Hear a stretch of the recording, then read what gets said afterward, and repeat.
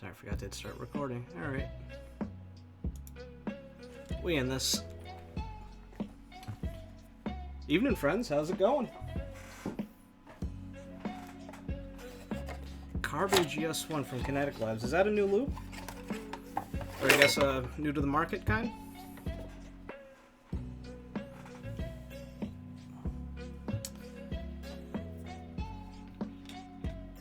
Cash, I will call this build an Among Us movie for you if you want.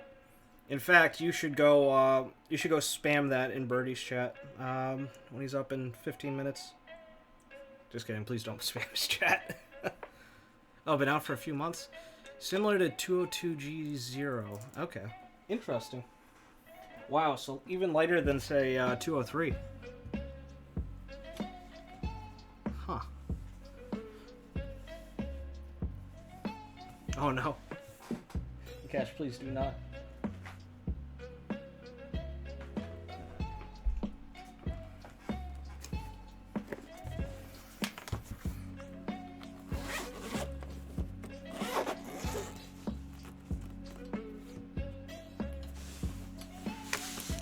How's the audio coming in, by the way? Is the mix okay?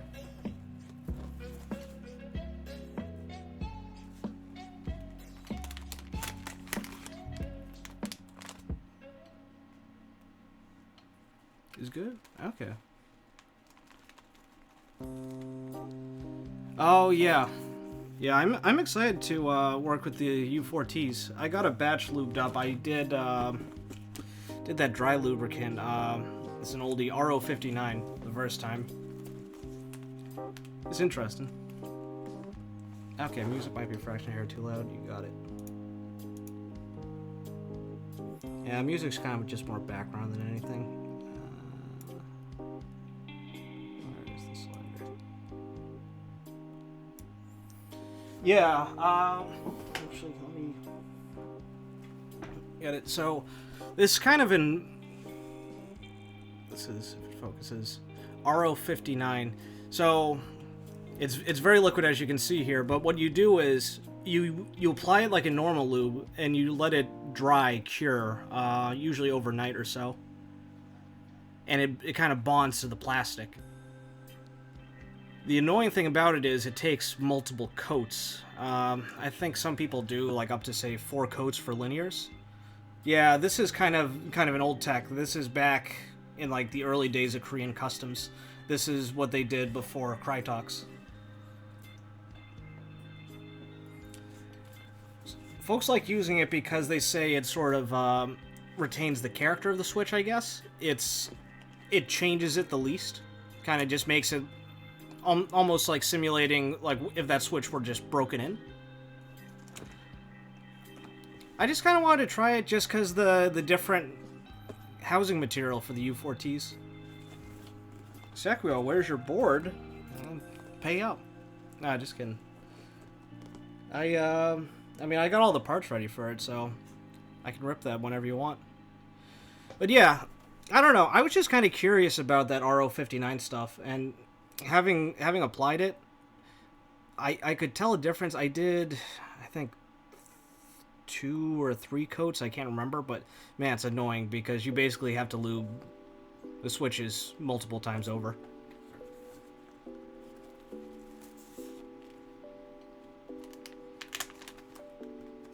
Please don't do that to yourself. Hey, Rat Rave, how's it going, man? Good to see you. So I'm pulling out all my handy dandy tools.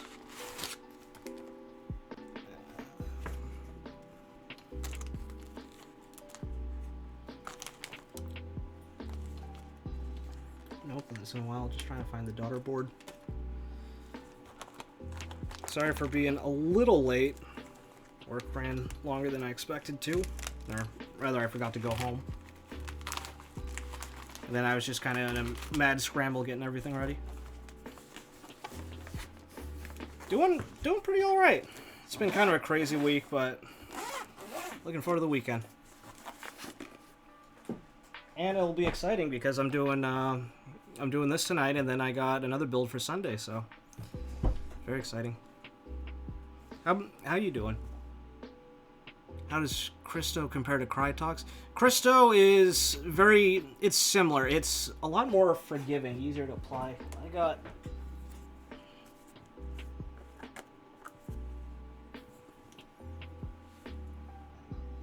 I found my brush.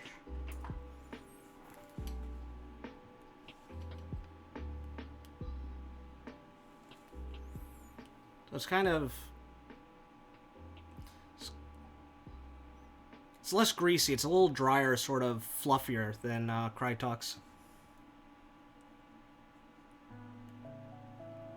Dude. May's on that CRP hype train. How's it treating you on the duck, man? Yeah. I mean, I like Cristo because it's easier to apply, I find. Or it's harder to over-apply than you would with, say, like a Crytox 205G0. Because a little too much of that can really make a switch sluggish. It's harder to put too much Cristo. Plus, it doesn't dampen the switch as much, at least for the 129, 111. And if you can find it in the right spots, you can get Cristo for less than you would for the equivalent amount of Crytox, because it's popular in the I didn't know this till I started looking at Cristo. It's popular in the scuba community. They use it on scuba gear.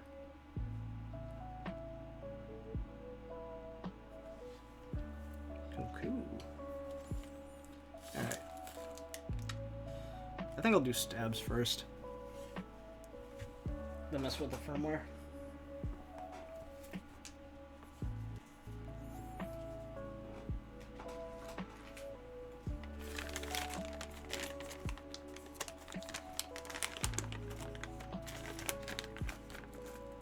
You switch back to the K. What do you mean you put the CRP on the K? Or are you breaking in the K on the Olivia? Hey, Iwan, welcome. Good to see you, man. How's it going? Do you still have any snow left on the ground? All ours by me is pretty much melted. DR, why are you saying hi to yourself like that? Good to see ya. Hey, Chenny, how's it going? Oh. Hey, Andy, good to see you. I don't know about Hypestream, but... we out here relaxing. Let's see... 1, 2, 3, yep. I swear, I always miscount how many stabs I need.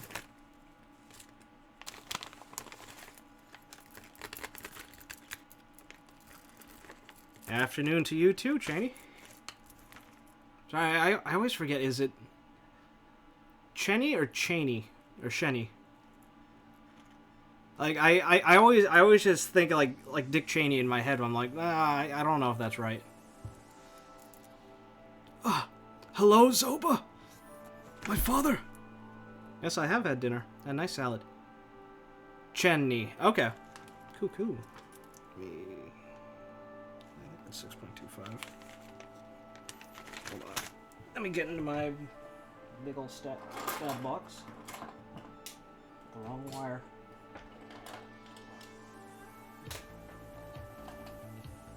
Everyone have a good week? Anything exciting going on?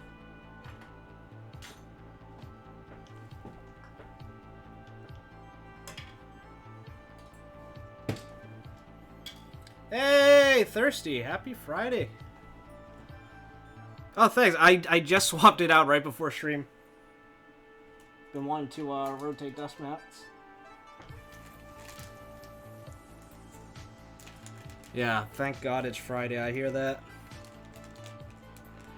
Yeah, I am using the stock springs to try them out for the pewters. I got them oiled with 105. Kind of wanted to mess with the weight, and honestly, I don't think Durox springs are all that bad. Once you oil them.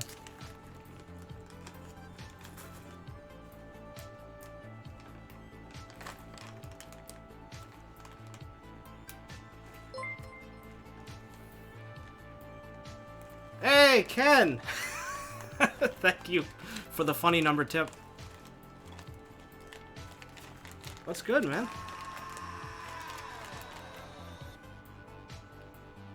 Hey, welcome, Cafe Drake. How's it going? Thanks for popping in. Oh, okay. Yeah, so before I decided to get into streaming and everything, or actually once I decided to get into streaming, I just started lubing up a whole lot of switches over the past year, just to prep. It's unhealthy. Straff indeed. Hey, P for foe. Damn, Straff is all up in here. Or should I say SRAF? I think we had this conversation last time. Hello, hello. Silence, you need to lube. I only lubed Silence one time, and I really wasn't happy with how they turned out. I tried doing oil. It was, they weren't nearly as quiet as I expected.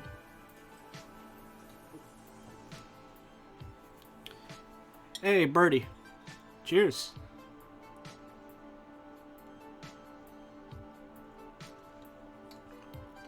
Whew. Yeah, I haven't messed with Silence enough to be able to offer advice. Has anyone else done a Xylent build?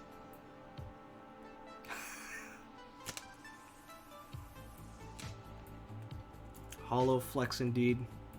Nah, I like me Spring. That fancy Fox logo that I have covered up with my amp. But deep down inside I know it's there.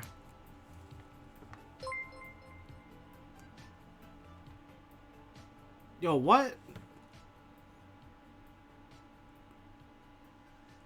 DR, are you serious? Dude, thank you so much. Jeez.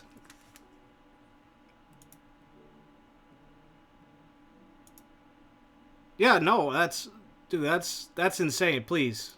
Can I refund that? I was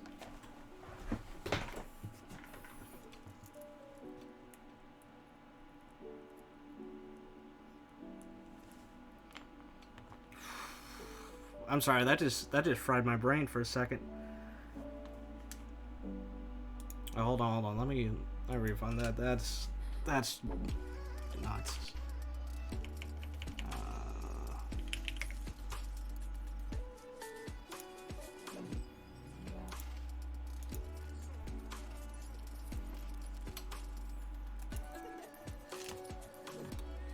Alright, for context, I'm selling a key set and switches to DR, but dude, I don't have it ready. Yeah.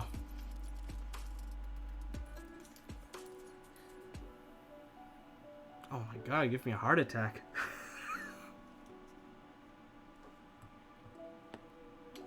Alright, well. No sales final. Alright, we'll take care of that after stream. Sorry, now my heart's going a million miles per minute. Dude, you really didn't have to do that. I was gonna send you the PayPal once I had the switches ready. Don't worry, I'm gonna be working on your switches this weekend. Just gotta play around with the ultrasonic.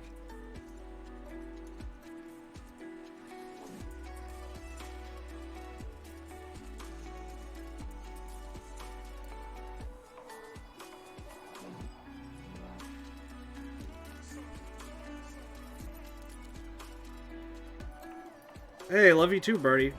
Have a great stream. I'll be seeing you on the other side. Hey, you too, man. Thank you.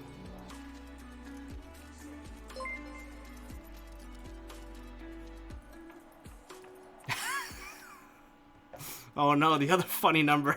Thank you. Oh jeez, what is this? Getting memed on and then Canada himself giving me a heart attack. Ugh.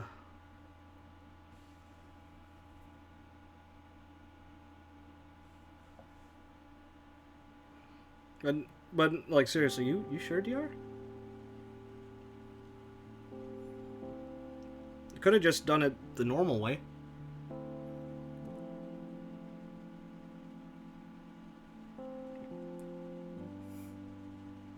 Oh, dude, I love you too, man. Shoot, now I gotta get those parts out to you ASAP. I gotta overnight them from Japan.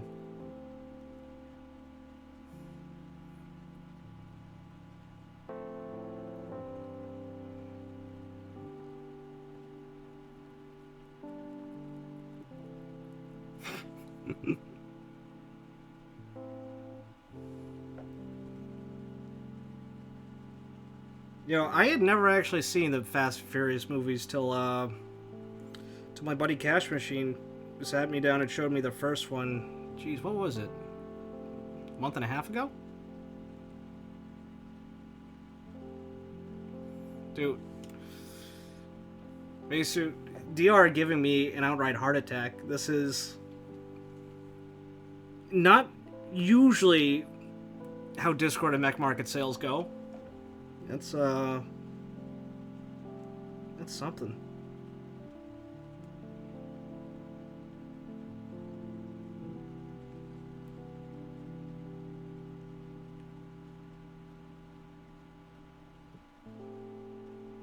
Yeah, no, geez, you don't mess around.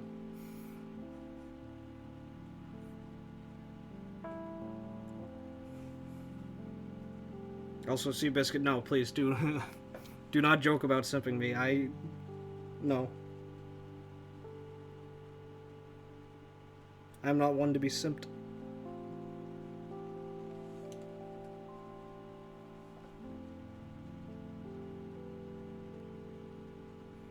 No, honestly, Canada is the best.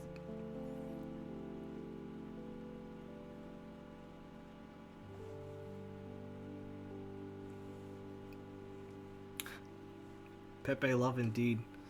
DR, you are a madman. Thank you. No, dude, you can't just turn around and say we're the best after that. Come on.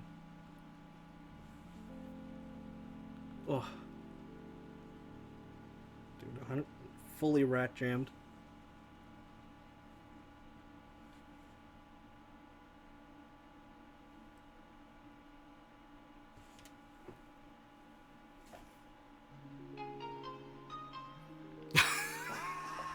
Red Rave, you right.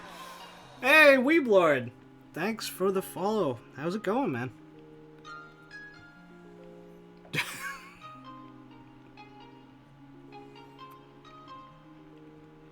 Oh, whoa. Zoba, you forgot about the extra 500 for the stabilized maple. Come on. Now that DR's done this, I gotta join him in the Verite Close gang, right?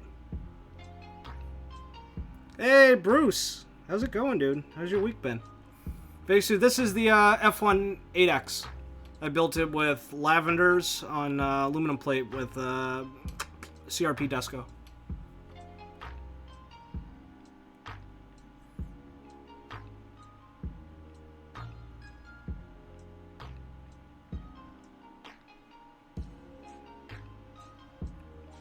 Bruce, you just missed DR giving me a heart attack. Let me tell you. That's... I'm sorry. Sorry, guys. I'm still at a loss for words.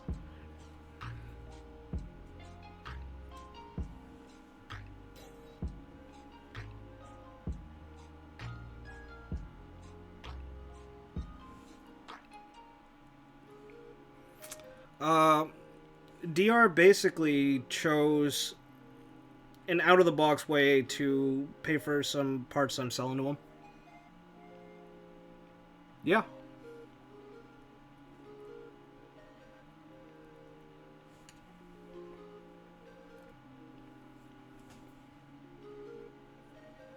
This man just did a mech market sale with me, except he turned it into like a public execution.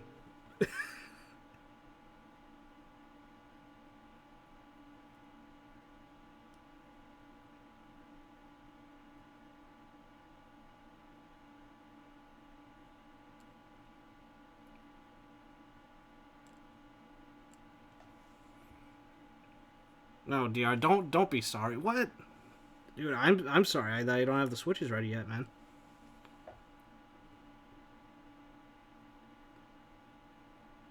Damn. I'm sorry I didn't send an invoice over yet.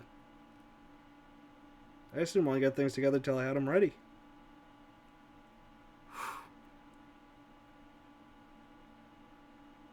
You're killing me with kindness, man. Love you.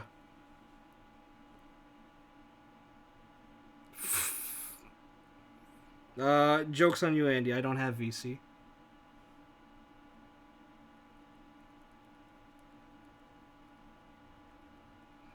Dude, great way to start the weekend's an understatement, dude. You are a true mad lad.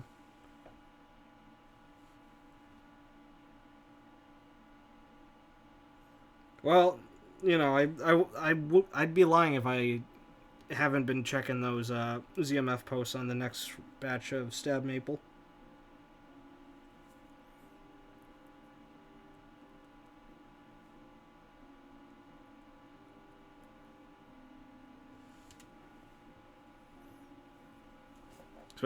Especially now that we got SRAF just fire sailing their ZMFs. Sus? No. What are you guys doing to me? Is 2021 the year of the sus wave?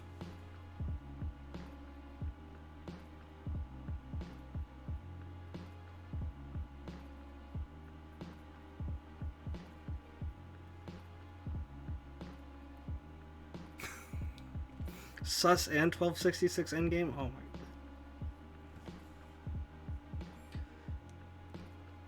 I will say, I have been thinking about an amp and possibly saving up for it.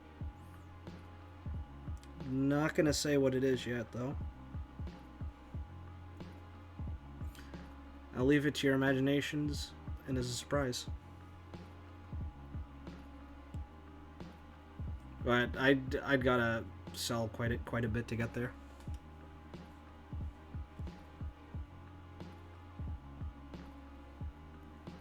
Plus, I'm still not decided on it yet.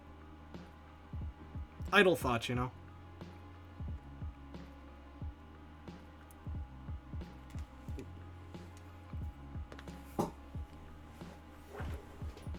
I mean, I feel like 2020 was also a really good year for the HE6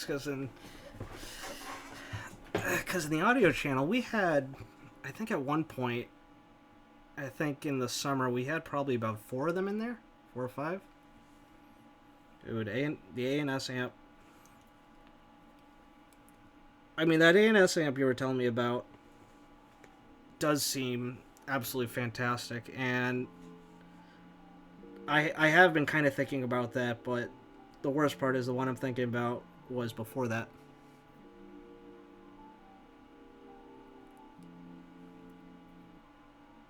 But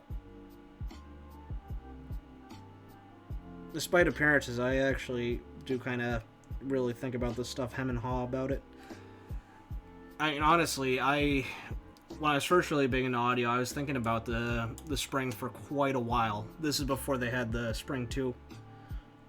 I think they called it like for levels they separated them by color, like red, blue, green, or something like that.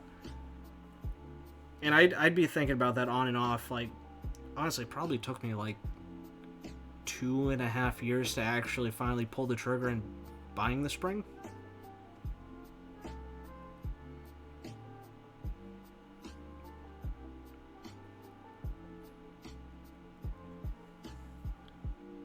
Keyboards, that's where I'm impulsive.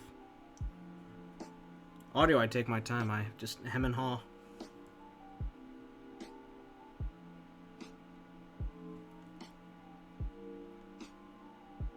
Oh man, how many HE6s are we up to in the audio group? So we got a good number now. Really helps that Autorama's pricing them incredibly well, provided you have an amp for them.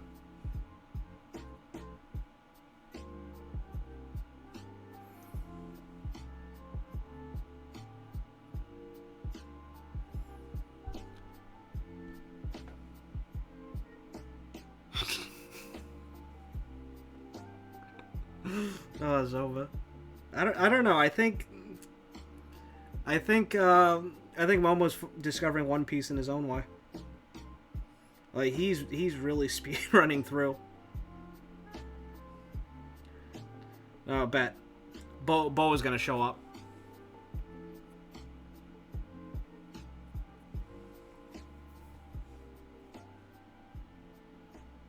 Comfort Endgame? Who'd you get an MP from?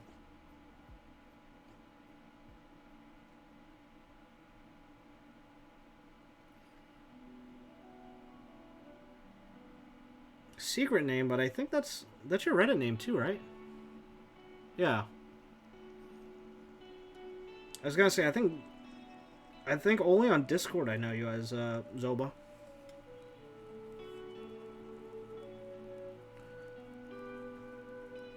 Yeah, because I remember back that the Sat 75 sweater post.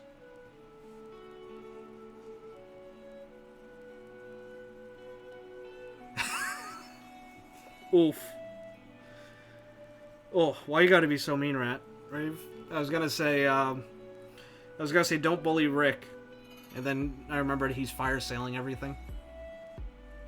I think that went on the chopping block too, right?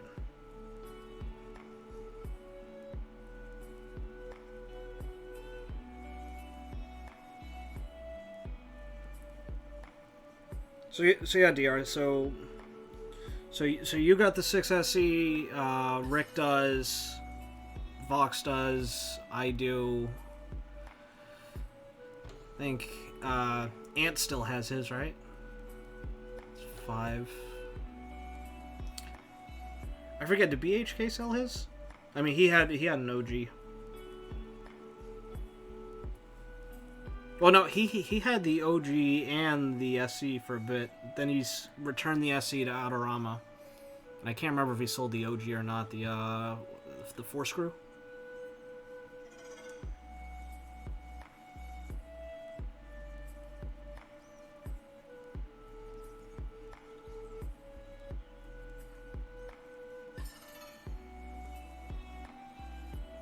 Okay, Rick is selling MP. I mean, heck, I even saw DB was considering the 6 SE, only if it dropped down to 600 though, which, you know, I'd love to see him try to lowball a company like Autorama.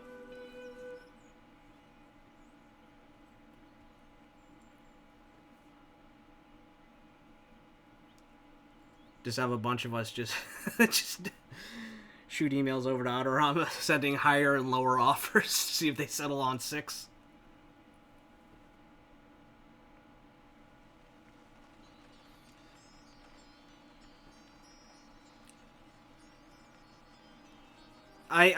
He did get them and return them, I think, a month and a half ago, I want to say. Because I think he got the V2s that Autorama's been selling. But I mean, just seeing them go down to 650 on that now, I can't imagine how folks who, because you know there were probably at least a few folks who actually got them at launch, you know, at the original retail price of, I think it was like 1,800. Like, ugh. To see them go for nearly a third now, big pain.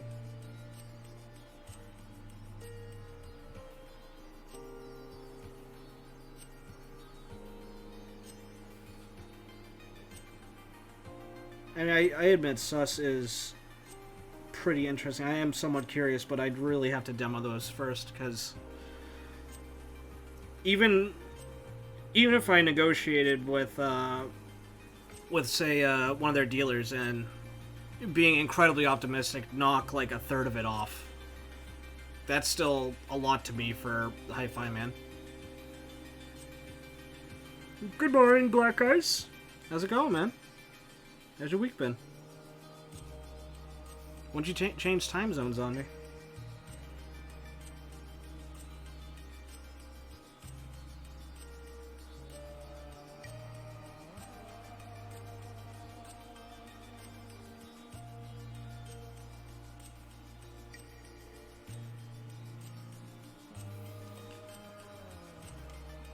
Oh, you're in Madagascar. Damn, you got there fast.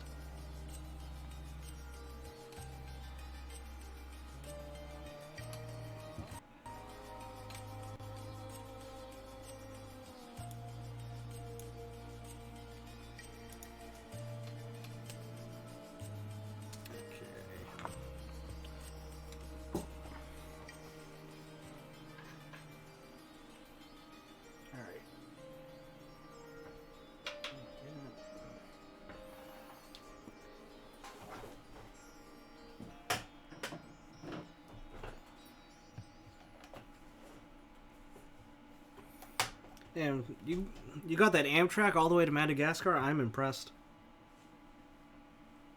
I didn't know they were still offering that.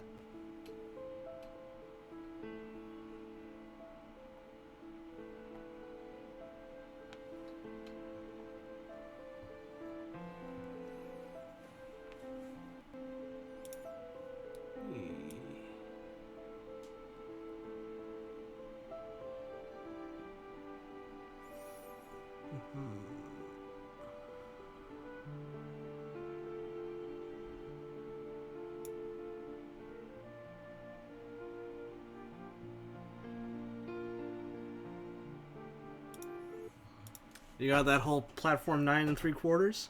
Nice.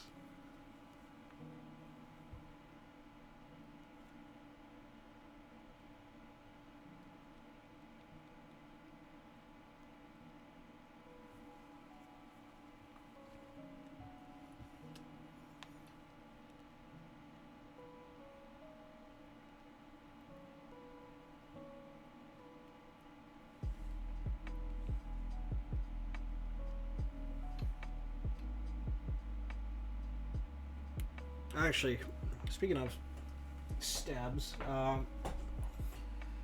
I've gotten these and I didn't feel like messing with them quite yet today, but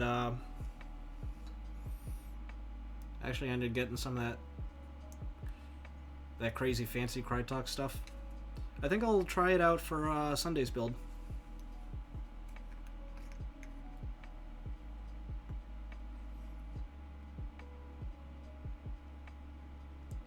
Stuff's crazy thick, goopy.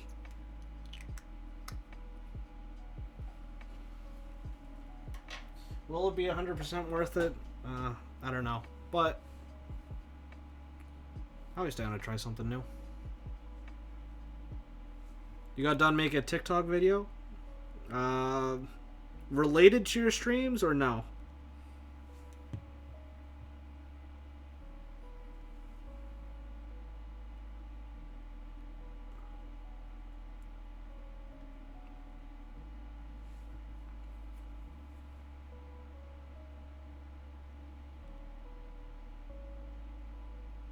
Oh yeah, DR. I'll tell you how my impressions go when I try it out on Sunday.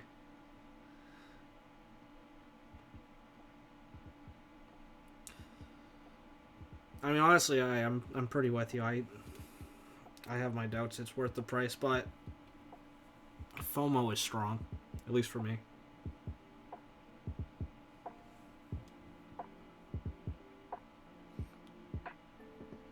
Yeah. Yeah. But honestly, diminishing marginal returns is real for pretty much anything, I'd say. I mean, audio is a great example of that. Did I need to get my setup to where it is now? No. Do I appreciate where I'm at now versus where I started? Yeah. But I feel like as you go on far enough with anything, you really lose that wow factor. And it's more kind of subtle appreciation as it goes on. Oh, future bound with the secret strats. Wish you told me before I ordered. Nah. It's cool.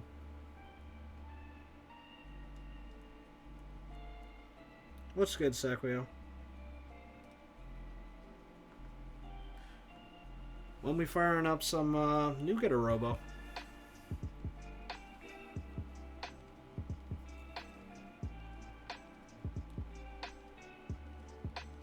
Oh, also, I gotta say, I'm excited to try out those kingfishers.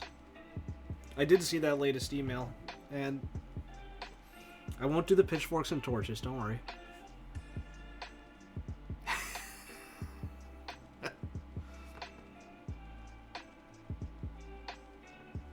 Dude, $35 Bluetooth earbuds. Is that the end game all along?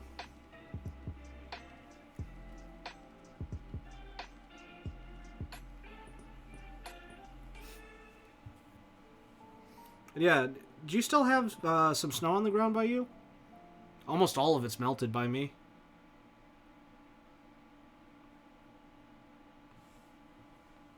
Hey, Future Bound, you got some kingfishers as well? Well, if you really like them, you can tell I1A they're awesome. If you hate them, you can yell at me. It's okay. You still got 6 inches left on the ground? Wow.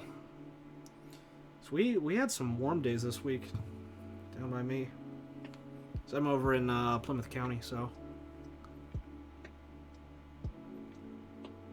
Granted, we didn't really get hit with a ton of snow when we did get snow.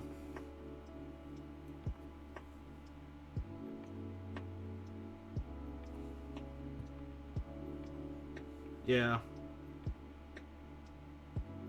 I think at one point we got up to maybe 53 on Wednesday or so.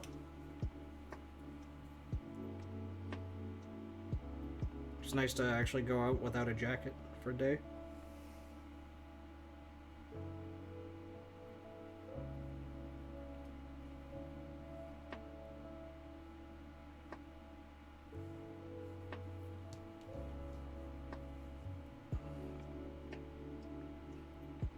Oh man, I try not to be too loud about it because everyone around me will kill me if I say it, but I honestly really like snow in winter.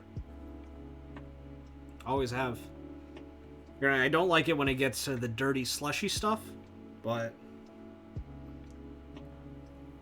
I don't know. I mean, I don't even mind shoveling snow all that much. I just kind of take it as part of the territory, I guess.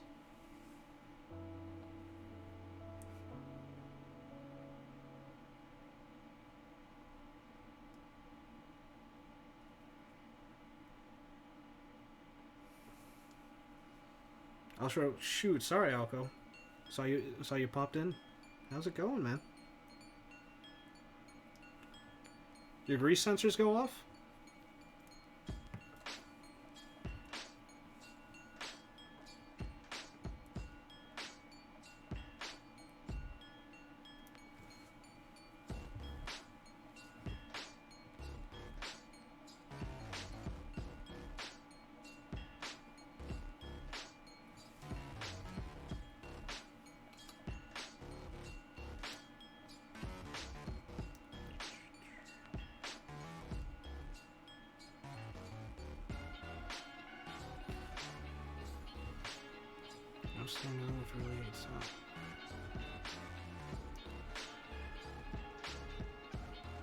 Yeah, I feel like that is pretty true, but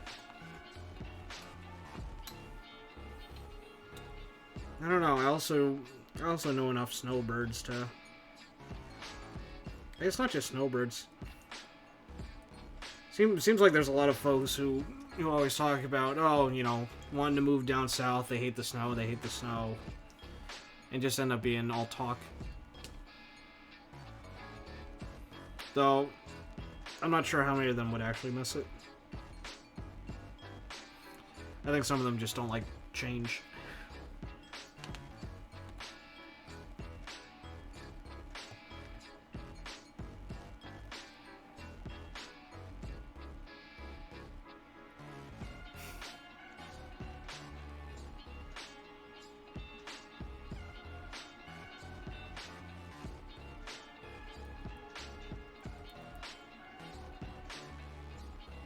Out west, it's okay? Nice.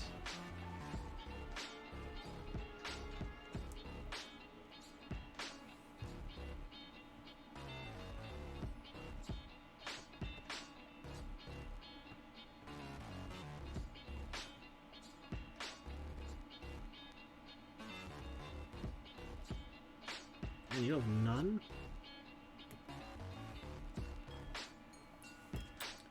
Also, shoot, that exhibition that I was supposed to have, they ended up changing venues on that, and I had it wrong. It wasn't supposed to be in Vancouver. It was supposed to be in Toronto. I think I mixed it up with another show.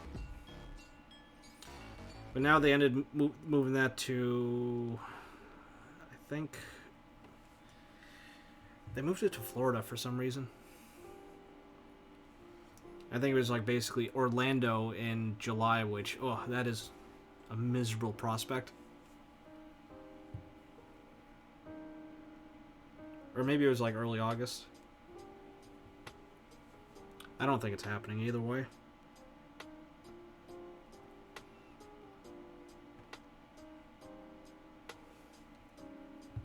Yeah. I'd love to go back. I haven't been up to anywhere in Canada since I was a wee lad.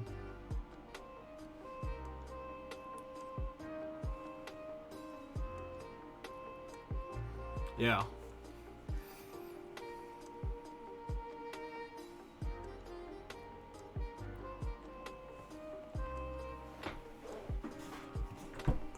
Yeah, it really do be like that, Poop Unicorn.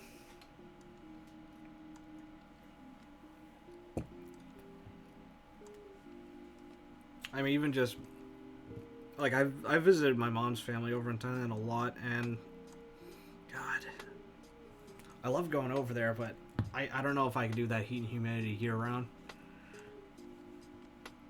I'll be out there in basketball shorts and like a wicking shirt, sweating, and just going by seeing construction workers bundled up. It always blows my mind. I get to protect from the sun and everything, but oh, man, I just picture myself boiling in that.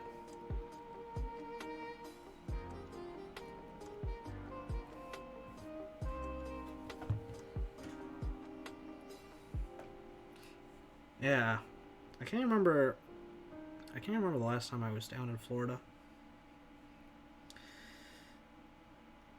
I've been meaning to go down there because of a supplier for work, but it's an important trip. We have to make it at some point, but definitely waiting for things to settle down.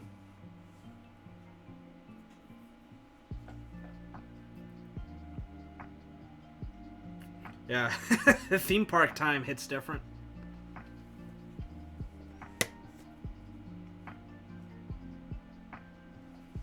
Yeah, I gotta say, the F1 has been a real treat to type on.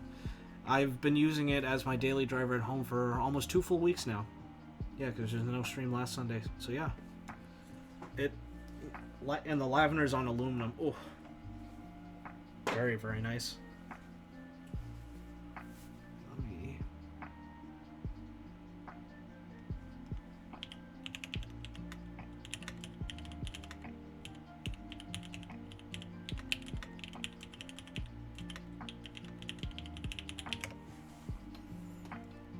I actually disconnected my keyboard. Nothing actually typed in.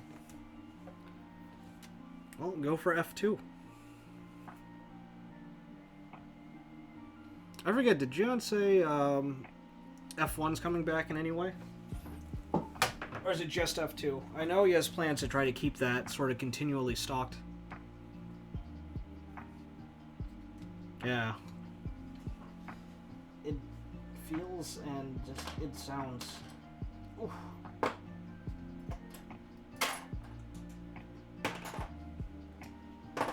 I feel like the F1's been one of those few boards in the past while where I just it's a very straightforward. I enjoy typing on it. I don't really have like any complaints, nothing that comes to mind where I say, maybe if it was this instead of that, or I like this, but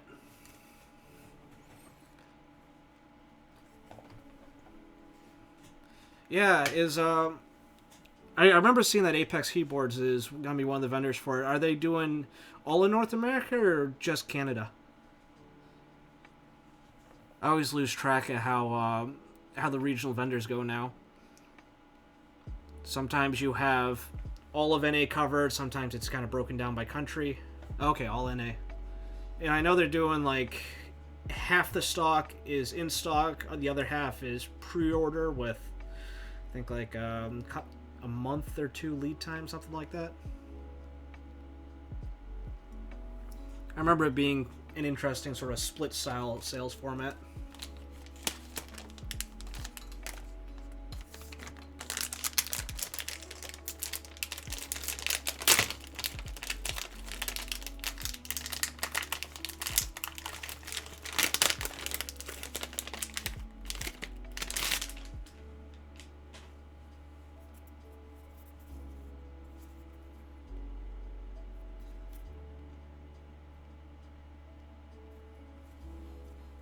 Just looking at it.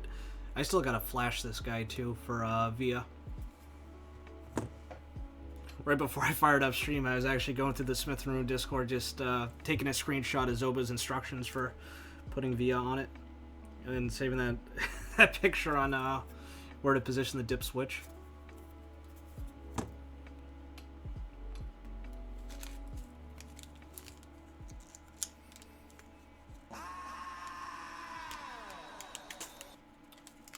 Hey, I apologize if I butcher this, but Jajiguo, thank you for the follow. Welcome aboard. How's it going? Yes, my fancy browns. Right here.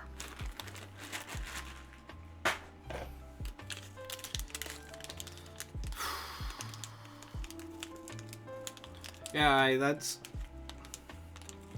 it. It does feel weird to just not have gotten anything. It's not going to be my first board of the year. I've already gotten a couple, but I've cooled down on key sets and stuff. I have made some Switch purchases, but I'm just really trying to take it easy this year. Just kind of support certain friends and designers. Yeah, no, honestly, I really like how the pewters look, but yeah, Iron165 round 2. That'll be a fun one tomorrow. I saw the news that Cannon Keys is going up to 500 units. That's pretty cool. The colors are nice too. I'm still deciding on colors.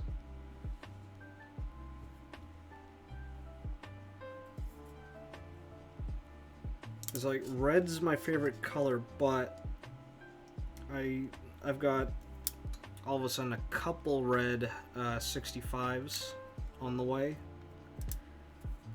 and that teal is just very unique. The red and black does hit different,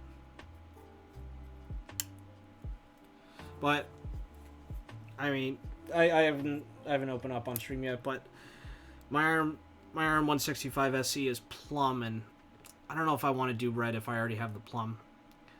Not to say they're super close, but they're still, you know, red-ish. Oh, Metaverse with accents on red and black 165. That's hot.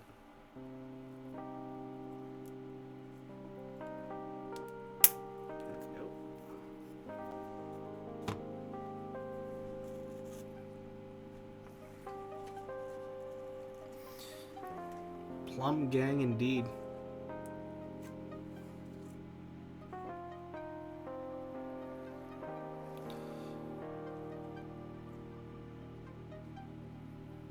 Yep.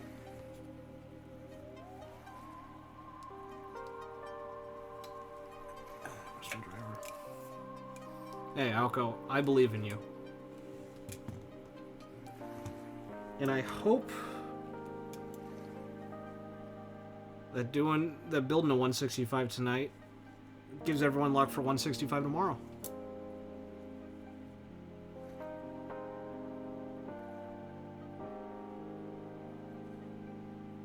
Hey, Sobu, how's it going? Teal gang. Yeah, I'm kind of leaning towards teal just because of how, you know, it's such a unique color for boards.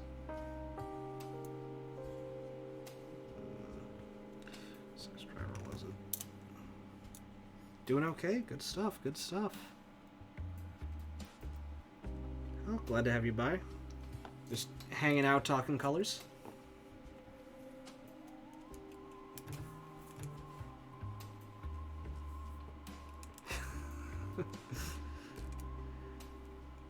Quick, throw up an interest check for TLR Bite.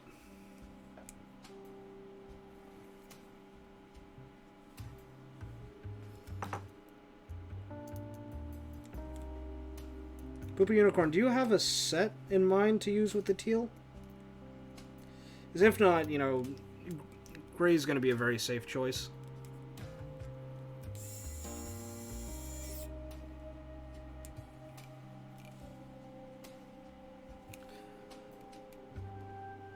Yeah, Chenny, I hear you on the CK system. I've only had success on it, I think, 2 times. Yep, this is this one's called a WoW stick. I think it was like maybe $30 on Amazon or so. You can find ones for cheaper, though. I just like this because it comes with a lot of bits. It comes with this tube and then 2 more tubes of bits.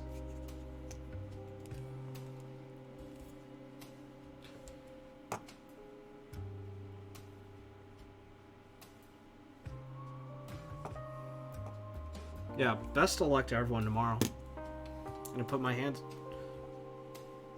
Sorry, I forgot I don't play gacha games anymore. I don't have, like, a luck catalyst printed out. Just gonna put my hands above it. Give everyone luck. Bless the 165.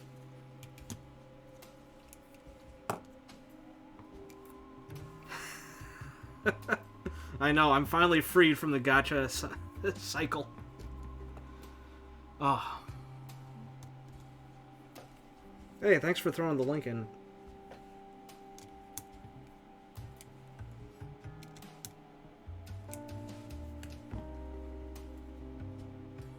I'm stuck on a single monitor, and recording while streaming is just chewing up my computer, I think, so everything lags if I try to then do stuff Chrome. Our struggle as artists isn't about appeasing the crowd.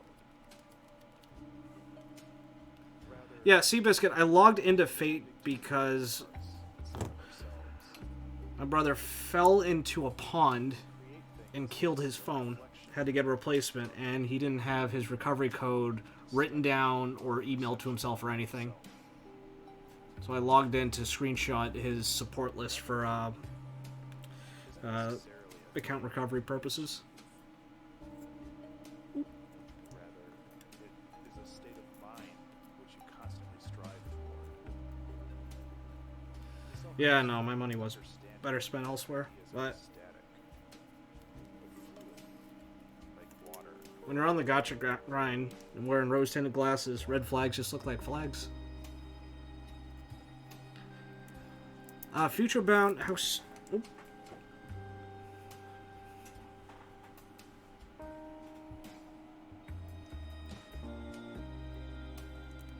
Iron165, you have like several different plate options for it. Is Palm or polycarbonate an option for round 2? I don't remember. So you can get from very stiff to not quite as stiff.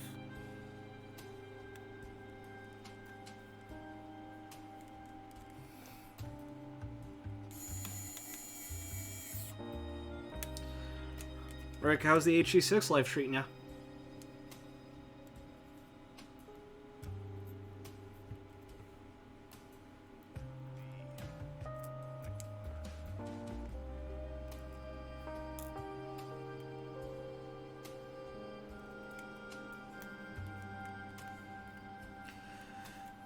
Yeah, I want to try and mess around with pads, but...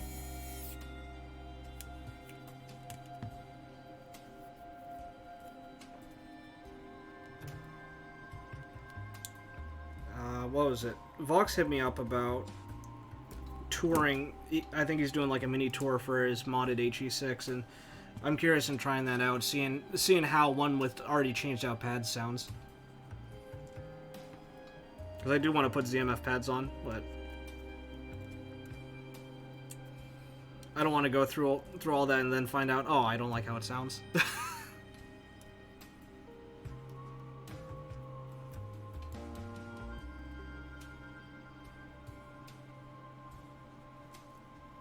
I mean, I don't really hate the stock pads on the HE6, but they're not my favorite. At least they're not the stock cable.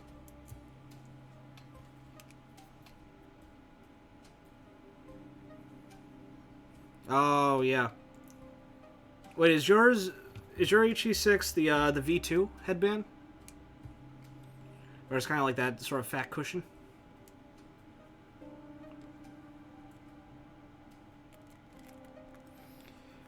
I think my comfort sort of stress test for the HE6 ended up being watching the extended cuts of all 3 Lord of the Rings movies with friends on Discord. And I came out of it pretty okay. So if I can sit through that, I think I can sit through anything on those. Yes. Jenny, 100% yes.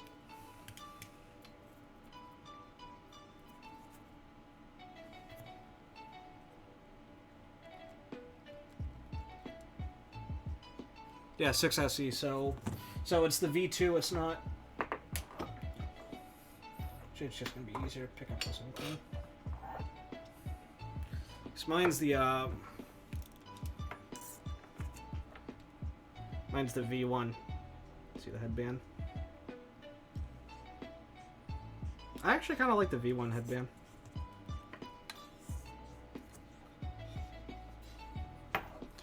Yeah, this is the one I picked up on AV Exchange. I think it was maybe back in June.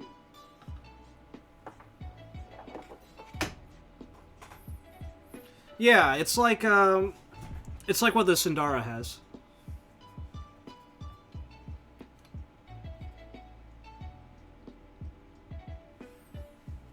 I gotta get better at counting stabs. I keep doing one extra.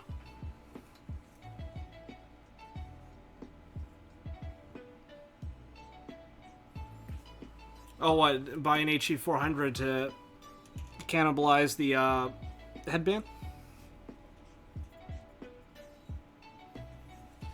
Oh yeah, I was lucky. This thing was already grill modded. They kept the original grills in the box too. And I honestly like how these look and sound with the grills. I did swap the grills out once to the stock. Do you know what's happening with the... I think it was like one guy's trying to make a whole new suspension, a whole new headband and sliders for the HE6 with I think it was like carbon fiber. It was kind of like the Odyssey style. Yeah, more air. Ends up feeling more open, less closed in.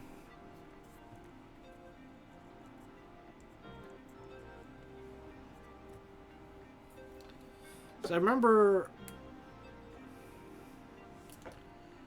I remember looking up the grills before. You can find them on eBay. I think it might be someone on Etsy that does them too.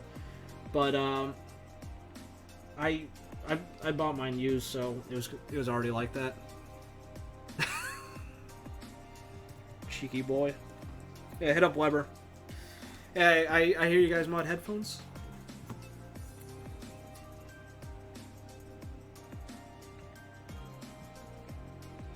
See, the real secret is Blue Rhino OEMs them for them.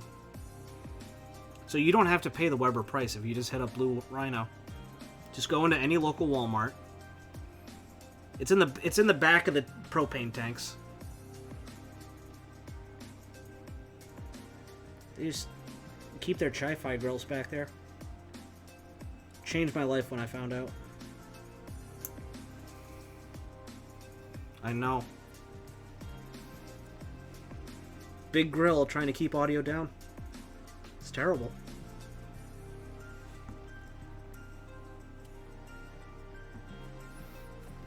Propane and propane accessories. I can't do a Hank Hill, I'm sorry.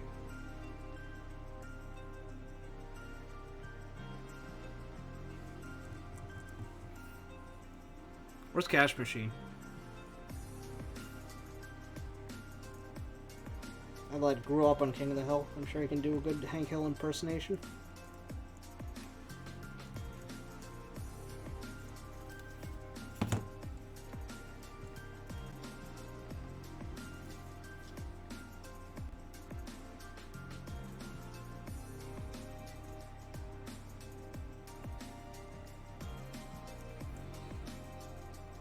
Oh yeah, speaking of the HE6, I'll be real curious to see how BHK's fares once he finally gets that CFA3 amp in his little nuclear reactor.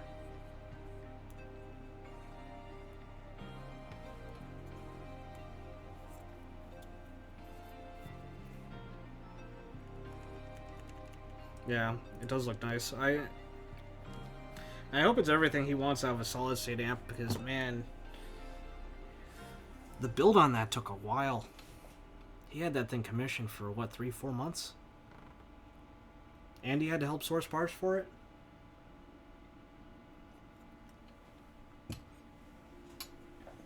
Respect. Man. I don't know if I could go through the whole rigmarole of commissioning a build like that.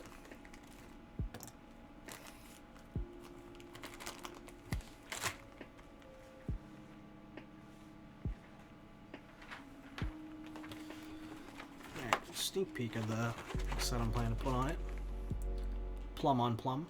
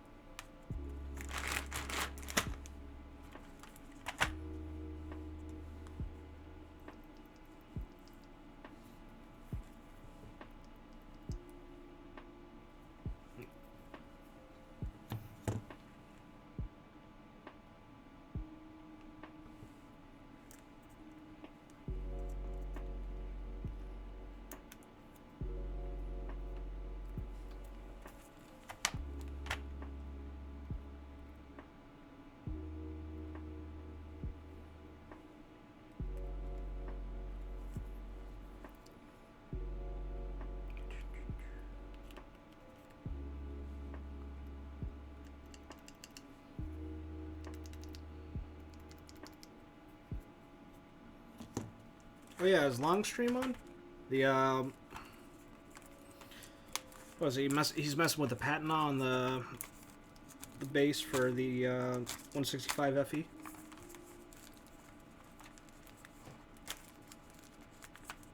So I think that was happening maybe 9 o'clock EST. Or was it 10?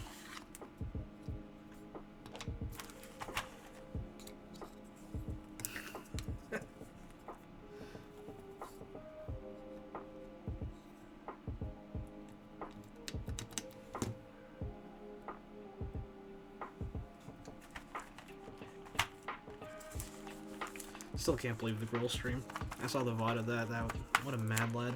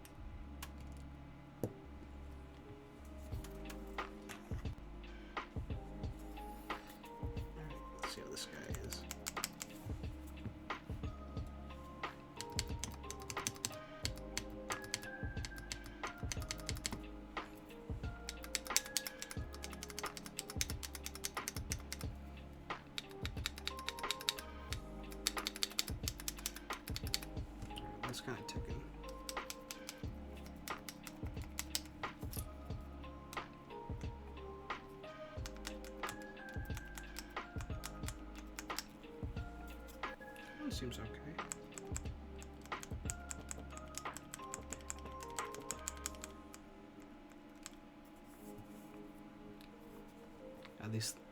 These things really are like Browns. They feel almost linear on the stabilized keys.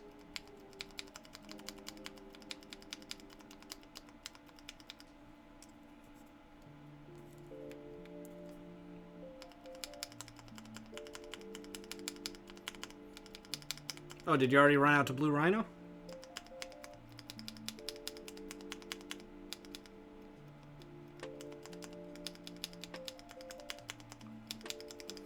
Did you already get replacement grills, or you just messed around with them?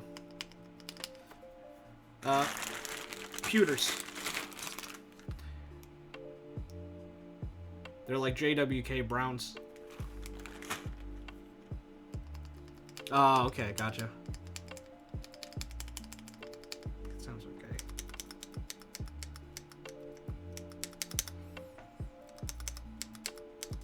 Not crazy about the space bar. Everything else seems okay, though.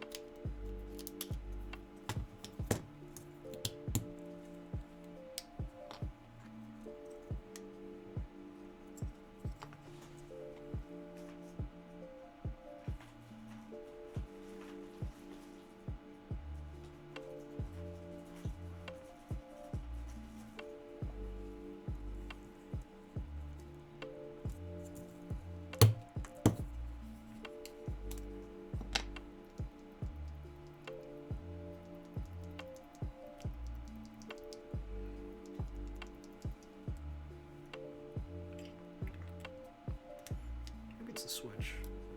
Let's give it a try.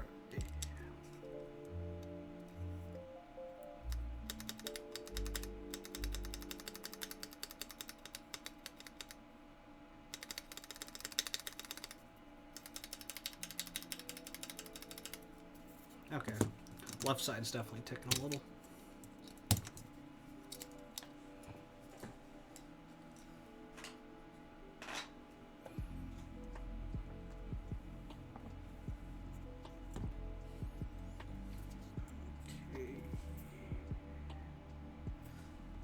Seems okay.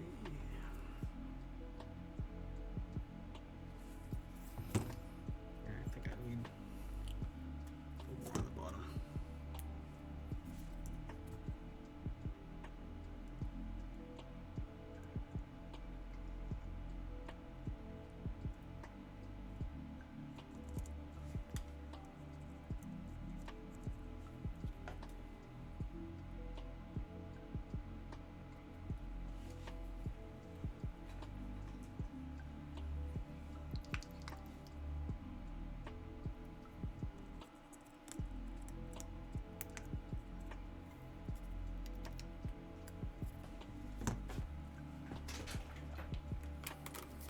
Need some more.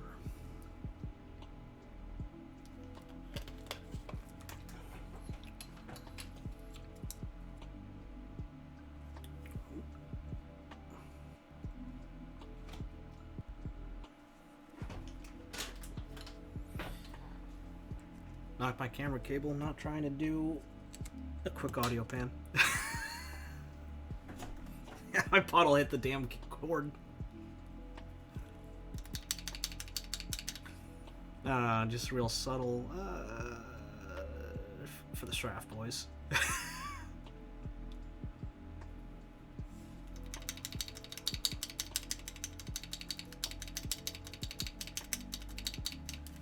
That sounds okay. Ricky got me. It was the Hollow Flex. Honestly, I think one of the most surprising developments for me in my entire time in the audio channel so far is just seeing this sort of mini hollow wave come up. I think it all started with that one dude who randomly came in for the 165 Extras raffle. Came in, said buy hollow, and then just left. Maybe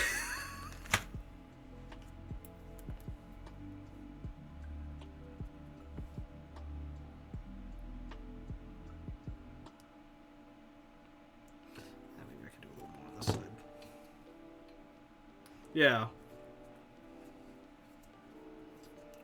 it was fast enough that I have to wonder, did that guy actually exist? Or was he just like a collective hallucination?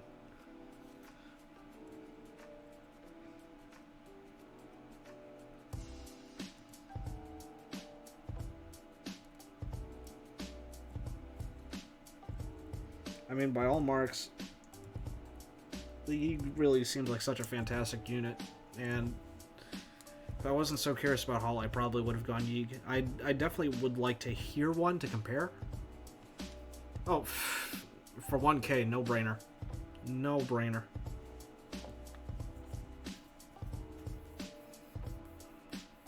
And everything I hear about Yeeg versus the Spring, it's just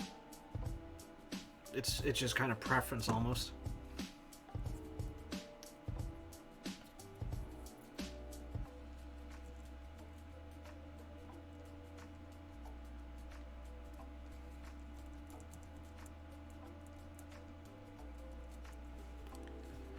Did I might be remembering wrong, but didn't shit deconfirm that you could do that?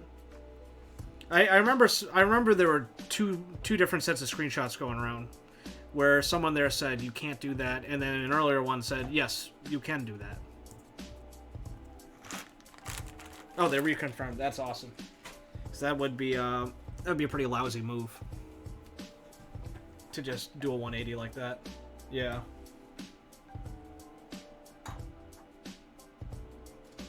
I'm glad that's a really good deal for folks who got in on the GS. Do they still have those for sale? I remember seeing the listing on the site for a bit.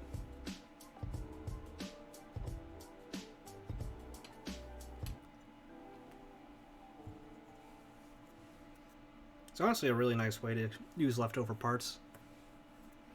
Yeah, honestly. We're lucky y'all had that screenshot.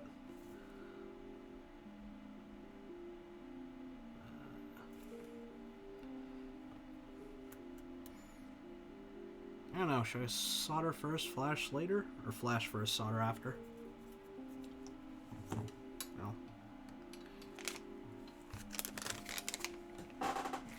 So I'm going to use what are called pewter switches. They're basically browns, but from a different manufacturer. Very, very smooth. But they're a very light tactile. Like browns. Yeah, Pewter City with my pewter switches.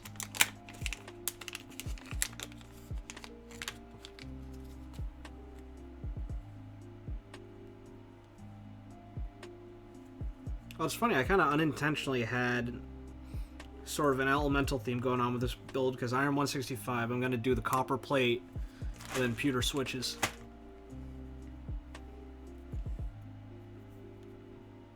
Pokemon Day like a holiday, or the Direct? Because the Pokemon Direct happened today, I think. So I had a couple friends hype it up in group chat. Oh, US release date. Oh, nice.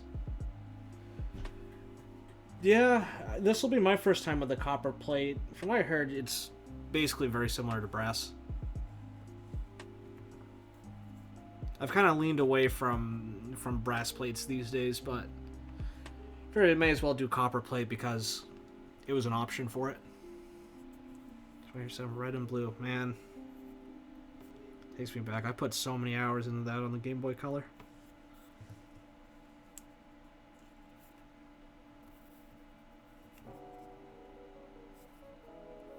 There we go.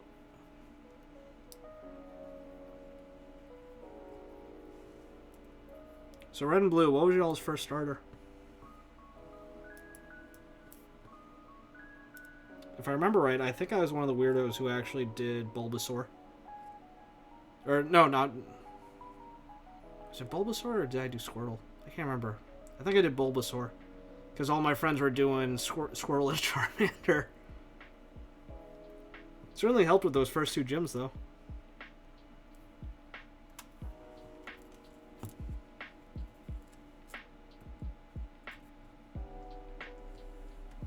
Is there a right and a wrong end for the JST cable? Or Or is this just not supposed to be all the way in? No, this doesn't seem right.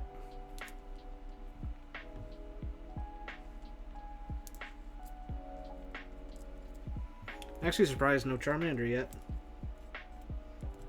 I feel like Charmander was far and away the most popular pick.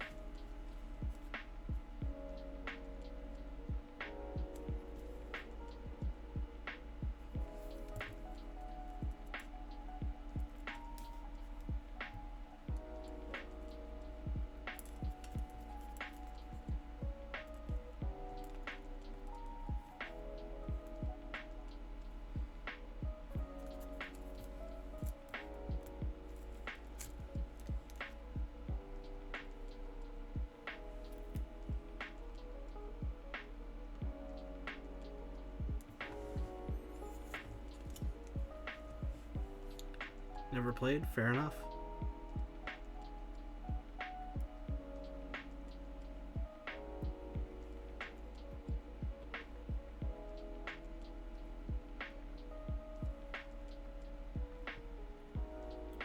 I started at Diamond. I'm trying to think if I know anyone who started on 4th gen.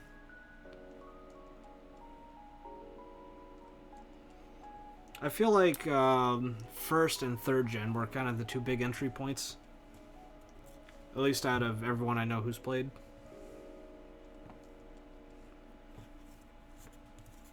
Starting with 4th, that's interesting. So are you excited for the 4th gen remaster? Or remake? I think the trailer just dropped for that today, right?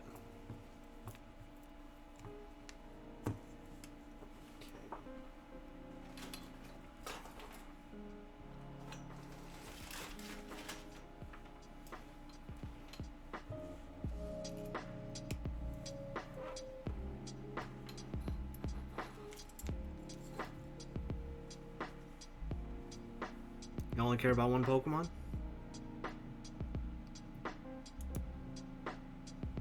Which one?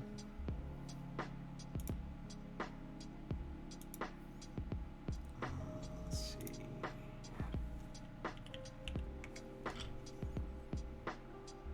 I know I shouldn't have you on this yet, but at least use it for Switch testing. Oh, Jirachi. Nice. Jirachi, very, very cute Pokemon. I don't think I ever got one. I wasn't very good at getting, like, event Pokemon.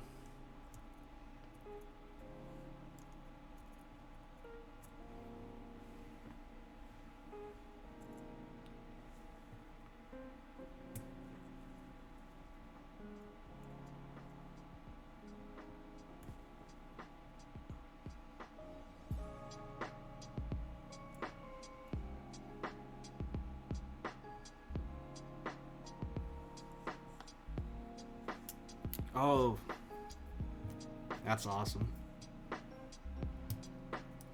And I swear, growing up, one of my least favorite two-word phrases was event Pokemon, because I always missed the events.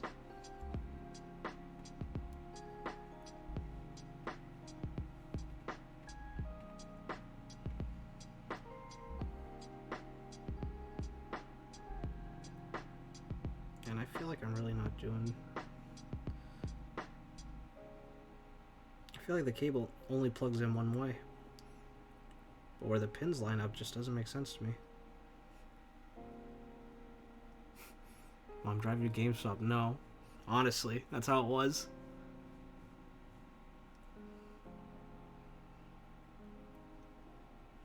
Yeah, I think the only time I was able to get, like, event Pokemon stuff was, when they started moving all that distribution to, like, online in the game.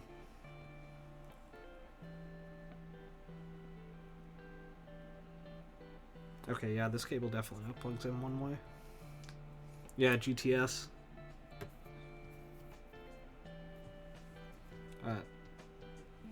And I haven't played a Pokemon game since... Last one I played was the first Sun and Moon. Yep, with the codes.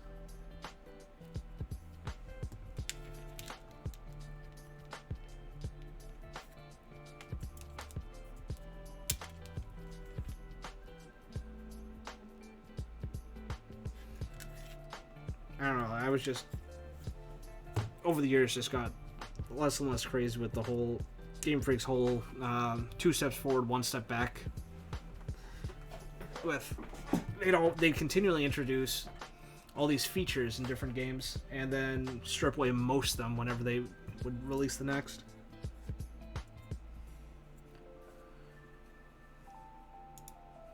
Just more than a little frustrating. Oh, this is not working. That's weird.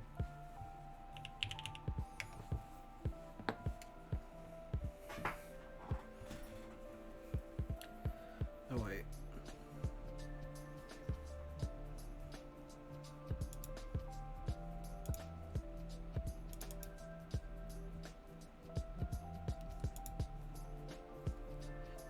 I'm dumb. I am glad I saved that image of the Switch flash versus use.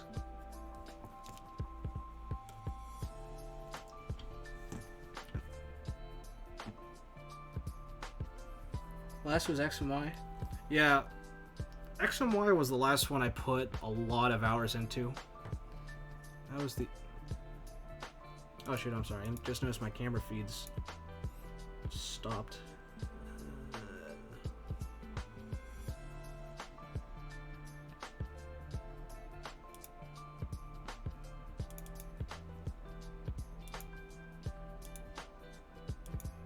Okay, we're back.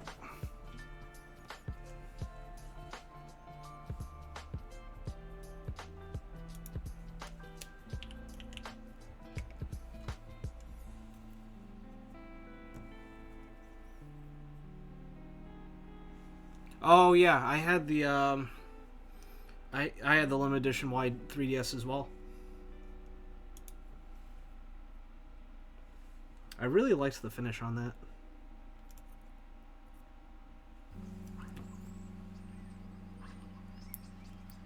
Toggle switch.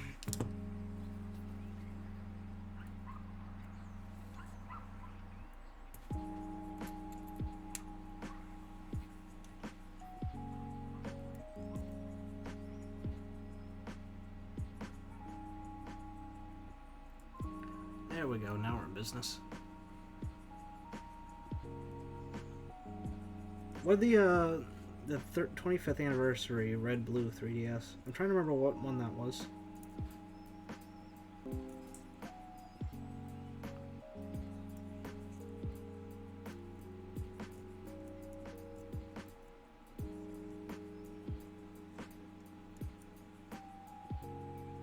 What was the design on it?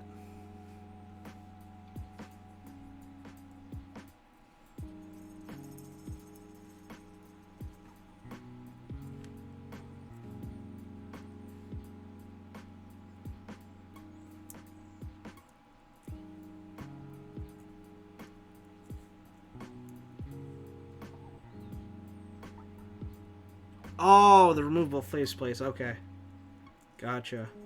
So this was the regular size 3DS, right? I was always a fan of the XL. So I was thinking of like the different XL variants.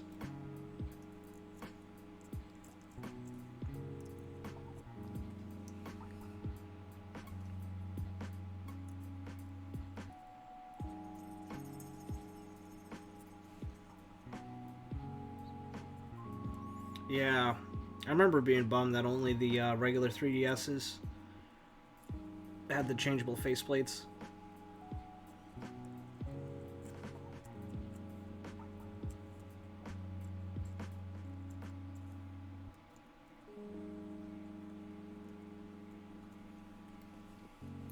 So I think my 3DS journey was the original red XL, then the special edition YXL, and then the it was that Zelda themed, the gold one. Love the finish on that. By that point, I wasn't playing 3DS that much anymore, but I just had to get it for that gold.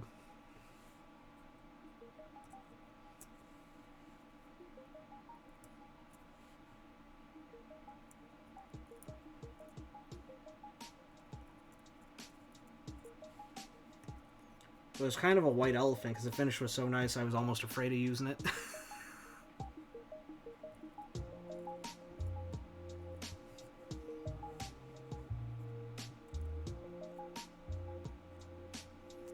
Cool.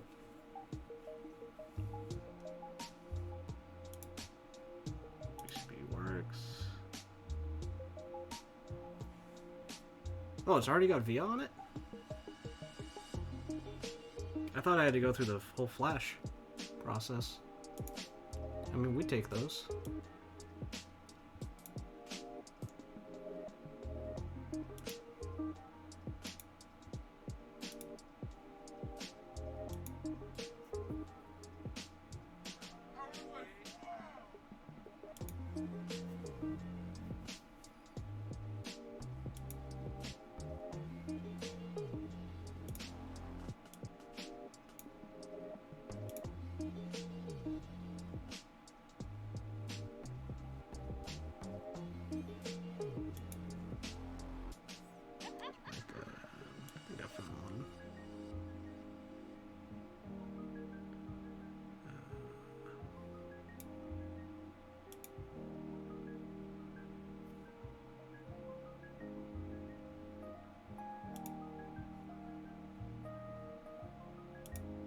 Alright, we'll save that. I don't know what y'all think, but I think that's pretty.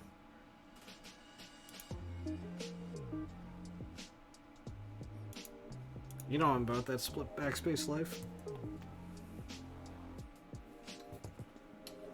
At least sub TKL. Though I have had a couple folks make some compelling arguments for 1800 and even TKL split backspace. I don't know about TKL, but maybe 1800. I do like that sort of symmetry it has going on. Full backspace on a TKL just seems very timeless to me.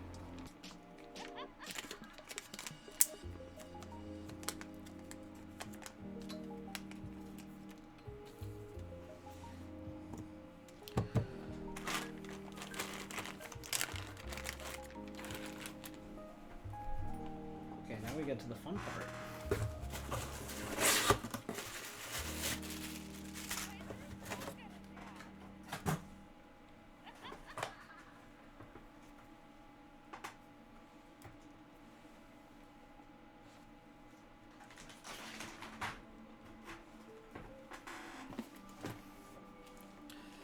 Yeah, I mean, I have seen split the folks who split backspace everything with that on TKL, and it does look strange to me, but it's been kind of growing on me, to be honest. Because I'm a big fan of just the comfort. It's very easy for my pinky to reach, but I don't know, like a lot of the old PBT sets I have. Old Cherry sets, CRP, don't always have split backspace support, so it's kind of tough. Oh yeah, I'm a sucker for sub caps lock on just any sort of beige or retro looking set.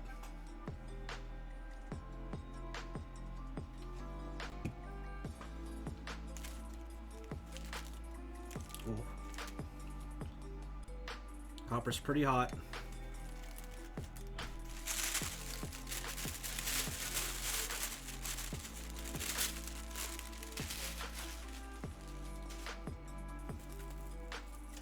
Also gonna do plate foam on this. I don't normally do plate foam all that much. I think I've done it on 2, maybe 3 builds so far, but something like copper, I don't want to have it ping too bad. Yeah, split is just super comfy.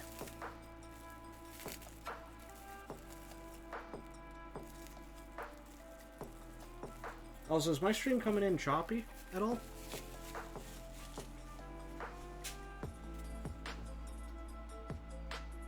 It looks a little jank watching it on my phone to the side, but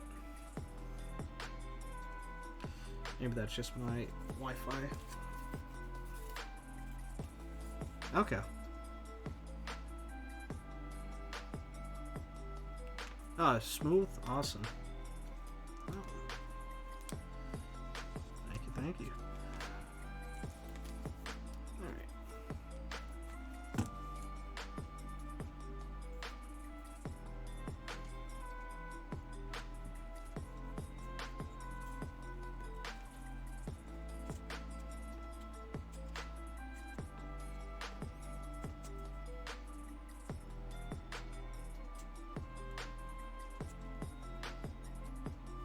Huh.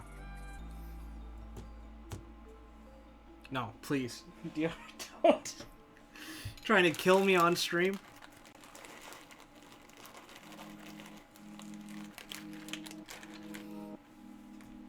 Yeah, honestly, one of the things I want to do this year is build a new computer. I built my current rig in August, September 2015. Haven't updated parts since. And streaming has... recording while streaming especially has kind of really shown some of the limits on it. Oh, thank you. I appreciate that. I'm definitely going to be hitting folks up for advice on parts and everything once I start getting into planning on that. I'd kind of been holding off because audio is destructive. Just got to get that out of the way. And also just, I didn't want to deal with the stress of trying to chase, say, like a 3080 or like the Ryzen R9s.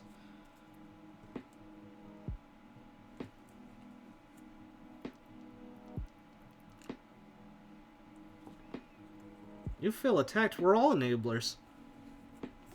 We're all enabling each other in it.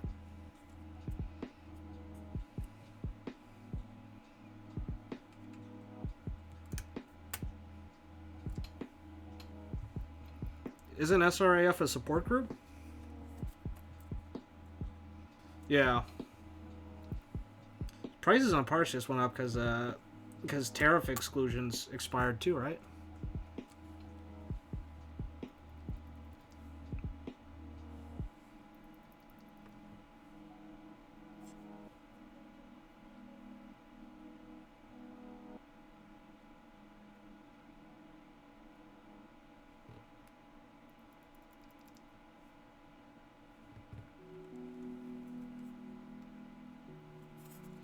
Yeah, I gotta relearn all the lingo with PC parts too. 'Cause I haven't kept track on all that. So I look at specs nowadays and like numbers and graph go brr.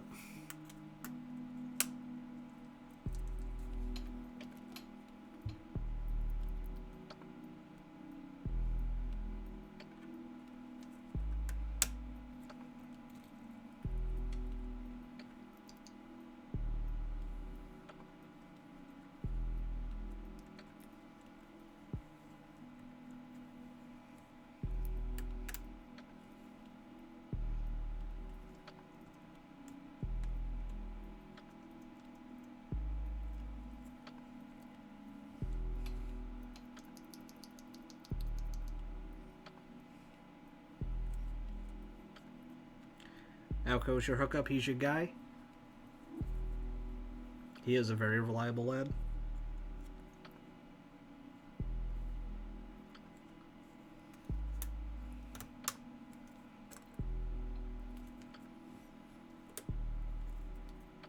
Yeah. Seems like alignment with the foam is a little tricky, but once I get some solder going, it should be good.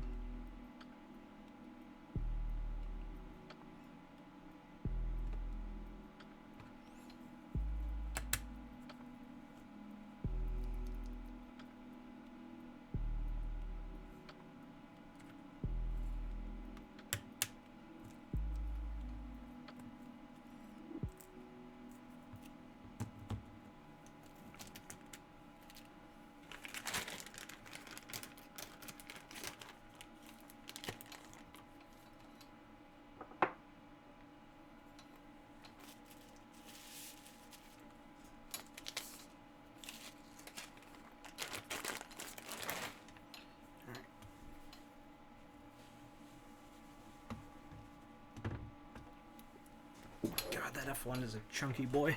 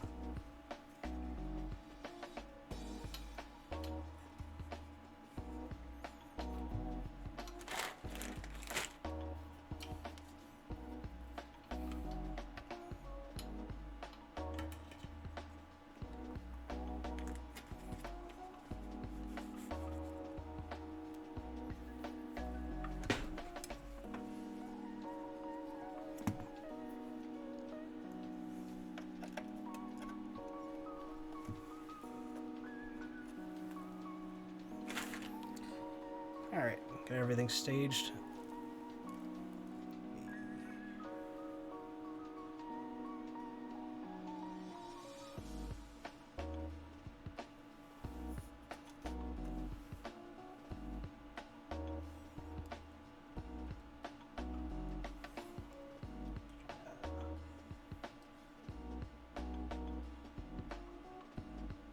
Positioning a little.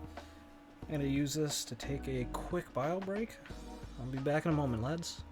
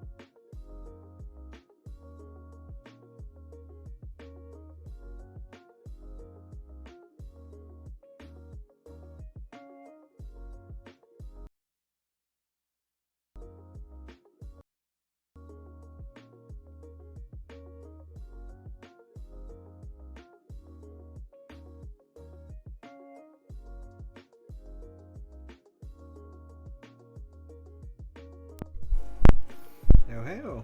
Sorry about that.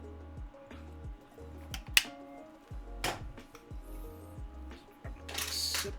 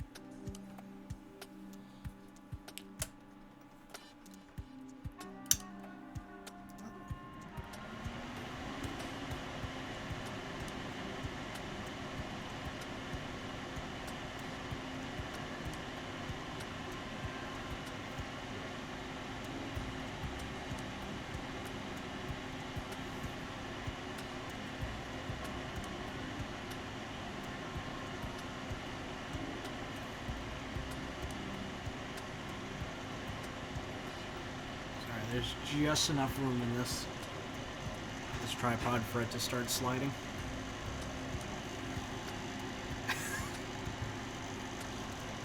I mean, honestly, Future Bound, I'm right there with you.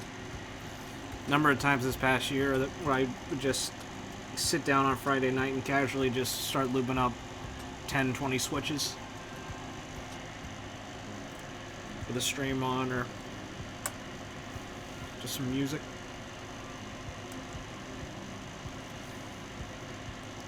I mean, honestly, I try to keep it to no more than like 20 switches a day just for sanity's sake.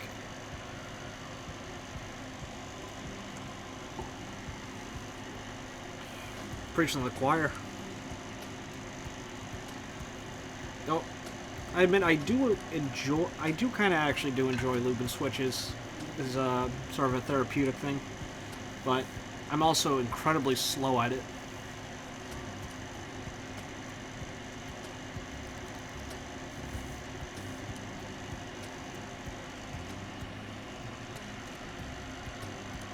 Oh, yeah.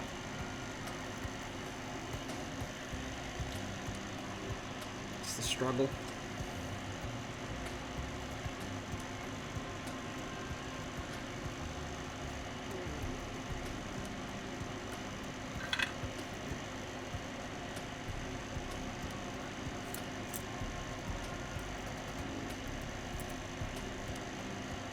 It's the one issue I have. Plate foam, I'm always worried it's not seated right. You gotta push down extra hard.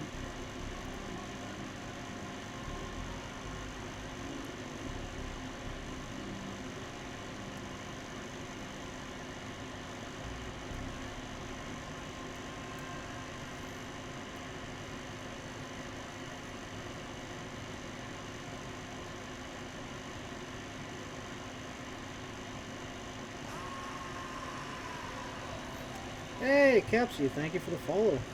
Welcome, man. Good to see you. How's your night going?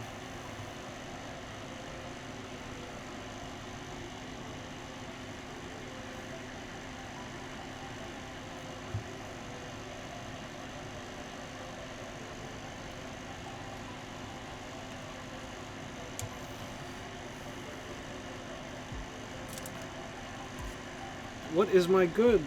What is good, my connoisseur of all things red?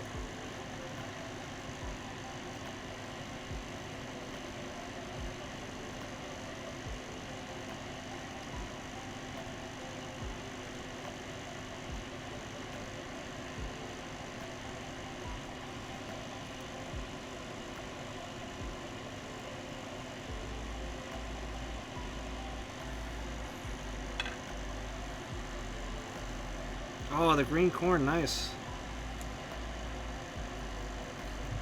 What switches are you building it with?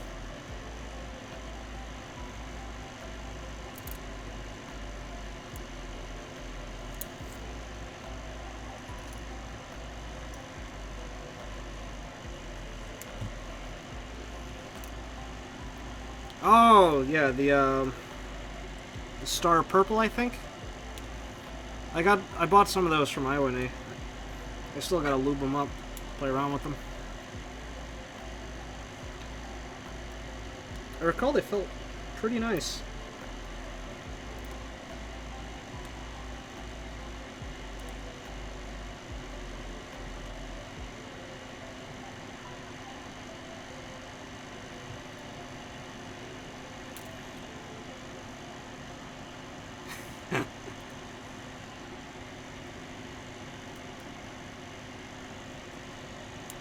You say JWK so 2020, but 2020's endless, isn't it? Future Bound, are you using stock springs in the Xylants? Because, honestly, I gotta say, Zeal springs are some of the worst stock springs I've used. They're just very pingy. Even after oiling them. Yeah.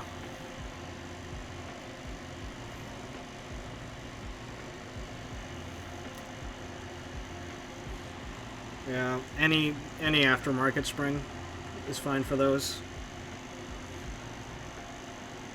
stocks just they're not it. Well, at least Just Springs are easy to oil and replace.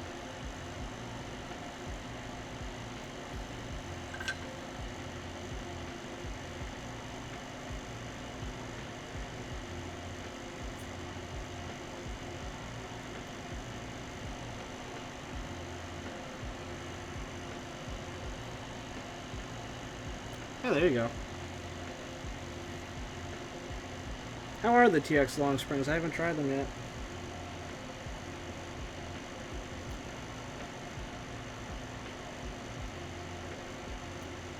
I've still got a stock of sprit springs from G-boards that I've been working through.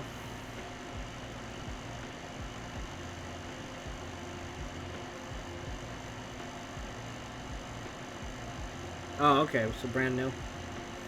Well, no time like the present, right?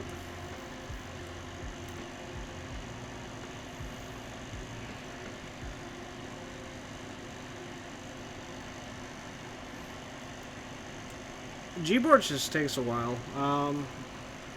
So I'm over in Massachusetts, and G-boards, like G-boards will take 10 to 14 days to get to me, but other people in Mass, I've seen it take 3 to 4 weeks.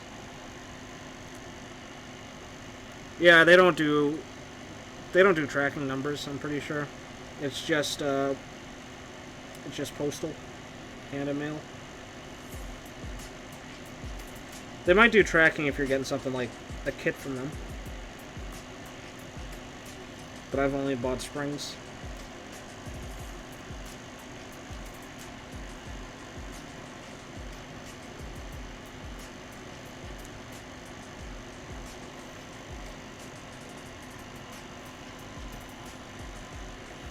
Yeah, you ordered on the 6th, so hopefully in the next week, then.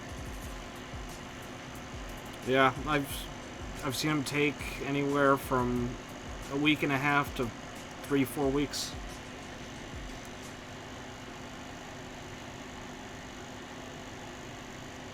But it beats buying from Sprit directly, at least.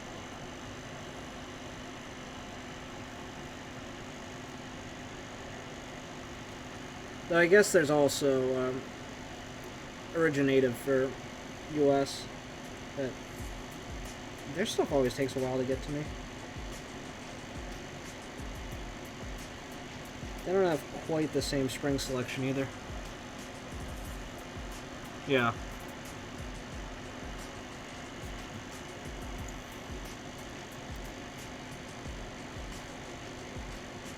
Yeah, I've bought springs from G-boards, I think, 3 or 4 times now. They always do come. Sometimes it might take a bit, but they do arrive.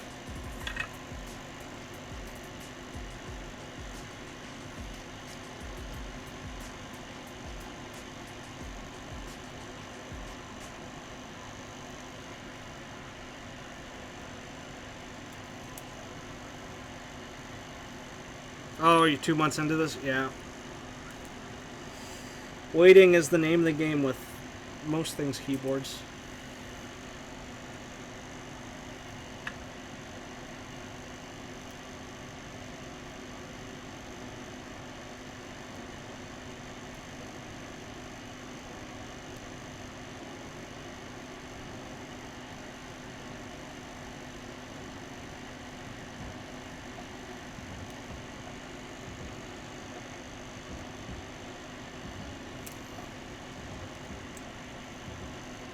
Yeah, I didn't really start getting into keyboards till I graduated college and was working full time. Otherwise, it's a crazy hobby to get into.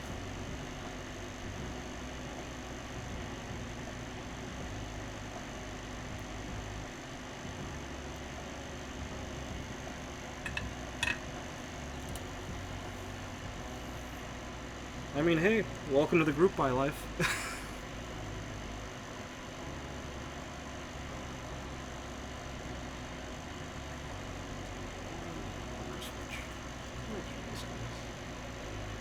I'm seated, okay.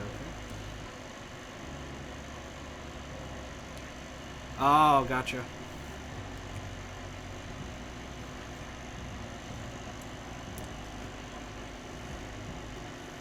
So do you end up starting right before all this hit?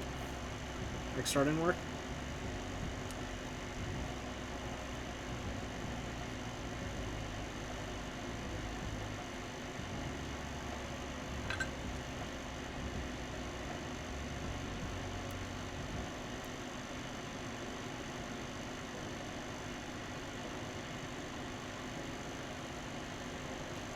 Oh, damn. What a truly strange time to start.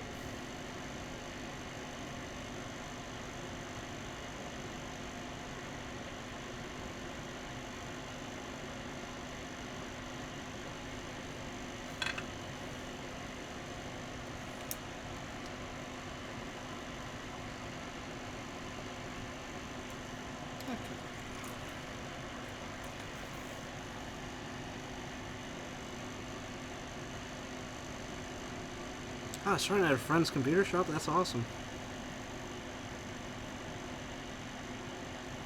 Pretty handy with hardware, I take it?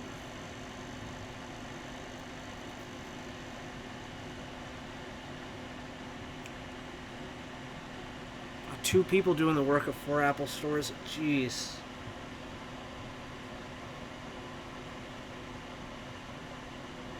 Oh man, that must be an insane workload.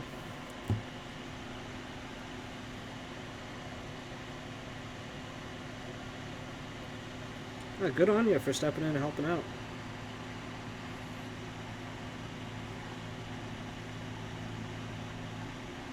Must have been a crazy workload to step into. Oh, okay.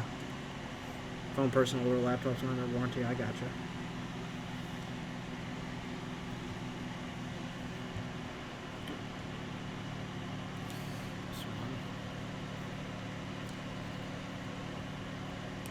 Wow, crazy till December. So a full, just 6-month sprint. Whoa.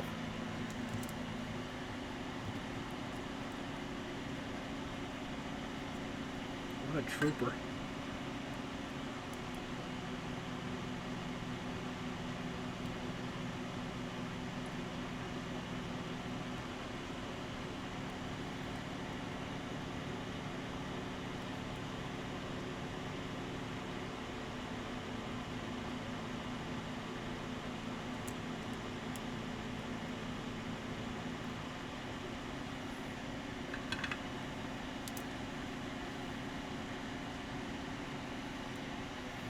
Still busy.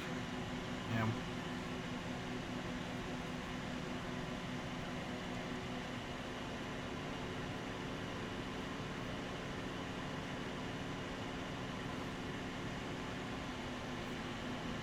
That's rough. I feel you, man. 45 max come in. God. So if you haven't already, how long till you get absolutely sick of seeing Apple products?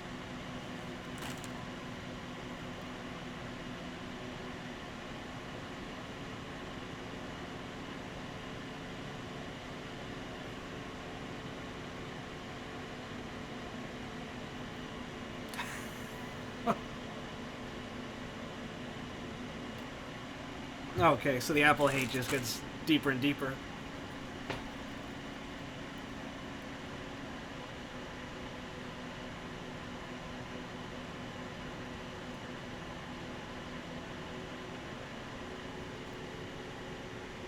Oh, that's nice. It's good. It's good to change things up. Helps keep you sane. Alright. Sorry about the slow pans. My camera is set up at a very funky angle on the tripod because of how my desk is, and even with all the screws and everything tightened, the ball head it's on just starts drifting.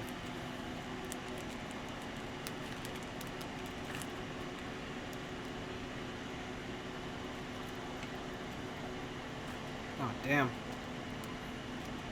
I didn't know that. I'm never really been an Apple guy, so I haven't been following any of their stuff.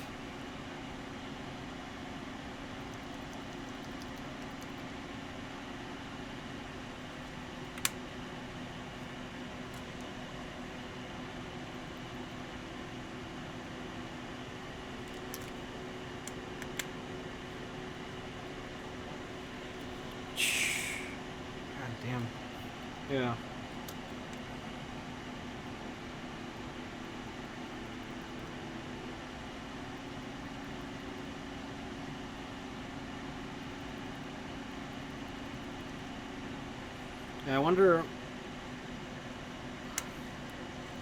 how much component prices were really affected for them. I know they got serious buying power because the quantities they're doing on that, but it's been an interesting year for international logistics.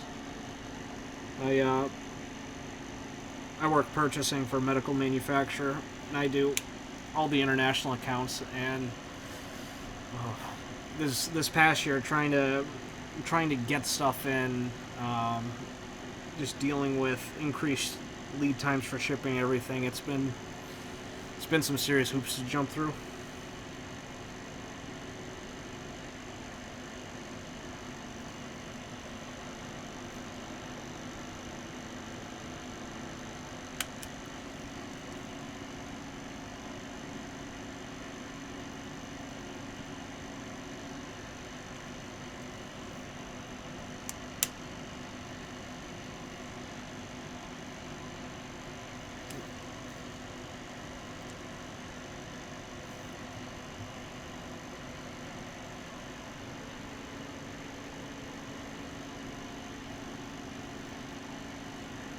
Yeah. Yeah, it's even for domestic logistics too, it's just been an absolutely insane time.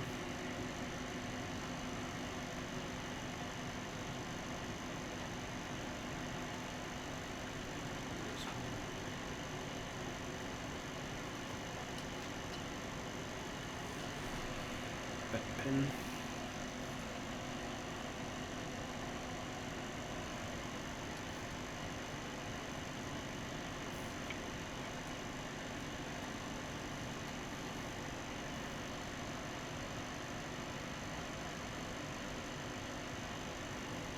There we go.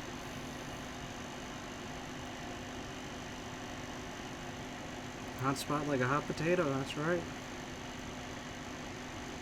Rick, how long have you had it on? How long does it take for the hot spot to really eat at you?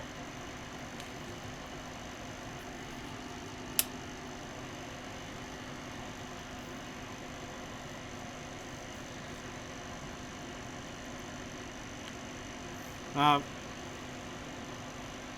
okay. Yeah, I guess it's got to be the new headband design, because I didn't really notice hotspots wearing my V1 HE6 SEs for a couple hours.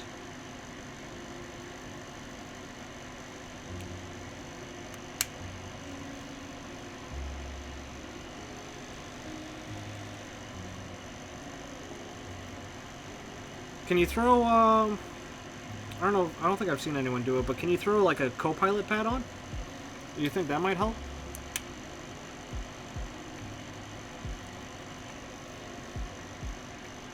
So I think ZMF has the pilot and the co-pilot headband.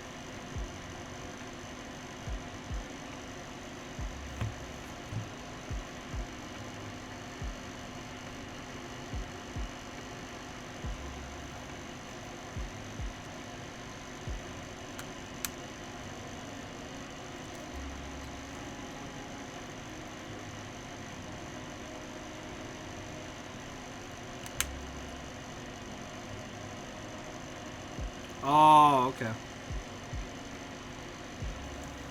Wait, so you can still buy the V1 style headband?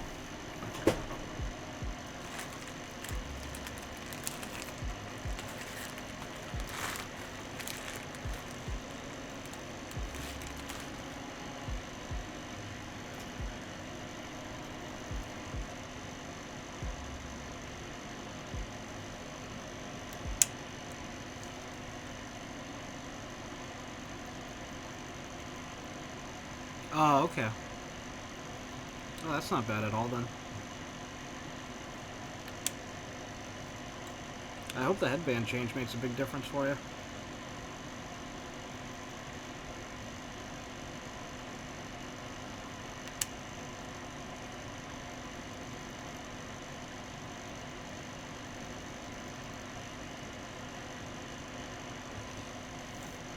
Yeah, I can't say I've ever experienced the old Hi-Fi Man headbands. Because the only two Hi-Fi Man products I've ever owned were the Sundaras, which I still gotta sell, and the 6 SE V1s.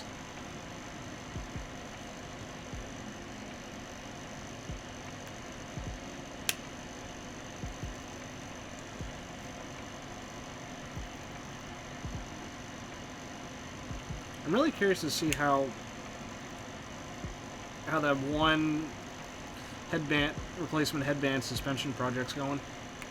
I think it got linked in the audio channel a couple times. Last I recall, it was just renders, though. I think it was maybe like a one-man team. I know Vox and BHK have dropped a link to it, I think, a couple times.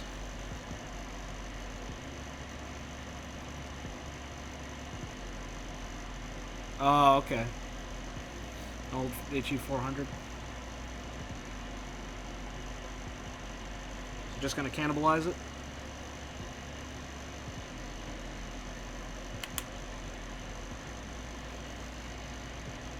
Oh, you mean with that old headband? Screw-on terminals. Yeah, never had the pleasure of seeing them in person, but I've seen the photos and they look like rough stuff.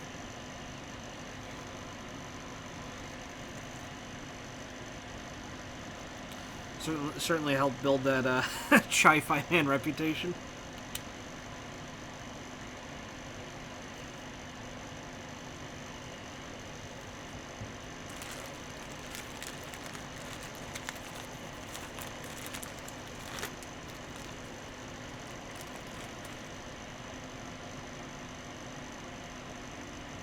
Oh, sure, Aria.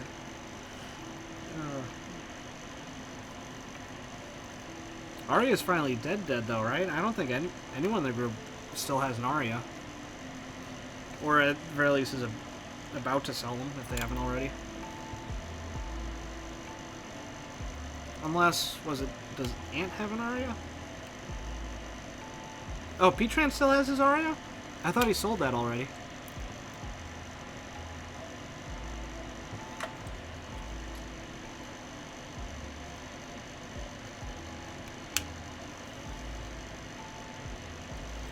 I'm surprised he still has it. He hasn't mentioned it very much in quite a while.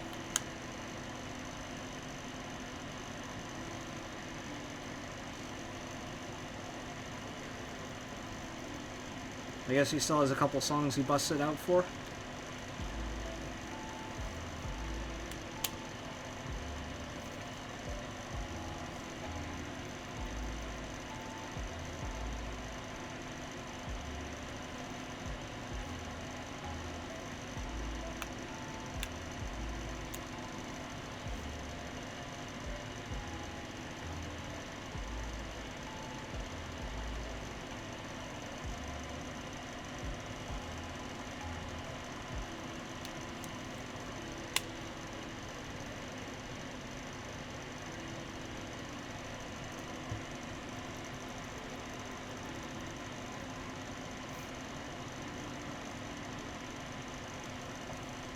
Take it from him saying, friends don't let friends own Arias.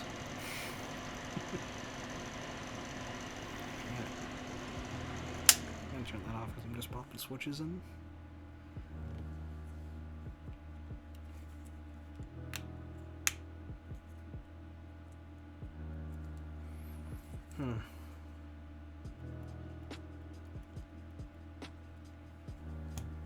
I distinctly remember it being posted in there. I'll try looking for it after stream.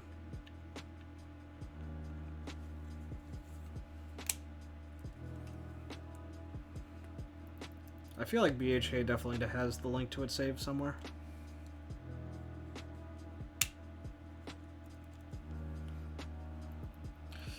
I vaguely remember it looking like one of the Odyssey style ones. With carbon fiber, I think.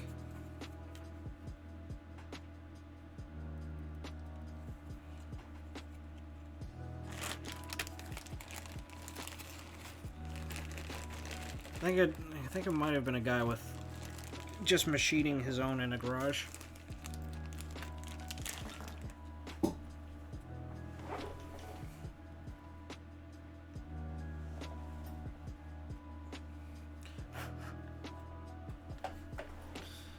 Did anyone end up jumping on that those planar headphones on Indiegogo, designed by that high schooler?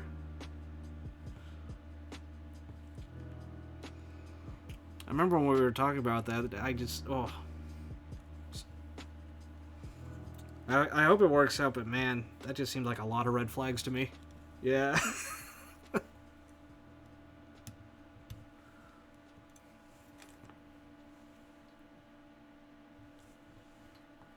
Especially how many units he was trying to hit the ground running with.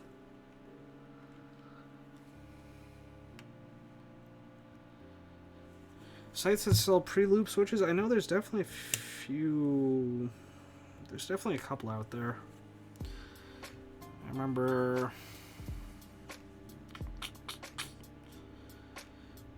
one of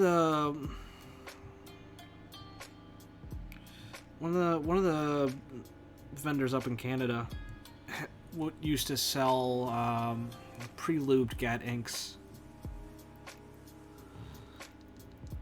I know one of the guys on Keyboard Treehouse sometimes has pre-lubed GAT inks for sale as well.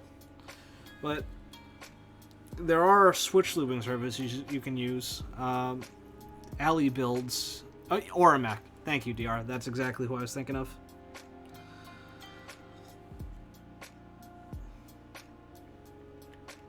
But if you want to send in your own switches to have lubed, I know a couple of guys I know around have used. I think her name is Ally Builds, ALY.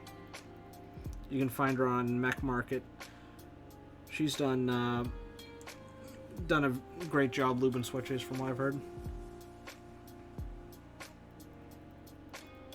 I think pretty good rates too. Yeah. Yeah, if you just go onto Mech Market and just change the flare to services, you can find several folks who do that.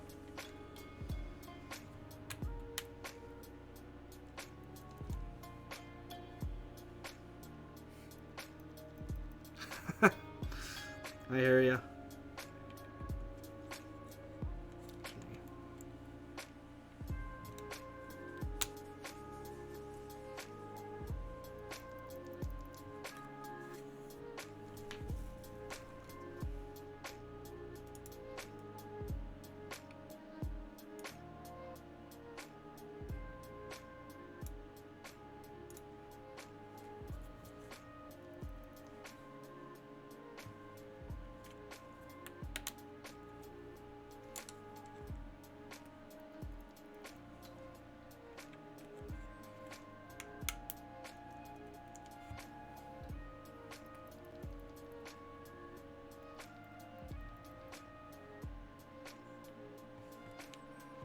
Oh, awesome.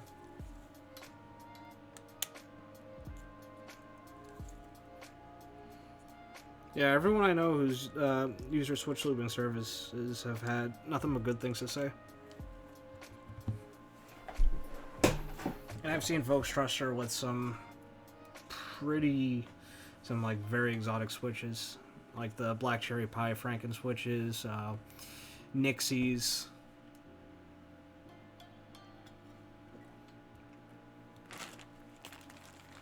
Vince, all the fun stuff.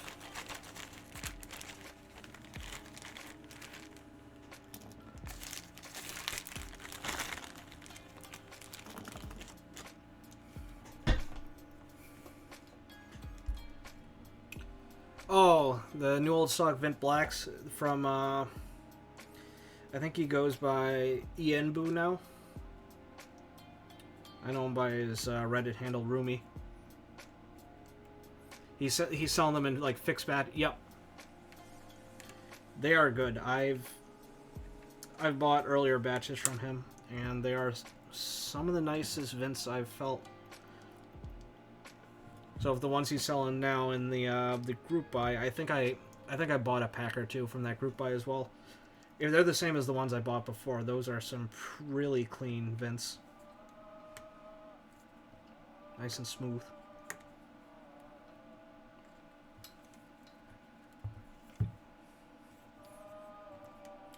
Oh yeah, definitely check in with him if you want to pick up more. Because I think I recall one of the last posts he made, he mentioned something about either running low or almost running out. I might be remembering wrong.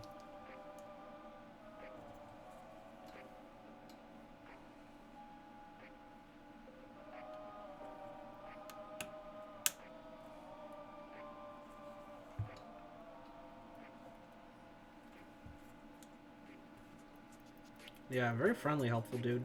I've bought from him on his Reddit posts, I think a couple times already. And he always likes seeing what builds people are doing with the switches.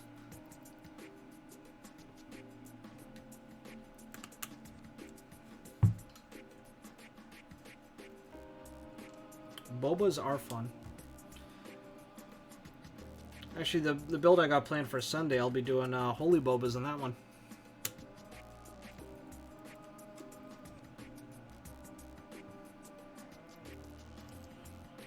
Gazu's honestly been doing God's work in the community. Just the amount of research and iteration he does with developing switches and selling all of them as parts, components. Very, very nice.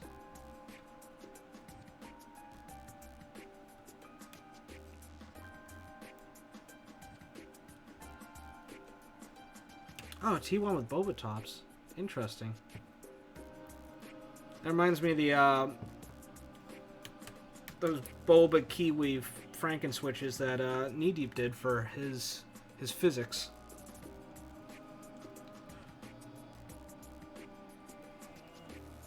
I haven't done any Frankens with boba housings yet, other than the holy boba.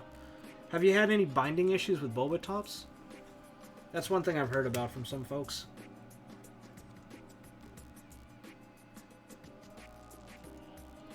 Cherry bottom handle stem boba top. Oh, that sounds like an interesting one to try. Okay, binding with the T1 stem. Which cherry bottom did you end up using? Like a blue one for that stronger leaf? Or like a brown or a black for a more linear leaf?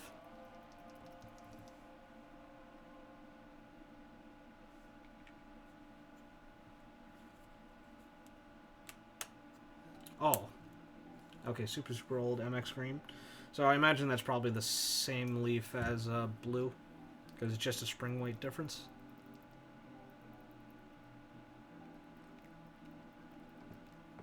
Boba stems are very nice. And being able to buy those on their own is huge.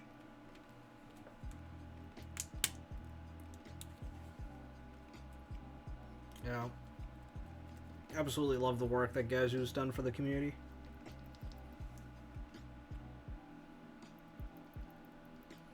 I'm hoping he comes out with a non-silenced version of the boba gums, because I'd love to try a boba linear from him that isn't silenced.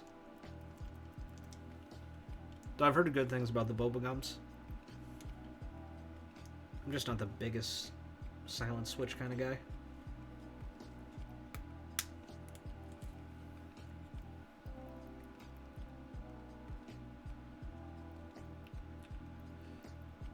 Yeah, he can be very direct, very like if you don't give him the details quick, he'll DM you again and again.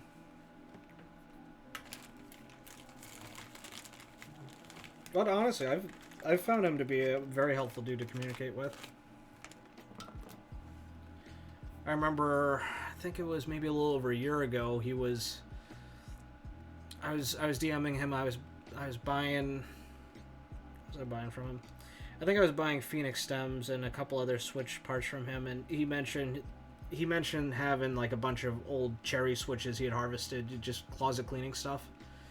Offered me a pretty good price for the lot of them, and ended up with like some okay Vint blacks, some older blues, a whole bunch of cherry tops, and the big steal was the Vint browns.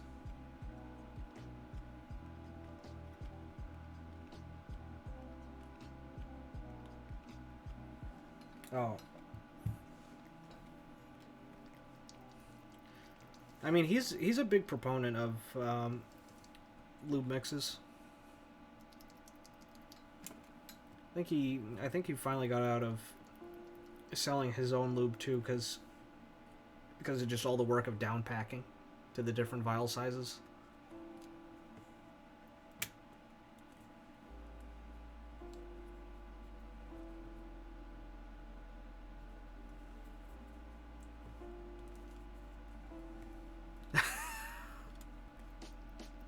You don't like brown mustard stems?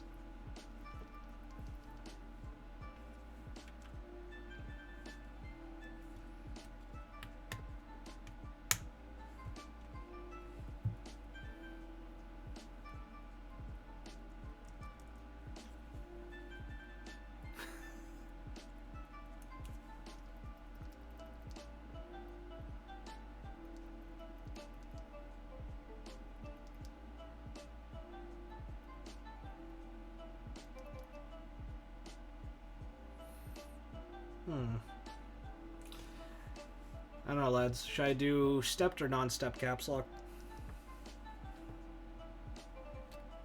I'm doing plum on it, so it'll be a modern, colorful set. So I don't...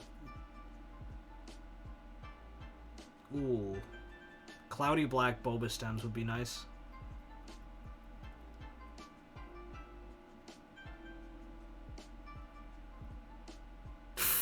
Wow, okay, Rick.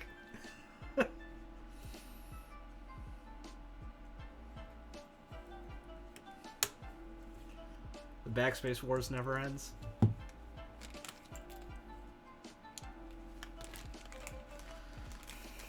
Extras for 2008 too, or not? Yes or no? Wait, there's extras available for pre-order? I thought it was all just gonna be in-stock extras release. I haven't kept up with Dixie, or I guess I should say Omni stuff in a bit. Oh, okay, extras on Daily Clack. Gotcha. I don't know. Depends on how much you like the colors. I skipped 8008 too because I got a set from round one. I think it's nice. It's just kind of a hard set to put on boards, unless you're looking at the blue version. Hey, thanks for coming by, Rick. I really appreciate it. It was a lot of fun chatting. Hope you have a good time with the K-dramas, and hope you get the headband situation worked out. I'll catch you in audio.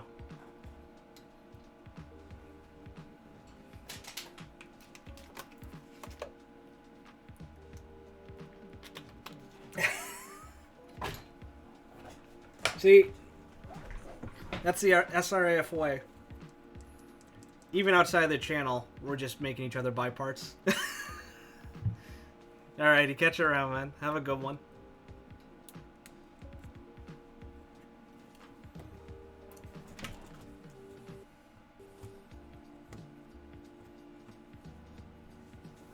Okay. Well.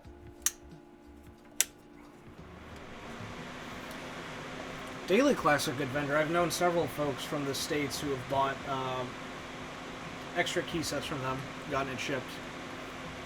I can't remember how long it took, but everyone ended up getting their sets without issue, if I recall.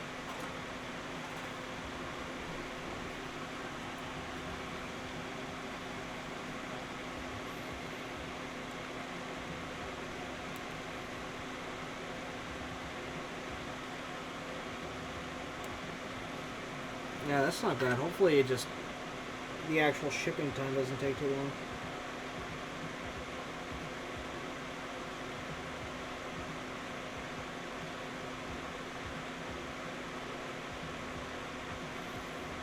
I got some switches I bought from a different Australian vendor.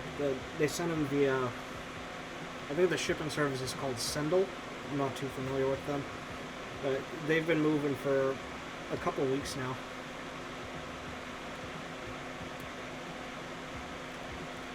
They'll get here when they get here kind of deal, I guess.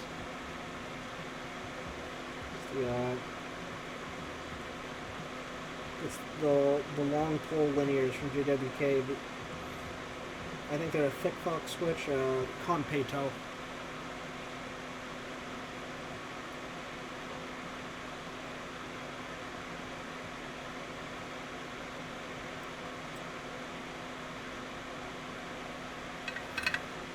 So I think Apex Keyboards in Canada was the vendor for them. For NA. I just completely missed the older period.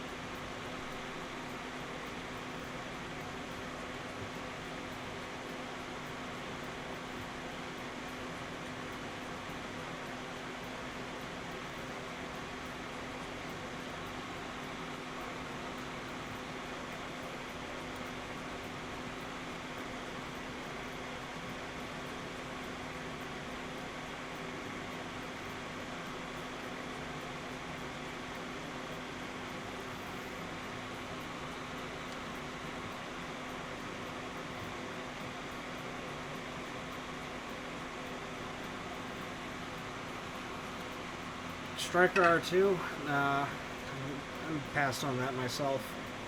I already own Striker R1, so I'm pretty covered there. I haven't seen what they've done for new kits, but I don't know, I'm just... and this is just a personal thing for me, I'm just... not really interested in getting sets from certain designers that there was a thing with key sets on removal of certain keys, kind of changing what I think is kind of a staple to just a GMK base kit.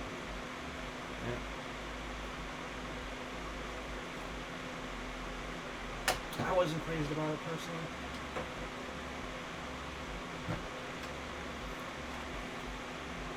But that's neither here nor there.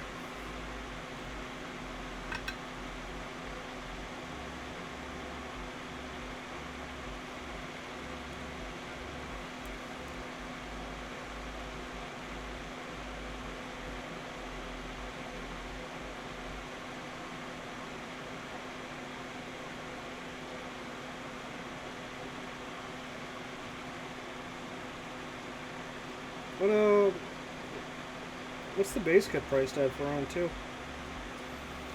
So I remember round 1 was priced very aggressively for a GMK kit. I think it was maybe $100 for the base kit.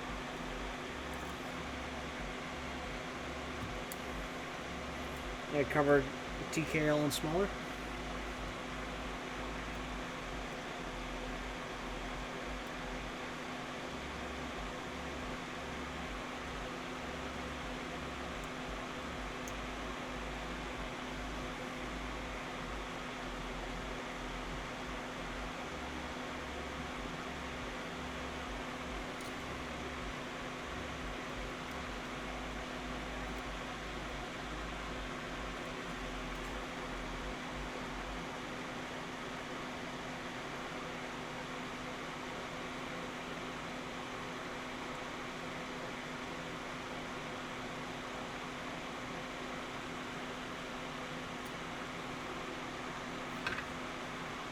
Oh, okay.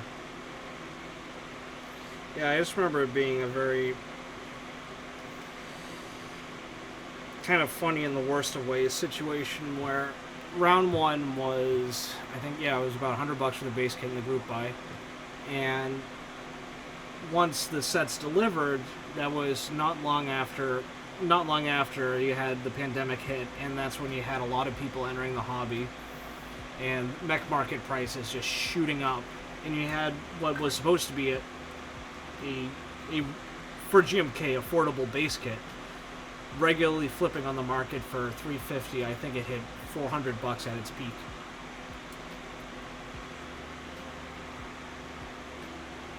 It was kind of the same.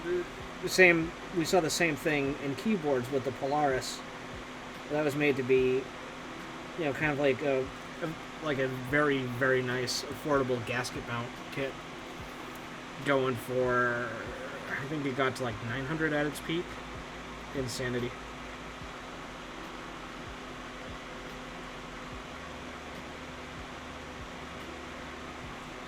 Yeah. I mean, that was definitely at the worst of it. And there's more egregious examples out there. Like you look at key called TGR prices and all that. The upward trend in that, but it's just the idea of seeing what's supposed to be more value-friendly buys get flipped like that. Oh, that just put kind of a bad taste in my mouth.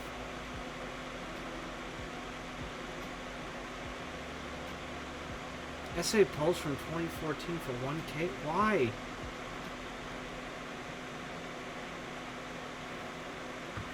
SA Pulse has gotten rerun a few times. I'm trying to remember if there's even any keys from R1 that didn't get remade into later rounds.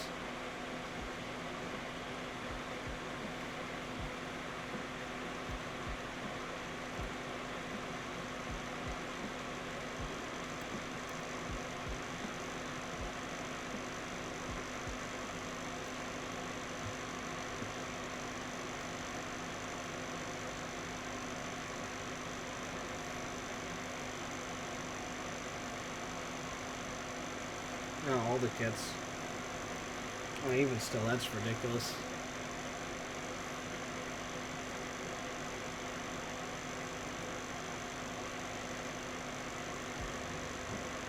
I remember I first started getting into this hobby 2016, and I remember that was back then. It was SA was kind of bigger than GMK. Or there was more demand, more hype for it. And there were certain SA sets that went for crazy money in the aftermarket. Like, I remember SA Penumbra for a bit was, I think it was something like $600 for base kit. Like, that wasn't an abnormal price for that. And back then, my kind of grail set was the original SA Calm Deaths. I absolutely loved the blue and gray color scheme on that. And I remember thinking how lucky I was to find a reseller selling it for, I think it might have been $350 for the base kit. And I paid it. Like a sucker, I paid it. Because I'd seen other folks sell those base kits for $500-600. And you know, maybe about a year after I got it, we had MaxKey clone the SA profile and release their version of Calm Deaths for, I think might have been about $100 for the base kit. And then we see another version of Calm Deaths come back, I think from Signature Plastics themselves, for normal group buy pricing. And then we see GMK Calm Deaths come out. That kind of taught me my lesson on buying into the aftermarket on key sets.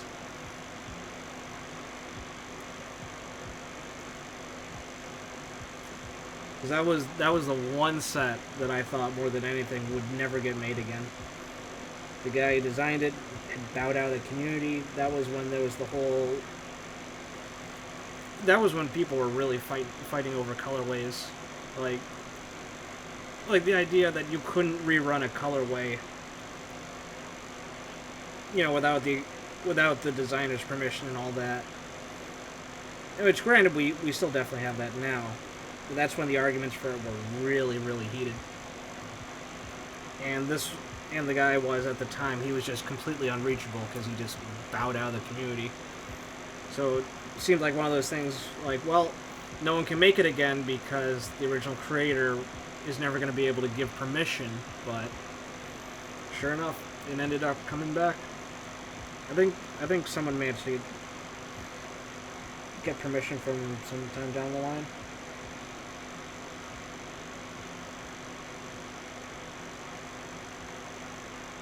I feel like, I guess to make a long short, I feel like it's almost like never say never on whether or not a set's going to come back in the future. I mean, on the GMK side, look at Muted. Tons of folks never expected Muted to actually get an R2. The original designer is pretty much completely out of the community, and yet it just happened. Yeah, no, I know what you mean on chasing some of the white whales. One set that I really regretted not jumping in on, I think it was fall of 2019, it was that GMK Matrix 01. It was an expensive GMK set because it was like a way bigger than normal base kit. And now I can't find it for, I think, under $500 on aftermarket.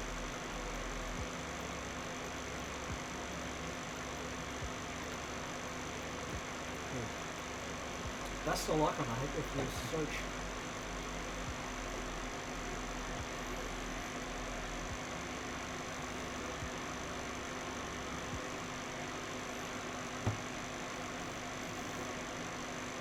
So you, just to make sure I have it right, you're only looking for sealed R1 Hyperfuse? Or like any new Hyperfuse set?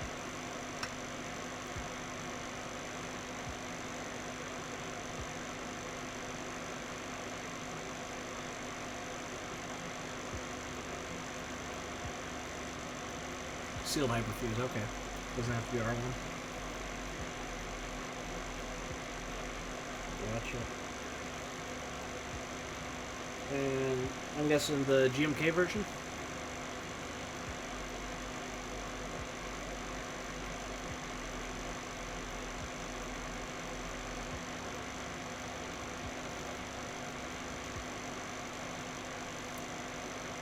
Hey, Luke, how's it going? You are correct. Copper indeed. How's your day been, man?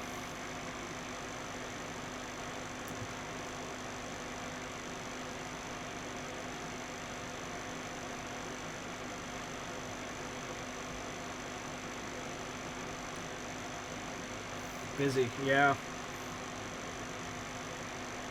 It's gotta be hectic preparing. Tomorrow's the big day.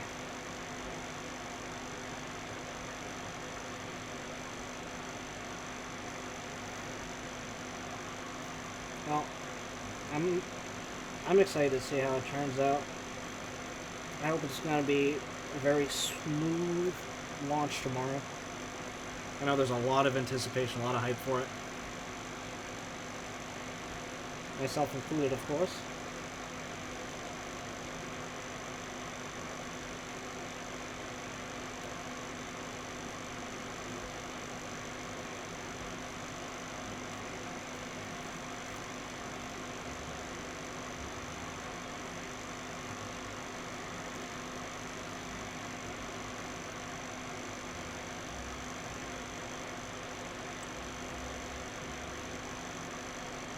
So once the round 2 group buy is done, are you going to join us over in audio?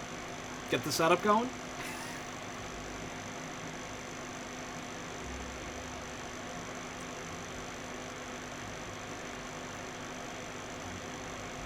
That's true. SNR does have a killer team working for them. Well, a killer team and Bruce. Well, you know, I distinctly remember you talking about the Verite clothes, the... what'd you have for the amp? What, a Mogwai for the amp?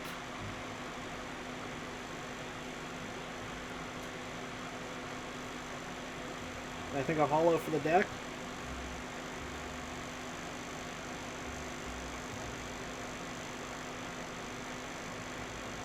Yeah. PVC Mogwai, gotcha.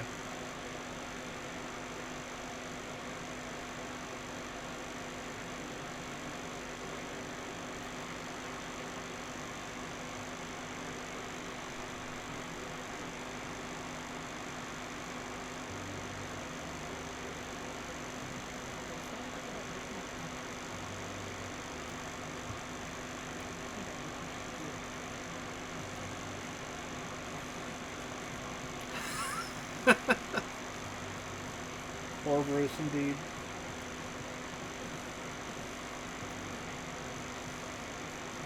Hey, you gotta have a dedicated person on the team to tell us that the Iron 180 is in fact a TKL.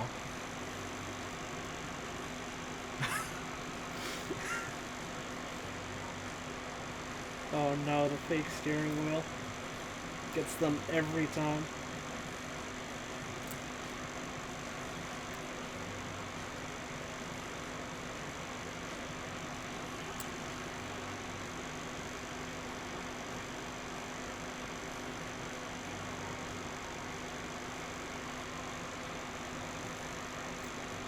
And I feel bad. Bruce is getting murdered live and he's not even here to see it.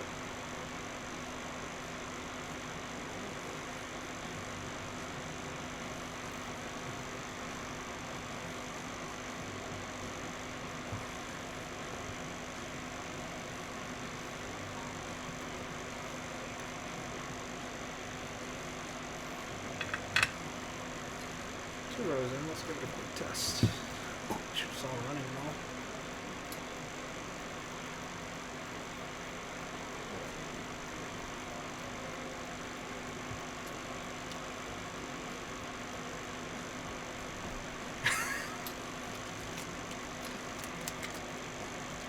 Adding insult to injury, just throwing the trauma in like that.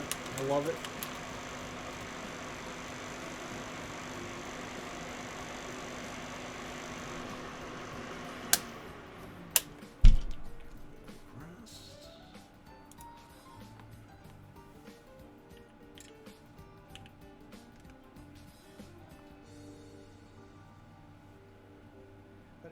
about making it accurate?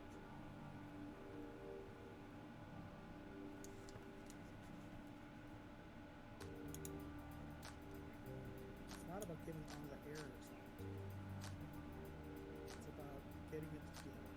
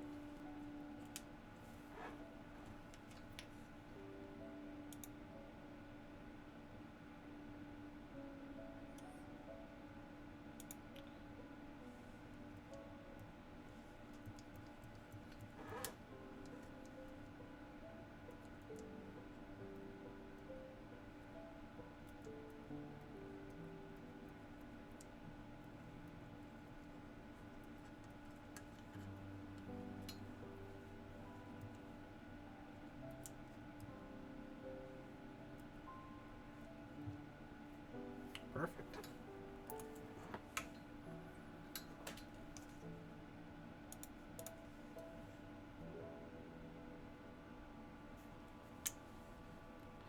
So, Vint Browns have a larger tactile bump to them than modern day Browns.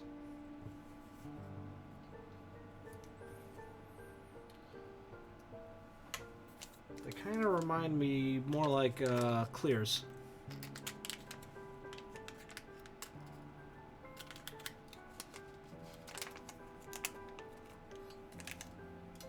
And I've got a batch in. I don't have them in a build yet. They're a little bit dirty inside, so I got to put them through the ultrasonic cleaning, which I just got set up for.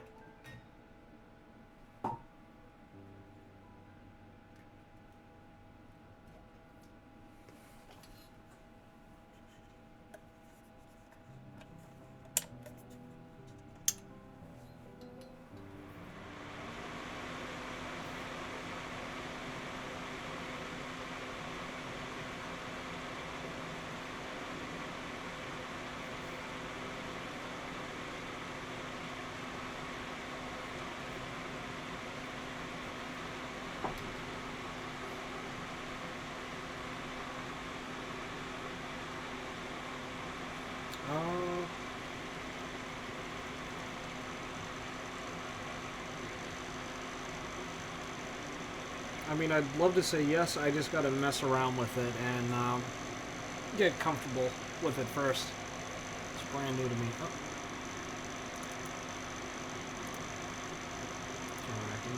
There we go.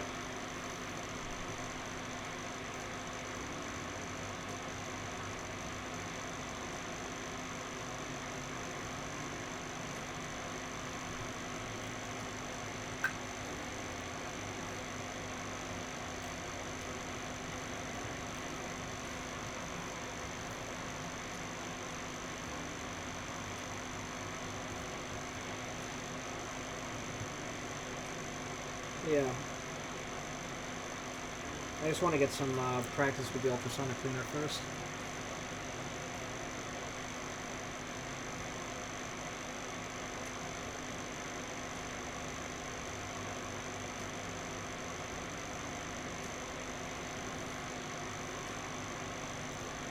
What'd you lose them with?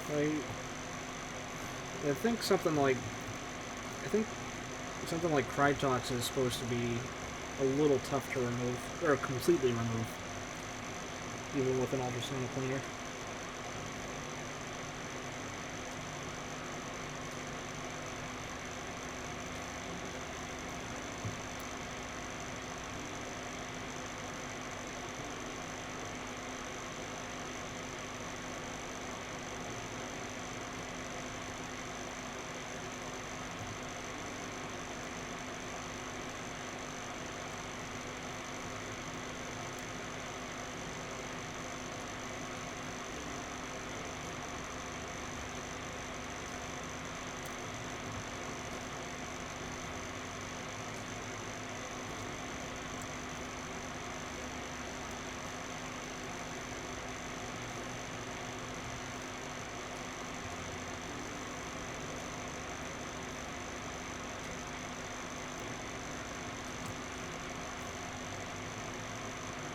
Okay.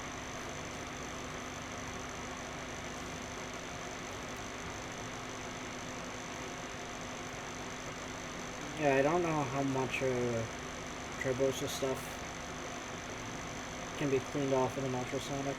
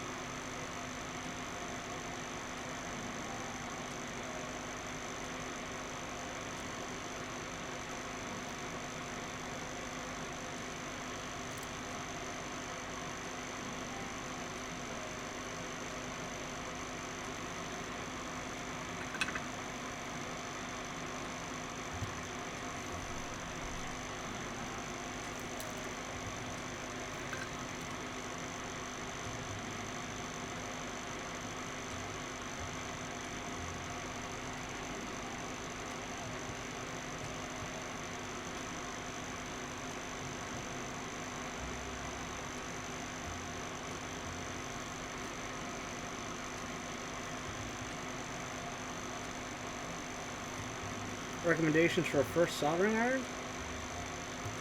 Oh, did you have a particular budget in mind? So, you know, a lot of folks have been fans of the TS80 and TS100 irons. The one I use is, I mean, it's a little overkill for keyboards, but it's a very popular one too. It's the Hako, I think it's FX888D.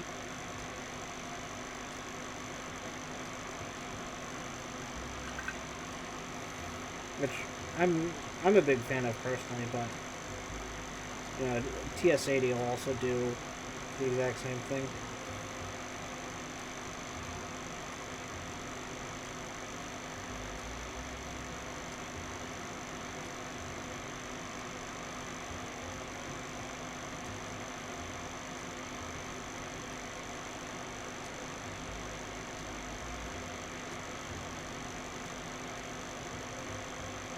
Yeah.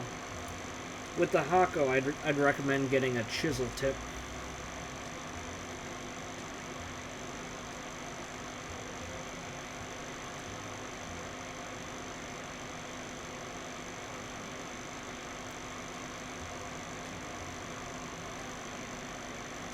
Are you all set on solder?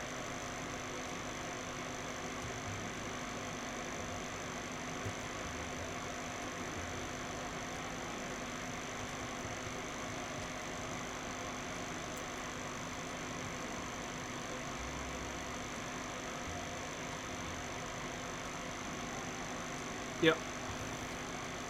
Kestra is the good stuff.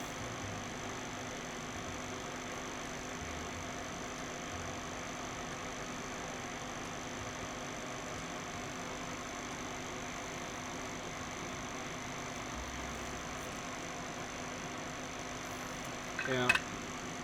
The one I have is the, oh,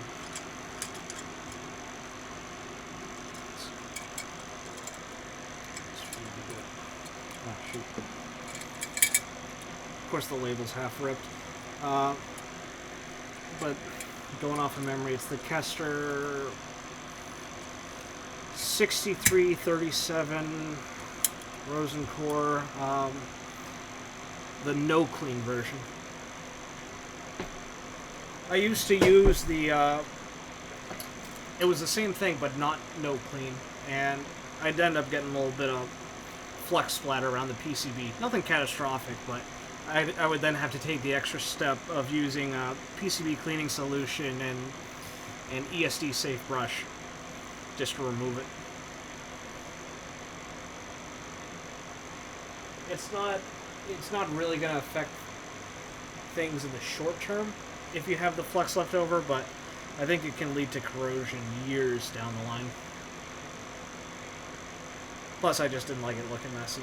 But since switching to the no clean, I haven't had to do anything after soldering. I'm gonna hold this up. You know, you get a little dark splotching around the joints, but you know, it's small, well contained. The stuff I was using before, it would, you know, leave sort of yellow puddles.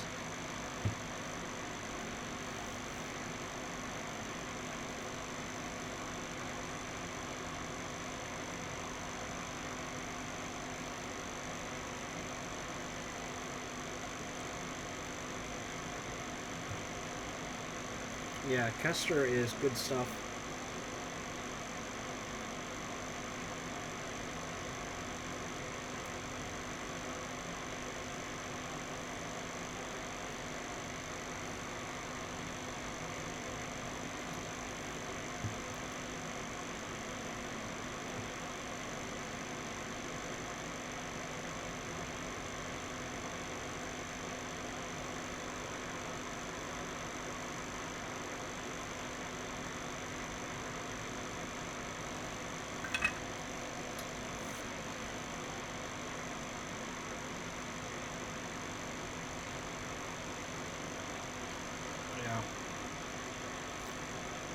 One thing that always gets me with building with plate foams is I'm just paranoid on whether or not I have the switch plate and PCB combination fully seated,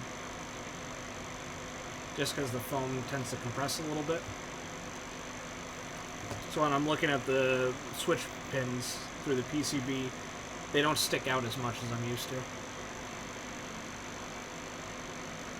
Checking it, the alignment seems okay. I think I'm probably just overthinking it.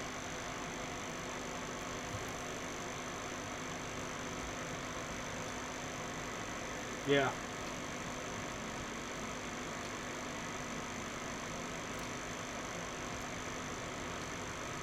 We are like-minded.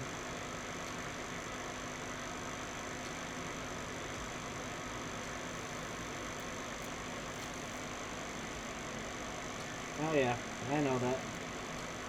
We both go through the same thing on that.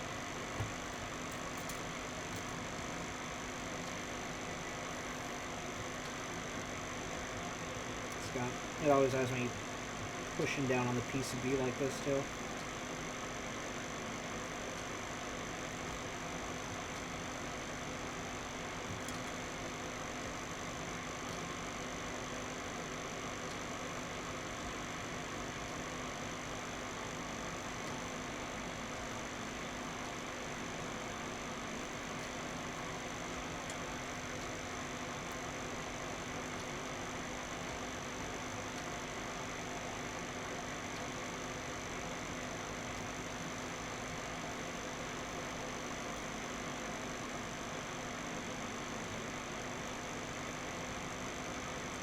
BR, have you ever built with plate foam before? I can't remember if you used it in your K or not. Actually, did the K have plate foam? No, it was just case foam, right? Or was it both?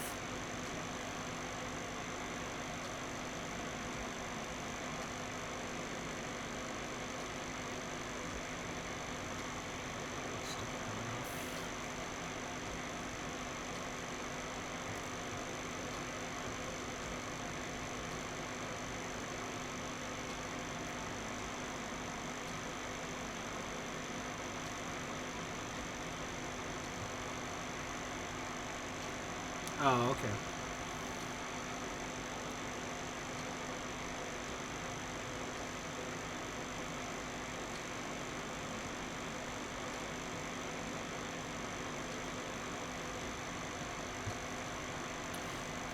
Yeah. I think plate foam gets me extra paranoid because of my first build experience with it was in the Gothic 70, which that's like it's like a stacked acrylic Alice style board. And I remember the plate I was using on it was a palm plate, so flexi plate. That plus foam that I had to compress, and trying to make sure all the switches were level. That was kind of like the perfect storm and just getting the OCD going.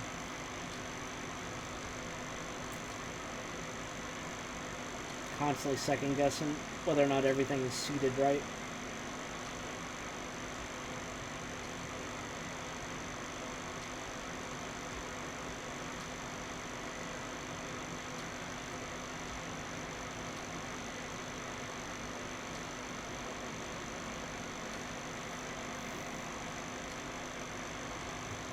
So now I think I'd only ever use plate foam if I'm doing like a stiffer plate.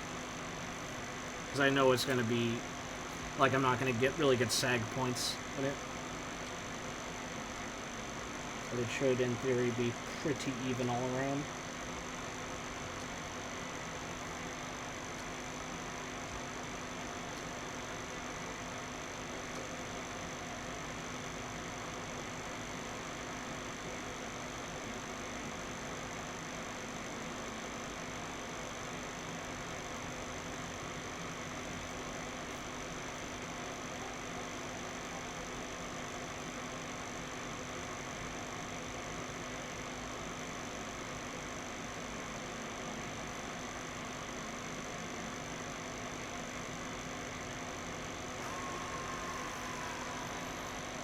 Hey, Kevo Train.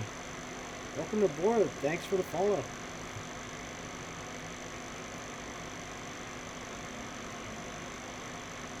How's your day been?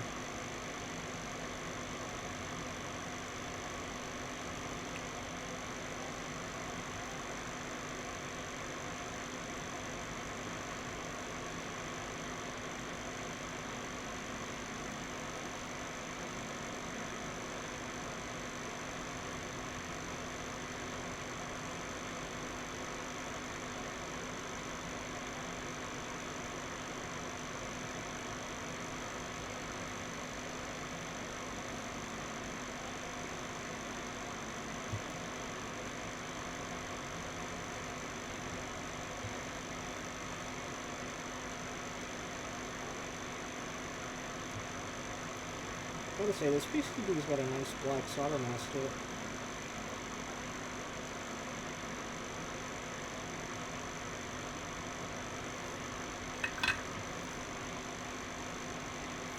It's very nice to the touch, and even when I hold the iron on a little bit longer than I normally do, I don't feel worried about burning anything on it. I only got the temp down to 600 anyways, but still.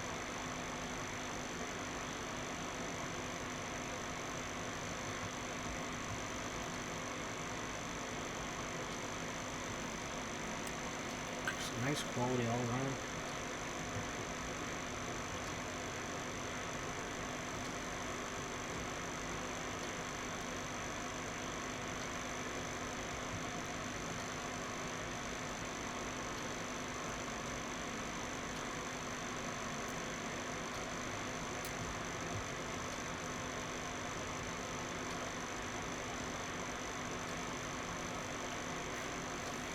Yeah, I am excited to get this all assembled.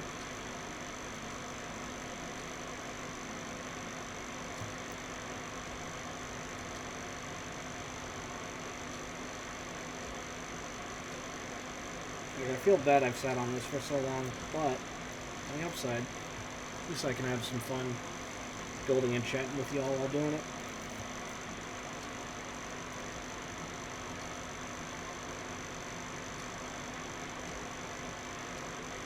And I get to build this with a switch that wasn't around when this came out.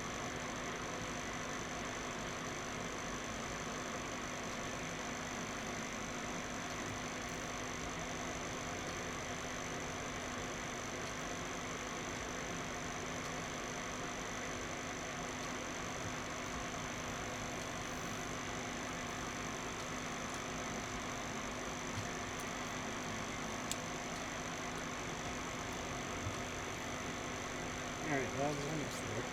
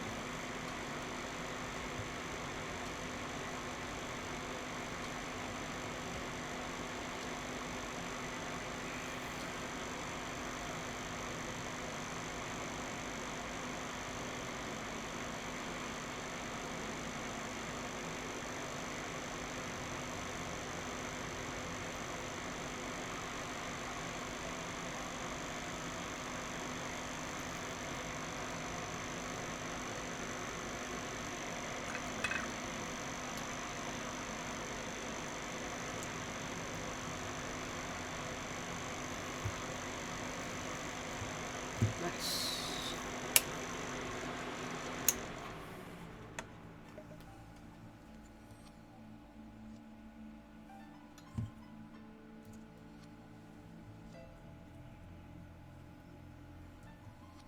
Everything feels pretty well seated.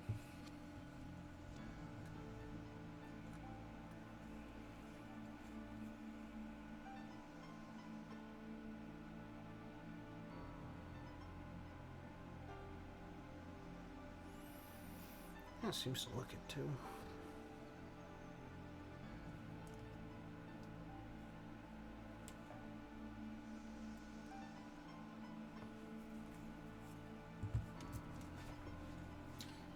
So, hopefully I don't have to desolder.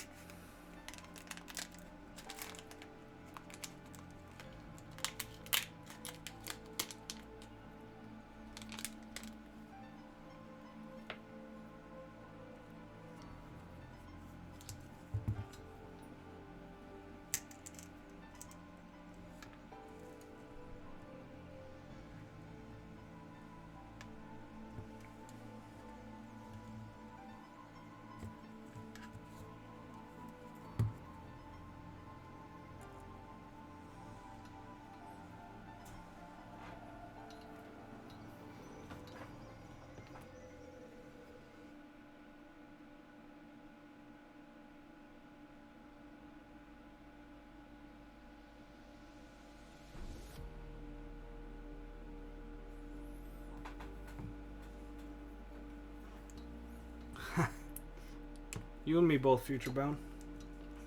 You and me both.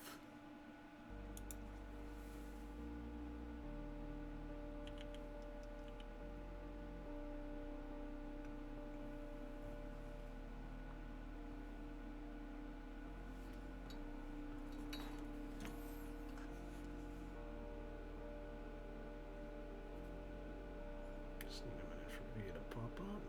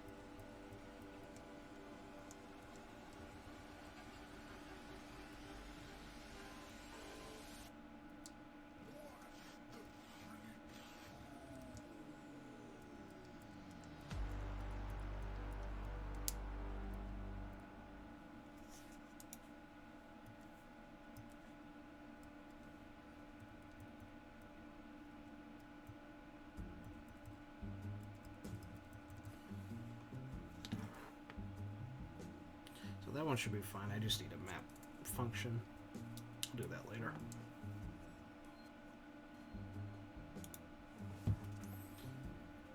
I'll call that good. Seems I can dismantle this a little bit.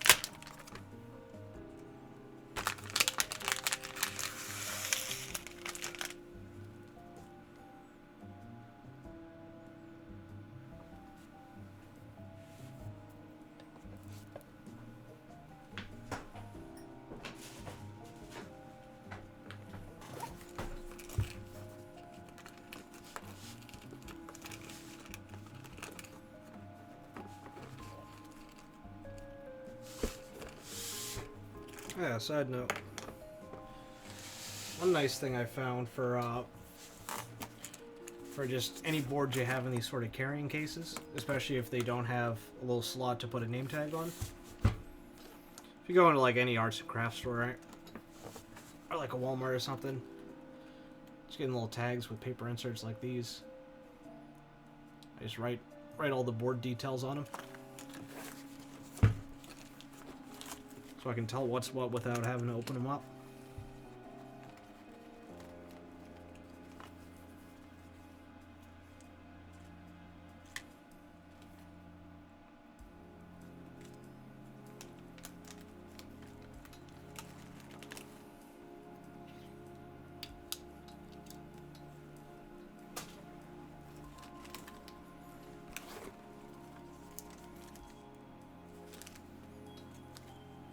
Got a couple extra badges for this guy. Let's see, messages. I don't know. It's up to you. I don't know if that was something you were interested in including, but that's just something I've personally found helpful. If you're a nutter who has like a lot of boards sitting around in these kinds of cases.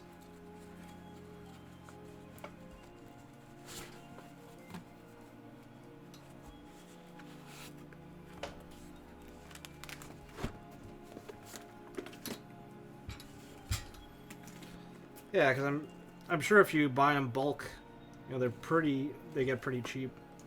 I remember I just bought, I think like a 20 pack on Amazon for not much money. I will click them open. Yeah, it's almost like a mini index card.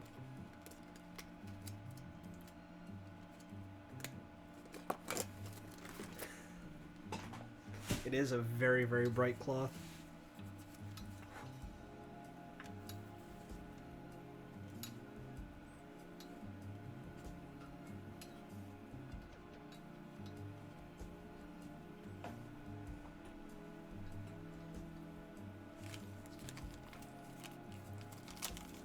I like to start out with what's important.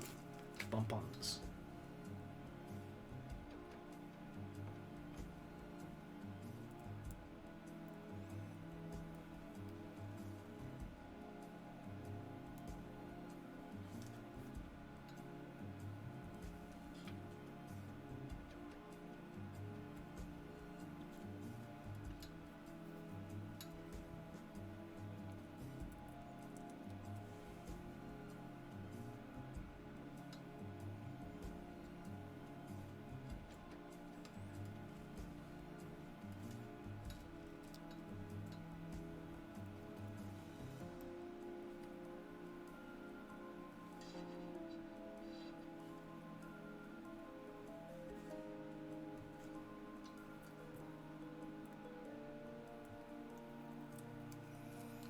Oof.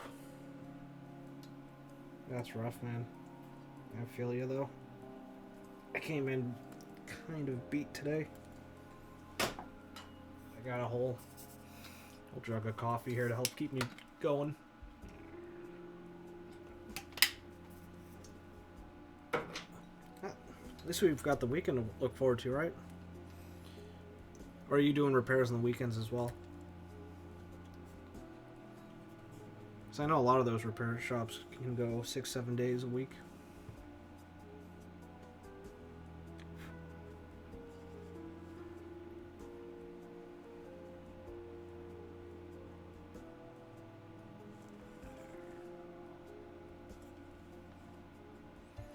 Okay, is it just the deep screws that are in? Oh, you got 2 days. You have 2 days that are off. Awesome.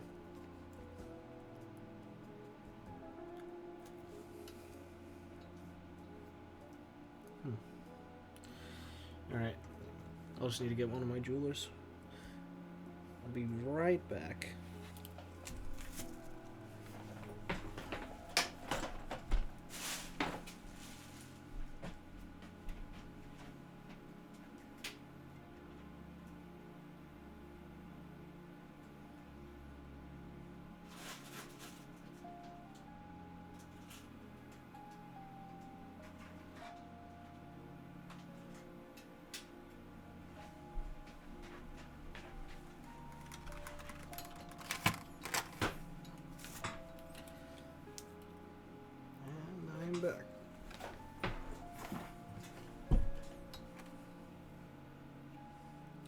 See if the Weehaw will do the trick.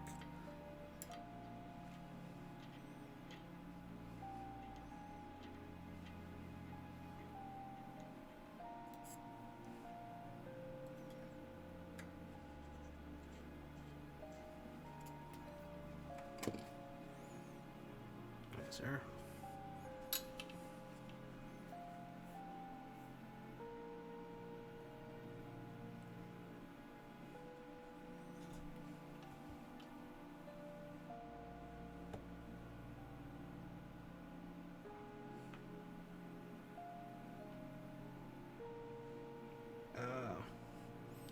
Those are hex.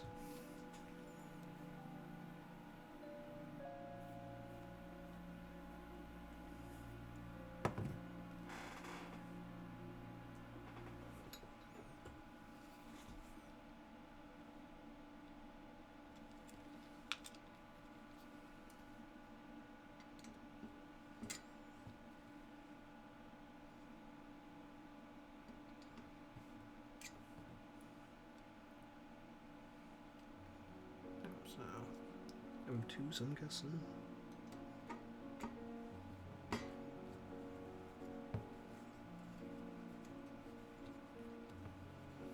So, DR, four days. How long are the hours then? So, like 4 10-hour days?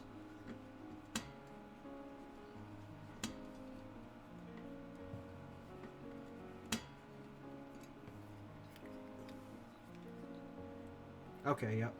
4 10-hour days. Makes sense.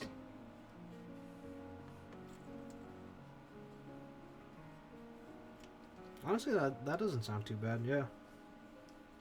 You get that nice 3-day weekend.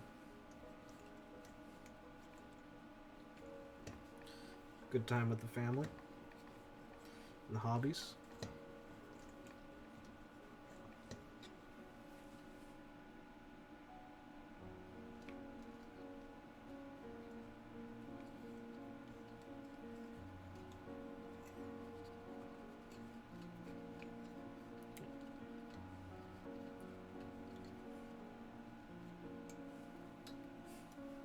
It is indeed a family.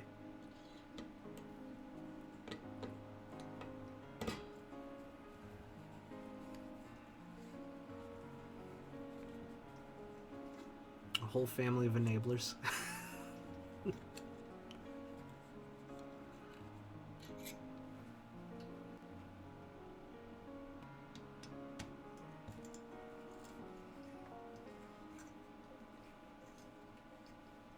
Oh no, it's just a little joke we got.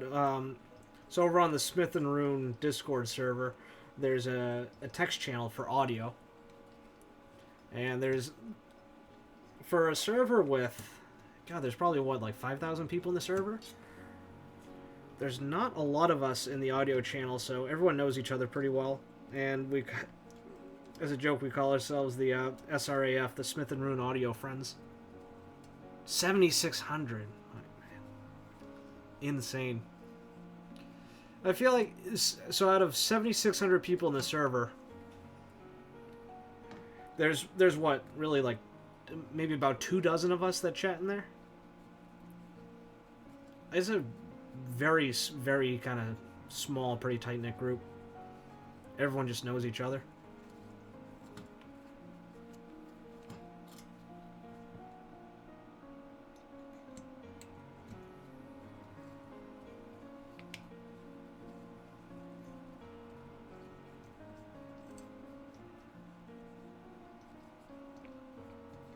Well, why would you talk audio in the audio channel? That doesn't make any sense. That's where we talk about cars and stocks and food and keyboards.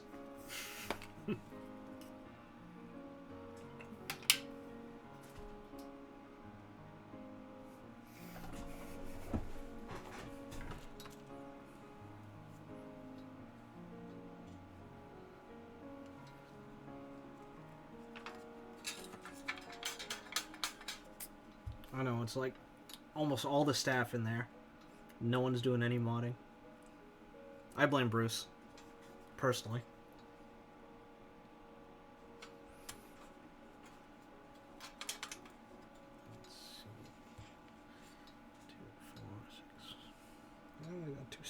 happens.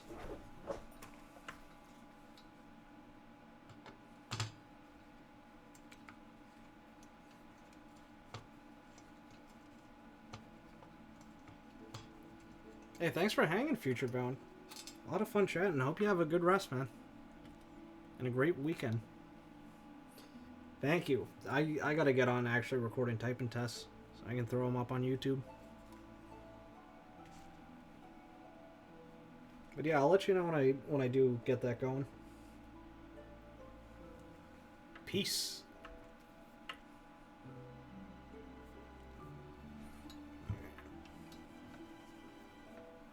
I'm gonna screw in one of these.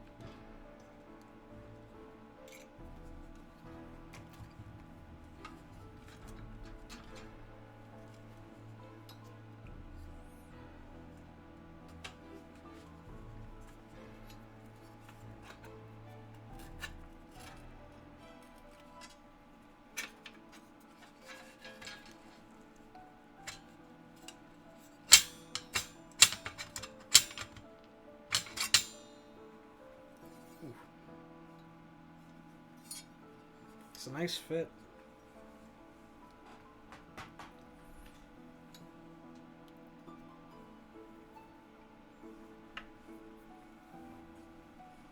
I remember seeing how crazy the fit was on Kev's, the Excalibur 165.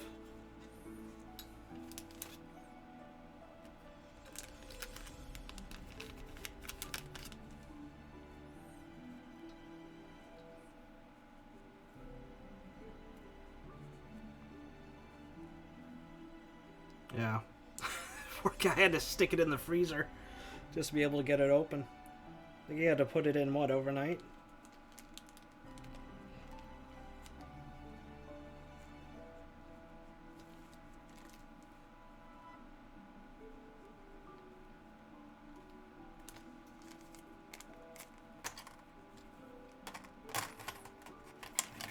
Need the Weehaws.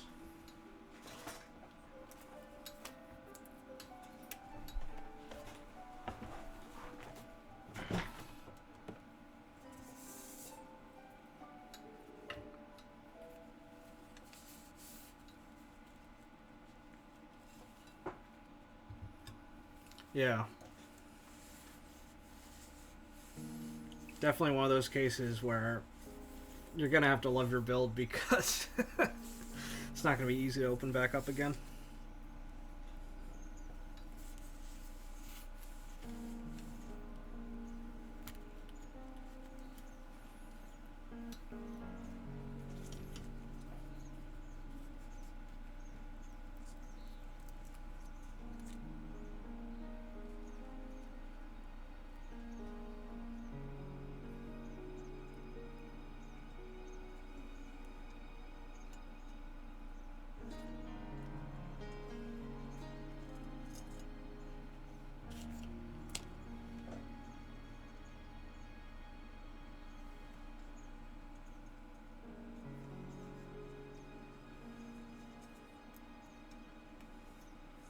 I forget, are you supposed to kind of stretch the strips a little?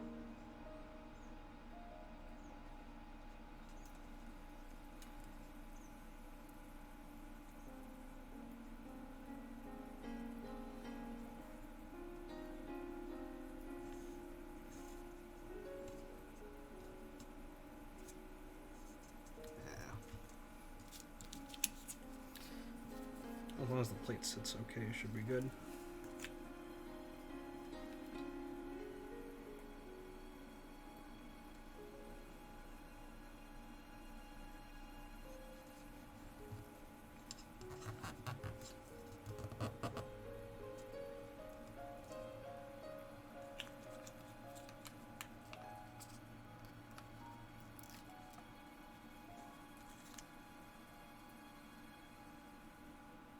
Yeah, I was debating on whether or not to use the top gaskets.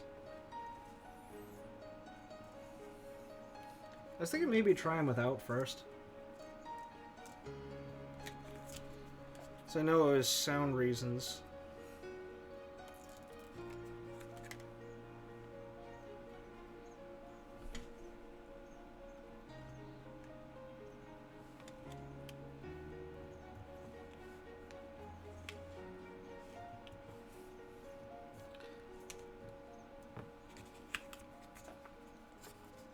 That is true.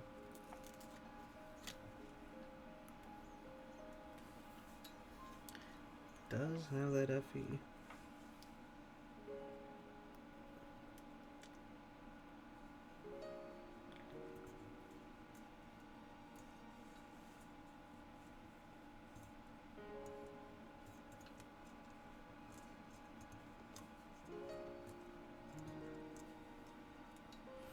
Okay. Little bit of spaghetti placement.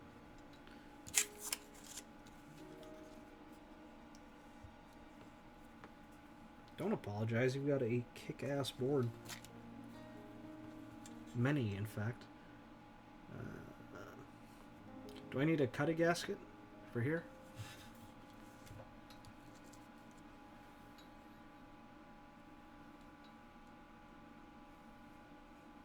I feel like I need to cut this.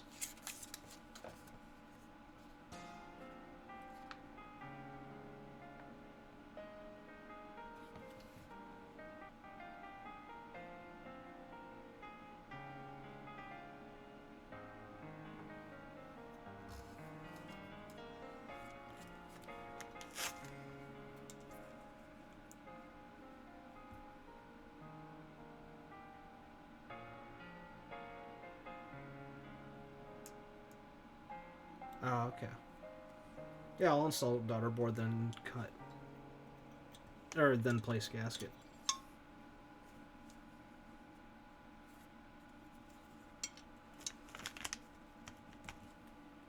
Now we know that's how you are.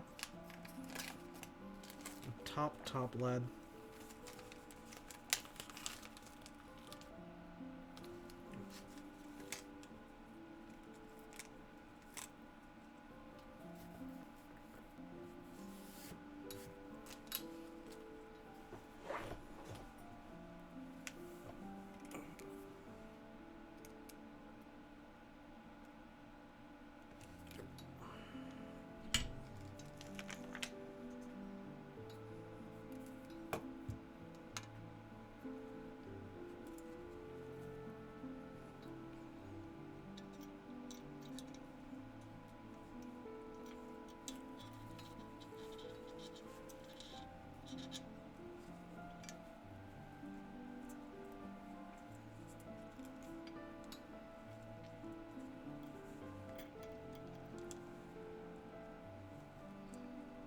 I feel like I always finagle the daughter board.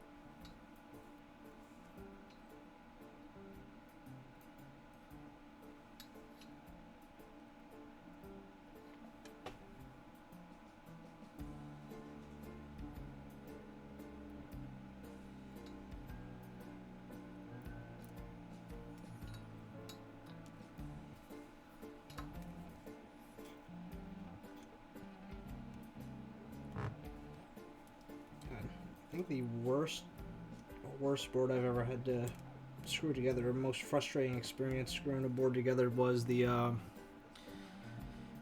this one's a bit of an oldie. The ZZ96. That was, I think, 2017 it ran. One of those 96 key customs from the I think it was Chinese community.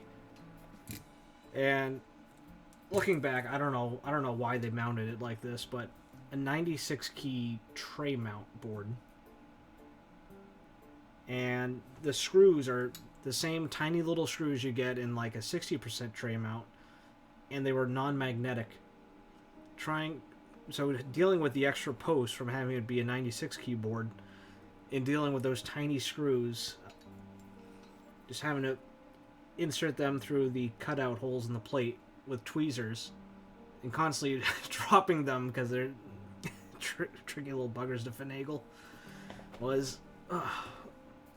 it took me over an hour to put that case together. Like, I think it took me about as long to screw it in as it did to solder the whole thing.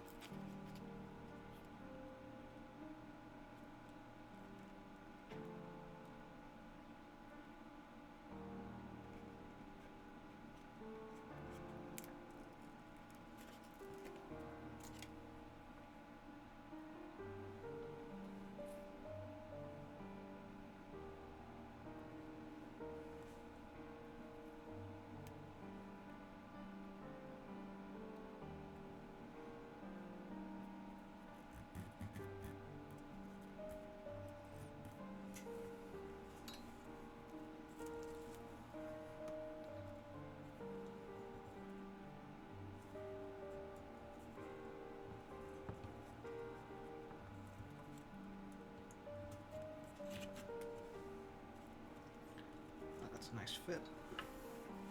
Perfect.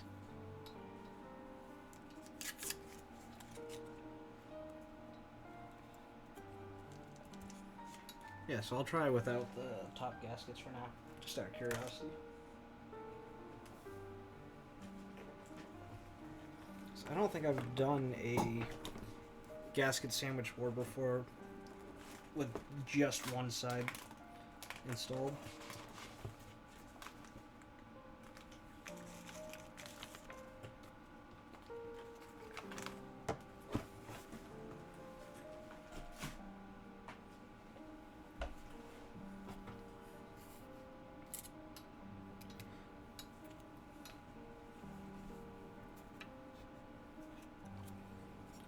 One thing I do want to do before I put this together is swap out the badge.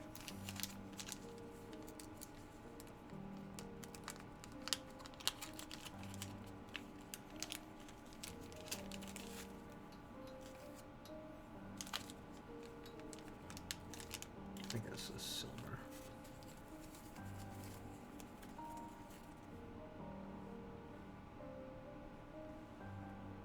Oh yeah.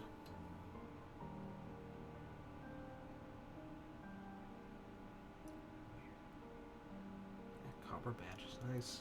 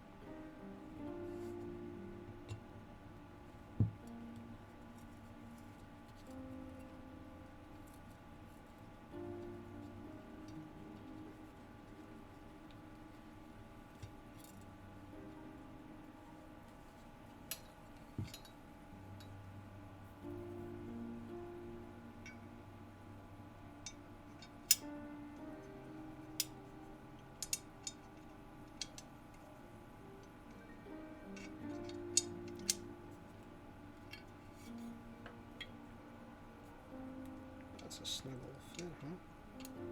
There we go.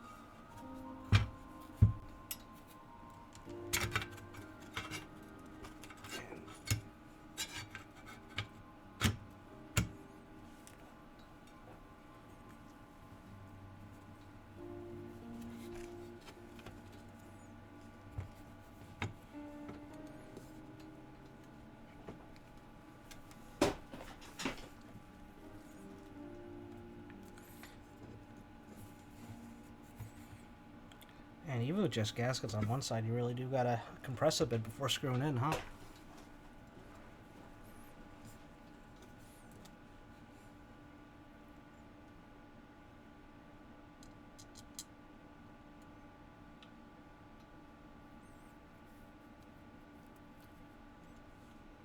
Just put the corners in.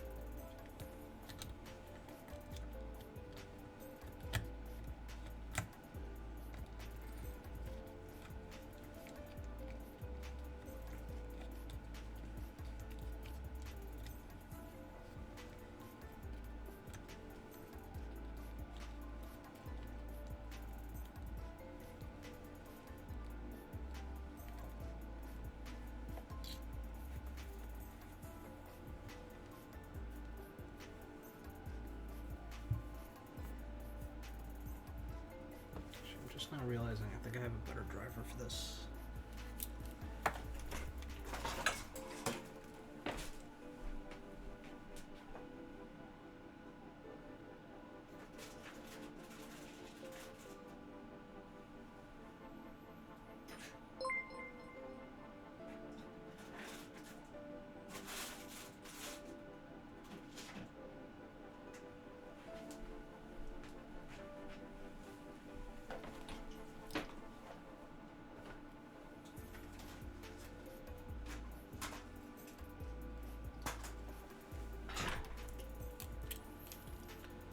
Yo, what is up? Thank you, Birdie, for the raid. How y'all doing tonight?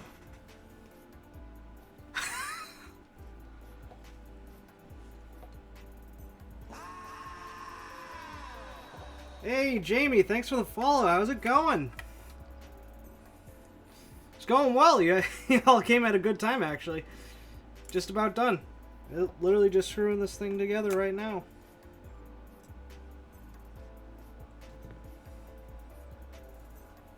Stream's been good.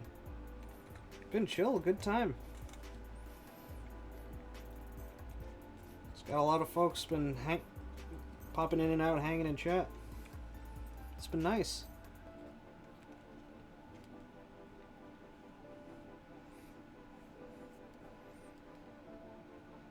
Hey, Average Baby Tater, Intra, how y'all doing? Thank you. Yeah, this one's a beauty.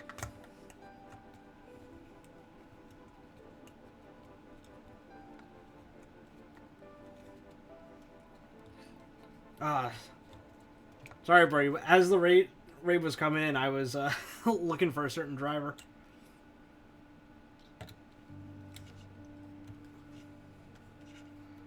Oh, thanks, Jamie. I just put this desk mat in right before stream, actually.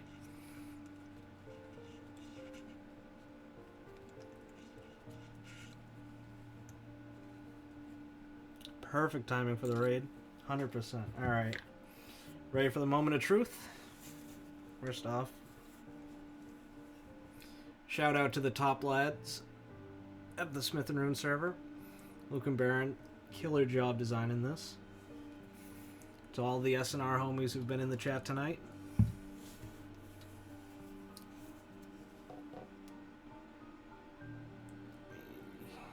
we go. So this is the Iron165 SE from the first group buy in plum colorway.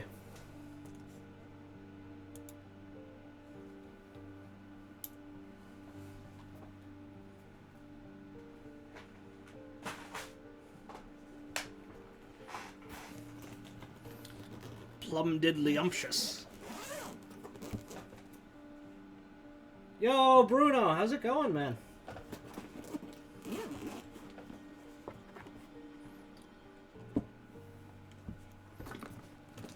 Pulling out this other board because I'm taking the caps from it.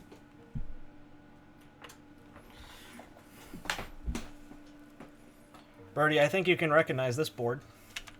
The top one.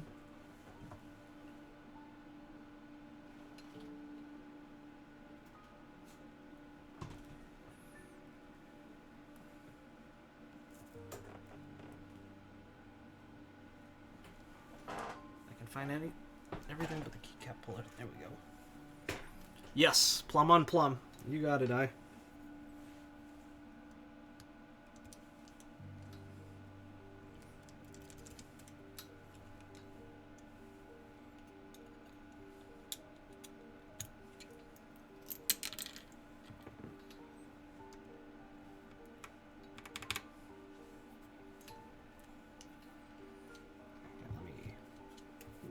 Start sharpening it.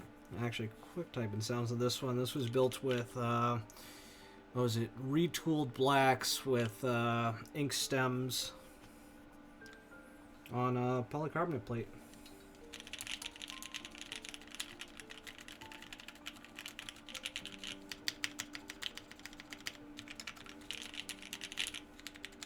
Yeah.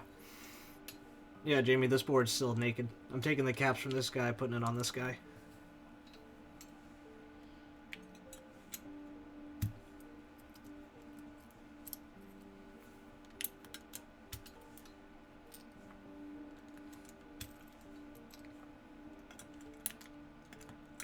No worries.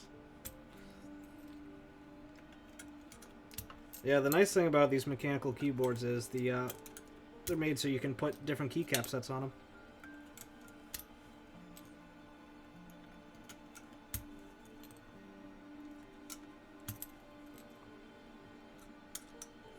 So if you don't like if you want to change up the theme or look of your board, it's pretty easy to.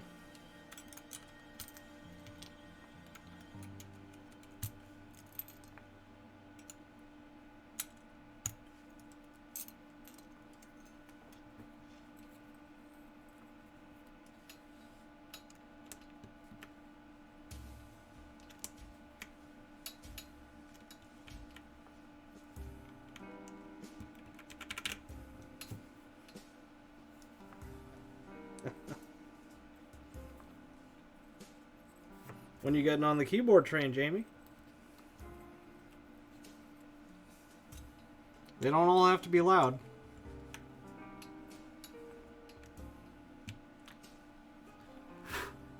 You know, Birdie here could have gone with a quieter switch. I gave him the whole range of options. He picked what he picked, though.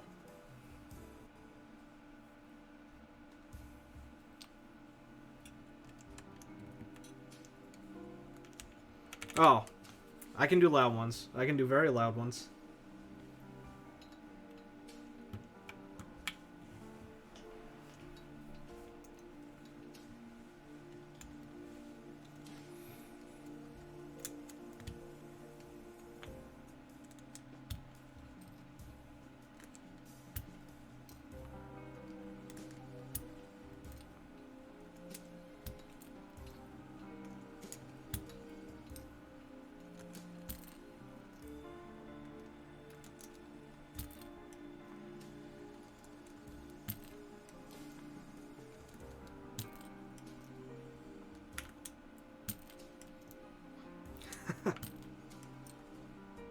Yeah, that was... I had a lot of fun building that one. It's a nice, comfy build. Oh, just because of the handy-dandy little tool. It's like it hooks... You push down, and it hooks up the corners, and you can just pluck them right up. Yeah, that's definitely true. The more you do it, the easier it does get. Yeah, funny thing, Jamie, this bottom board here is the same one as Birdie's. I picked up 2 of them.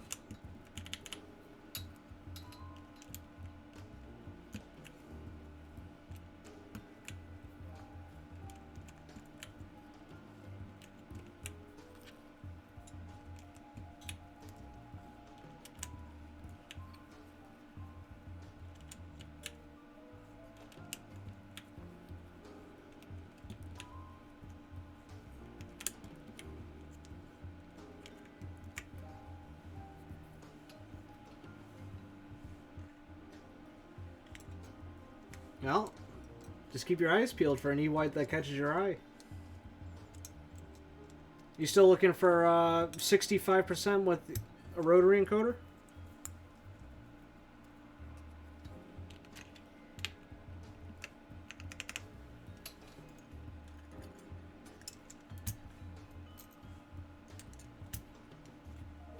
This thing's lifting.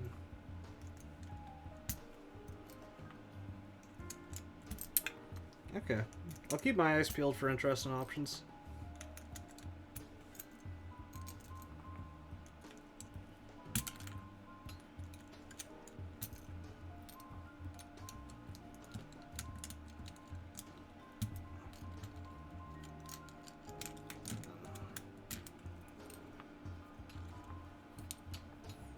I mean, 65s are nice.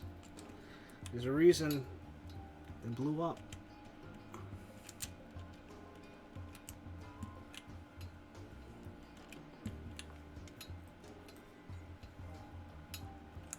For the days you need those dedicated function keys. So Jamie, there's different sizes to keyboards. What this is called is like a 65%. Think of like a normal full-size board with a number pad. This is like roughly 65% of the keys on it. You cut off like the function row up top, so like F1 to F12. Actually, here, for comparison, this is called TKL, or a 10 keyless board. This is about 80% of the keys. Think of a full-size board, but then you chop off the numpad. And then you take away what's called the navigation cluster here. So you cut that out, and then you cut out the function row. This sort of core section here with the alphas, and then like backspace enter, the shifts, the bottom row, that's a 60%. 65% is kind of shortens this a little bit to move the arrows in, and you have some of the navigation keys here. And then the 75% is kind of like 65% plus a function row. Like you cut out a couple of keys here, and then you kind of generally rearrange it so it kind of tightens it up, makes it more compact.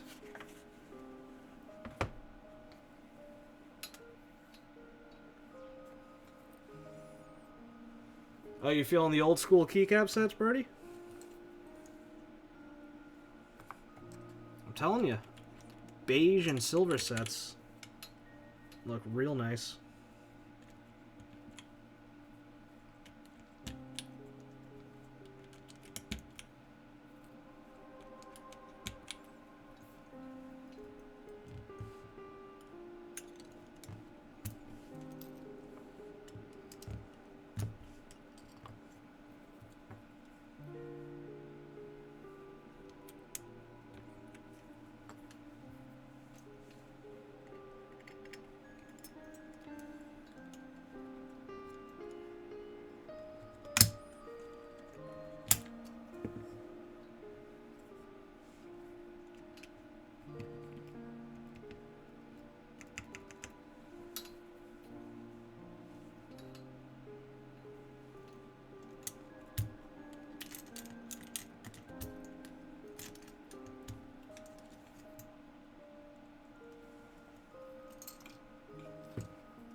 And I forgot the gaskets on the gaskets plus the polycarbonate plate. The Savage 65er. Crazy flexy. I'm noticing the whole plate's lifting up as I'm pulling the keycaps off.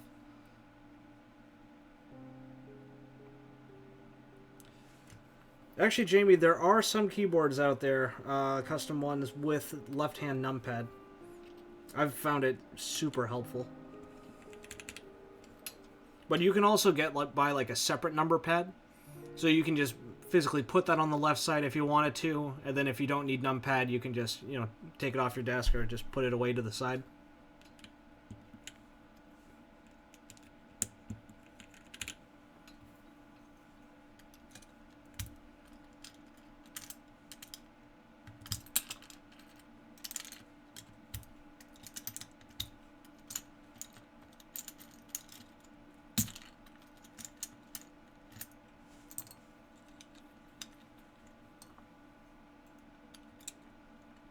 Yep. X65 gang.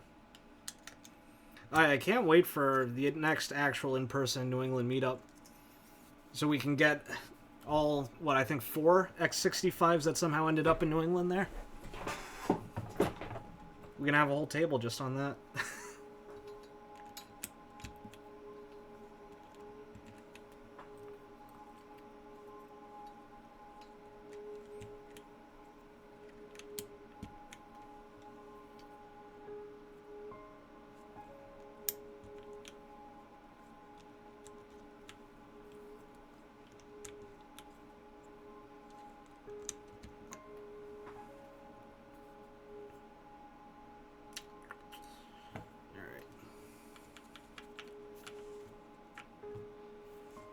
I'll give accent arrows a try.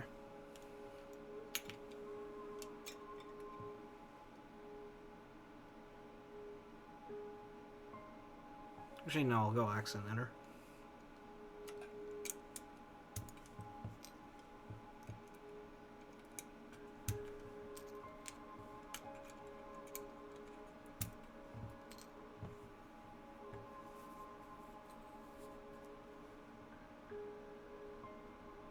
Cage. Who's... I'm trying to think. Cage. Name sounds familiar.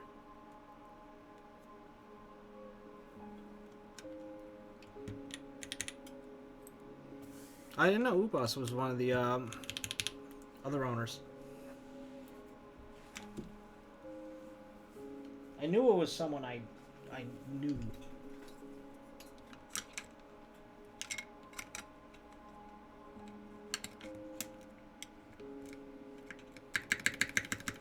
Oh, Cage Tech. Okay. Yeah, I don't know them too well, but I've seen them around. Definitely.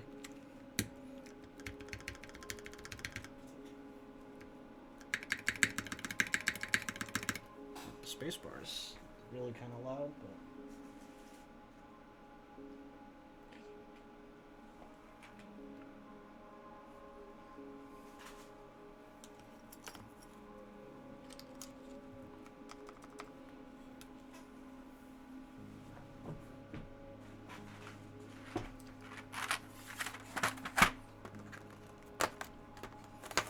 God. I gotta say, going with an older GMK set like this, I really miss these trays.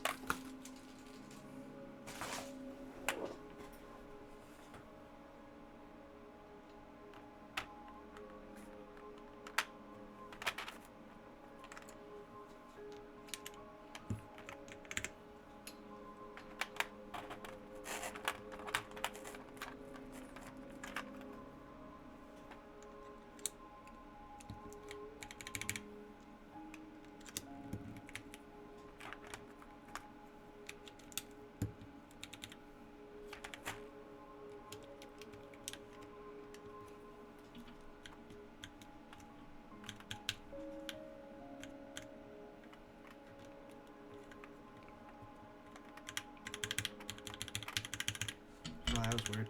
Like I had plate alignment issue.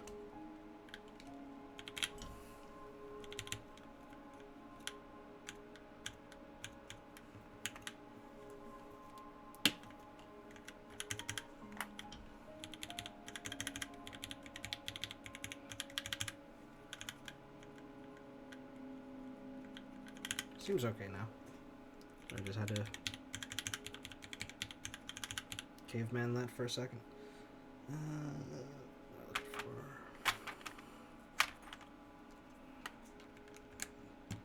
Nope. That's not the right one.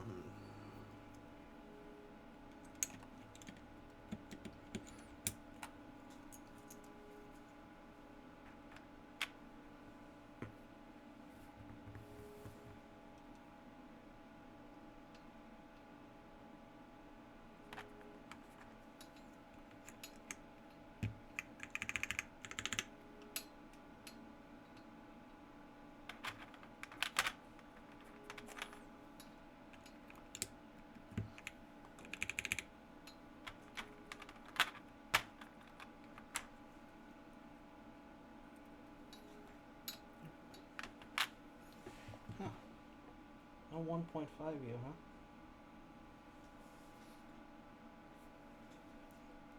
I forgot how jank the kitting gets on some of these older GMKs.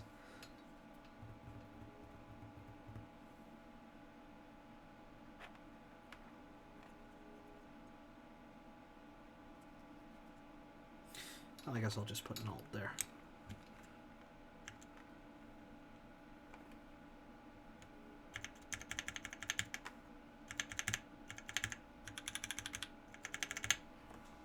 Hey, Poopy Unicorn, welcome back. Yep. Came at a good time.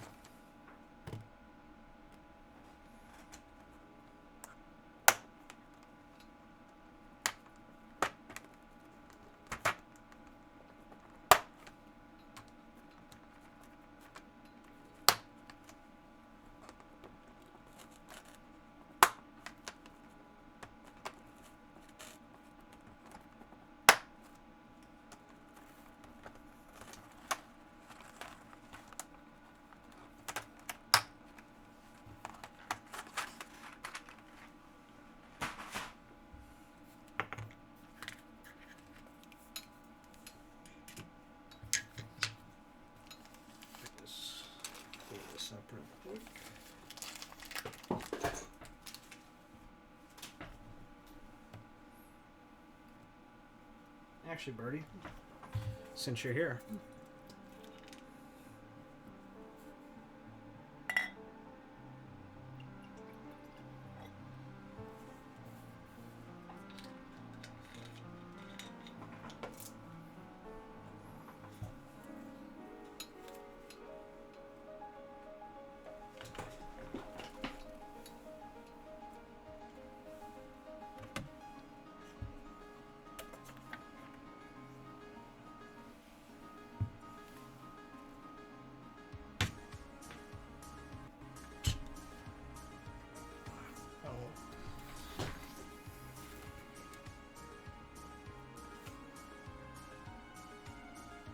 I just had a heart attack thinking I just scuffed the corner.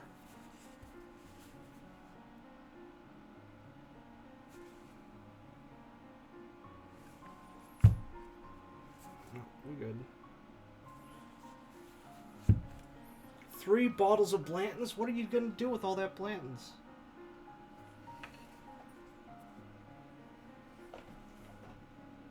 Nope, the F18X is good too.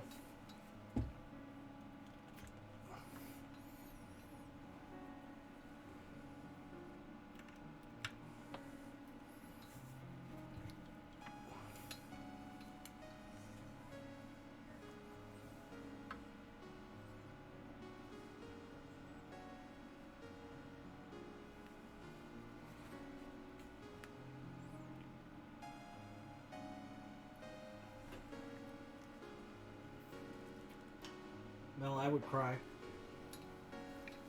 Actually, let me just take this off the desk outright.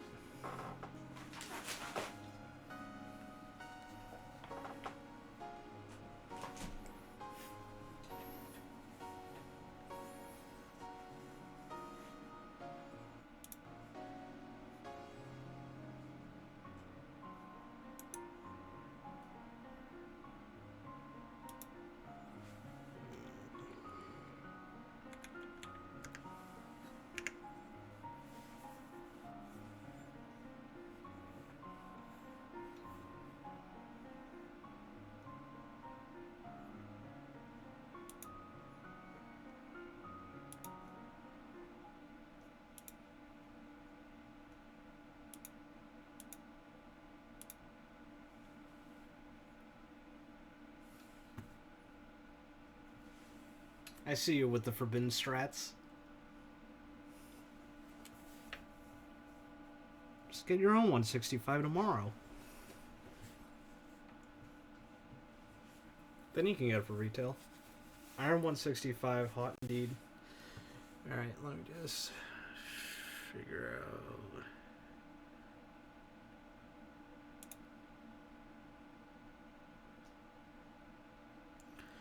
I'm just trying to add the... Oh.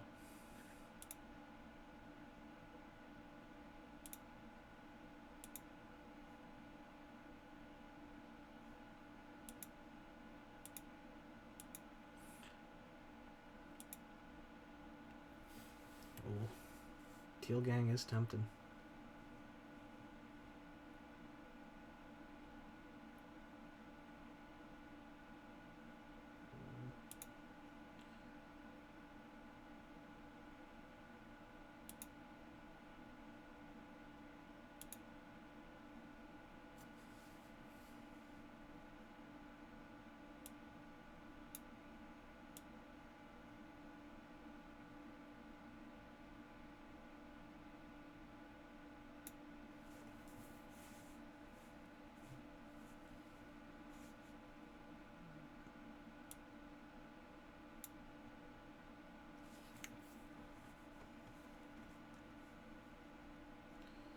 Sorry, I'm just trying to make the...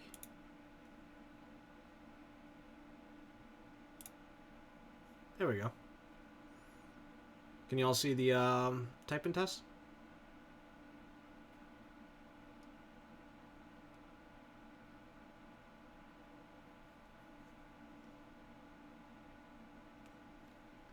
Excellent. Thank you, thank you. All right. Let's go.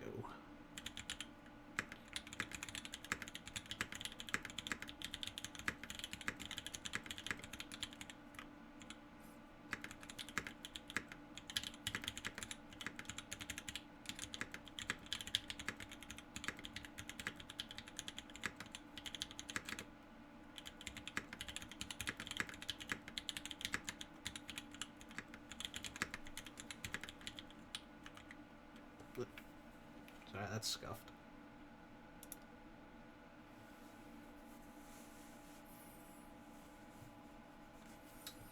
Sorry, I got it. I can move it down to this corner, actually. I was trying to position it so both shows up okay. Ended up typing at a weird angle. Crisp 58 WPM.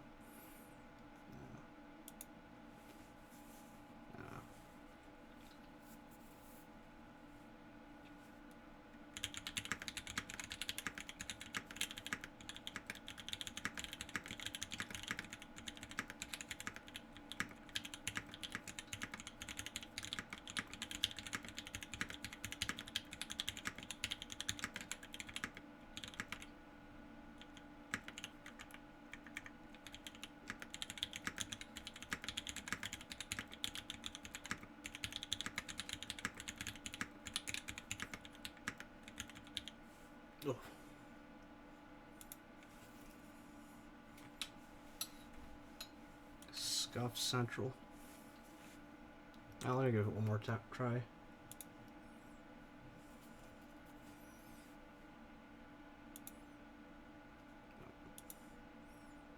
different one.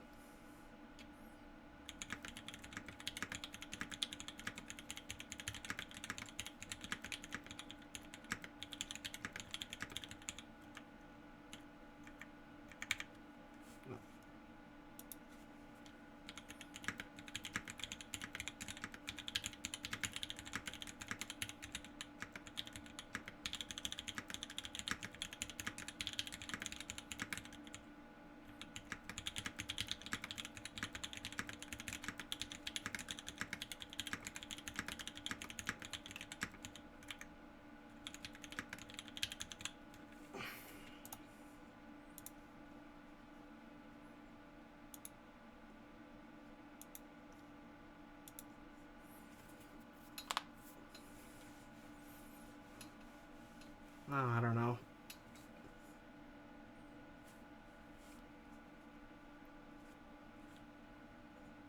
I think I'm just feeling cramped up, just going from 2 weeks straight on a TKL to down to a 65.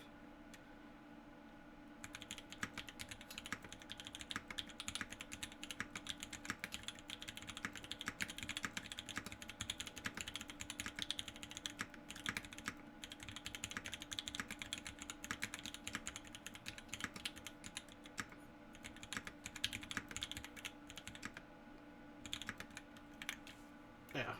Now once I lose the momentum, it screws me.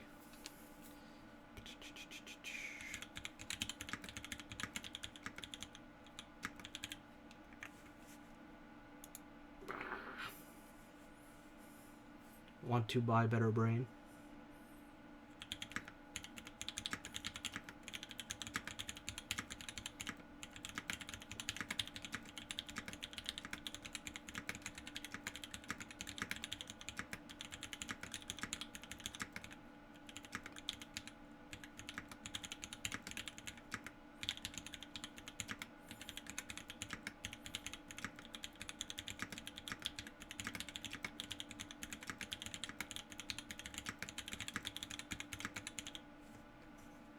Eh.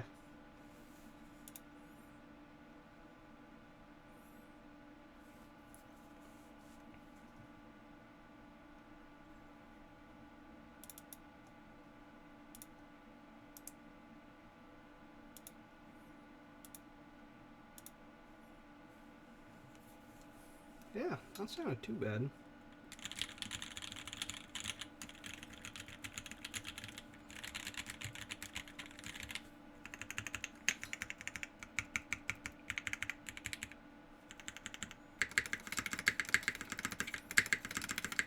I'm not crazy about the space bar. I'll take another whack at that off stream.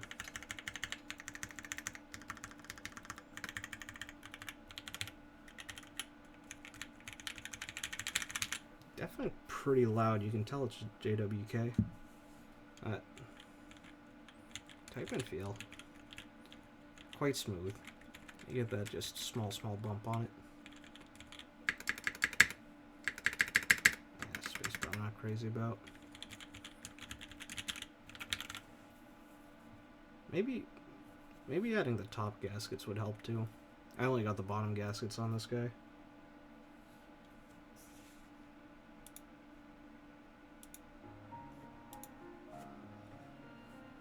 And Pewter's they got a nice feel. I mean, they're like a significantly smoother brown. It's the best way to put it. You know, it's largely it's a small bump. You get over it fast, and it comes back up kind of fast. Like a sawed-off shotgun. Nice. Yeah, definitely on the louder end. When I was lubing these, I lubed actually the housing only. Bottom and top housing. I was just kind of experimenting because they were pretty smooth already stock. And I was hoping that lubing the top housing would kind of take some of the higher parts off the top out. Still, even with that and foam plate, it still ends up on the ladder end. I'm sure if I did something like an FR4 plate, it would eat at the sound a little bit more.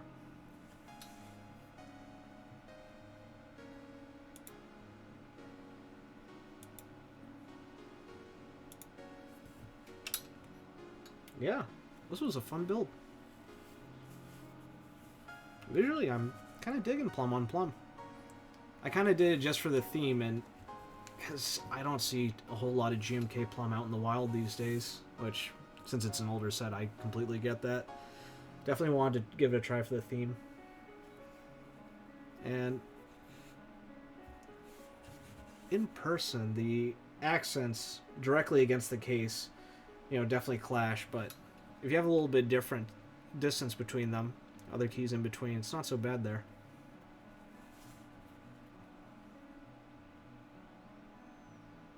Oh, the half moon switches? Yeah, no, I'll definitely get a build going with that. Yeah. Yeah, you're right. It's a bit of a verboten name in some parts.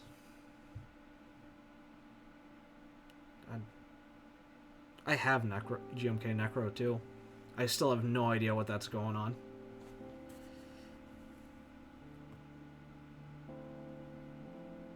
You know, I wonder how that would look on the teal 165 actually. Would that be cursed enough?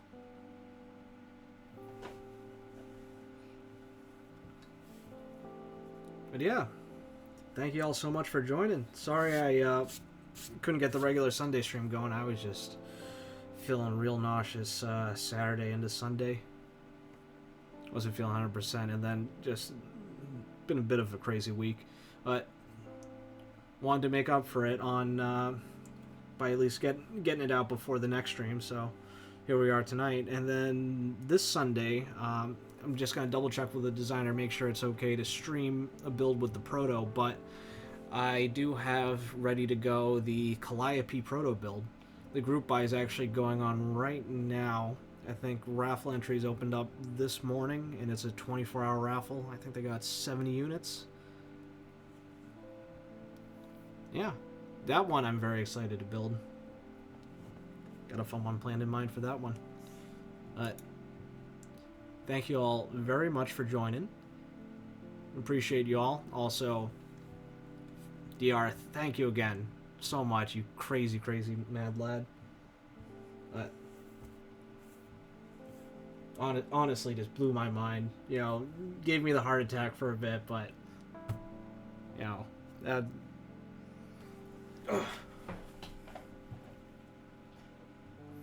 I'll be sure to get those parts ready and out to you ASAP. Yeah. Just want to thank everyone else who came in to chat. It was a blast. Always nice vibing with folks. And I don't know what else much to say other than, you know, stay excellent to each other. And hopefully see some of you around on Sunday. Cheers.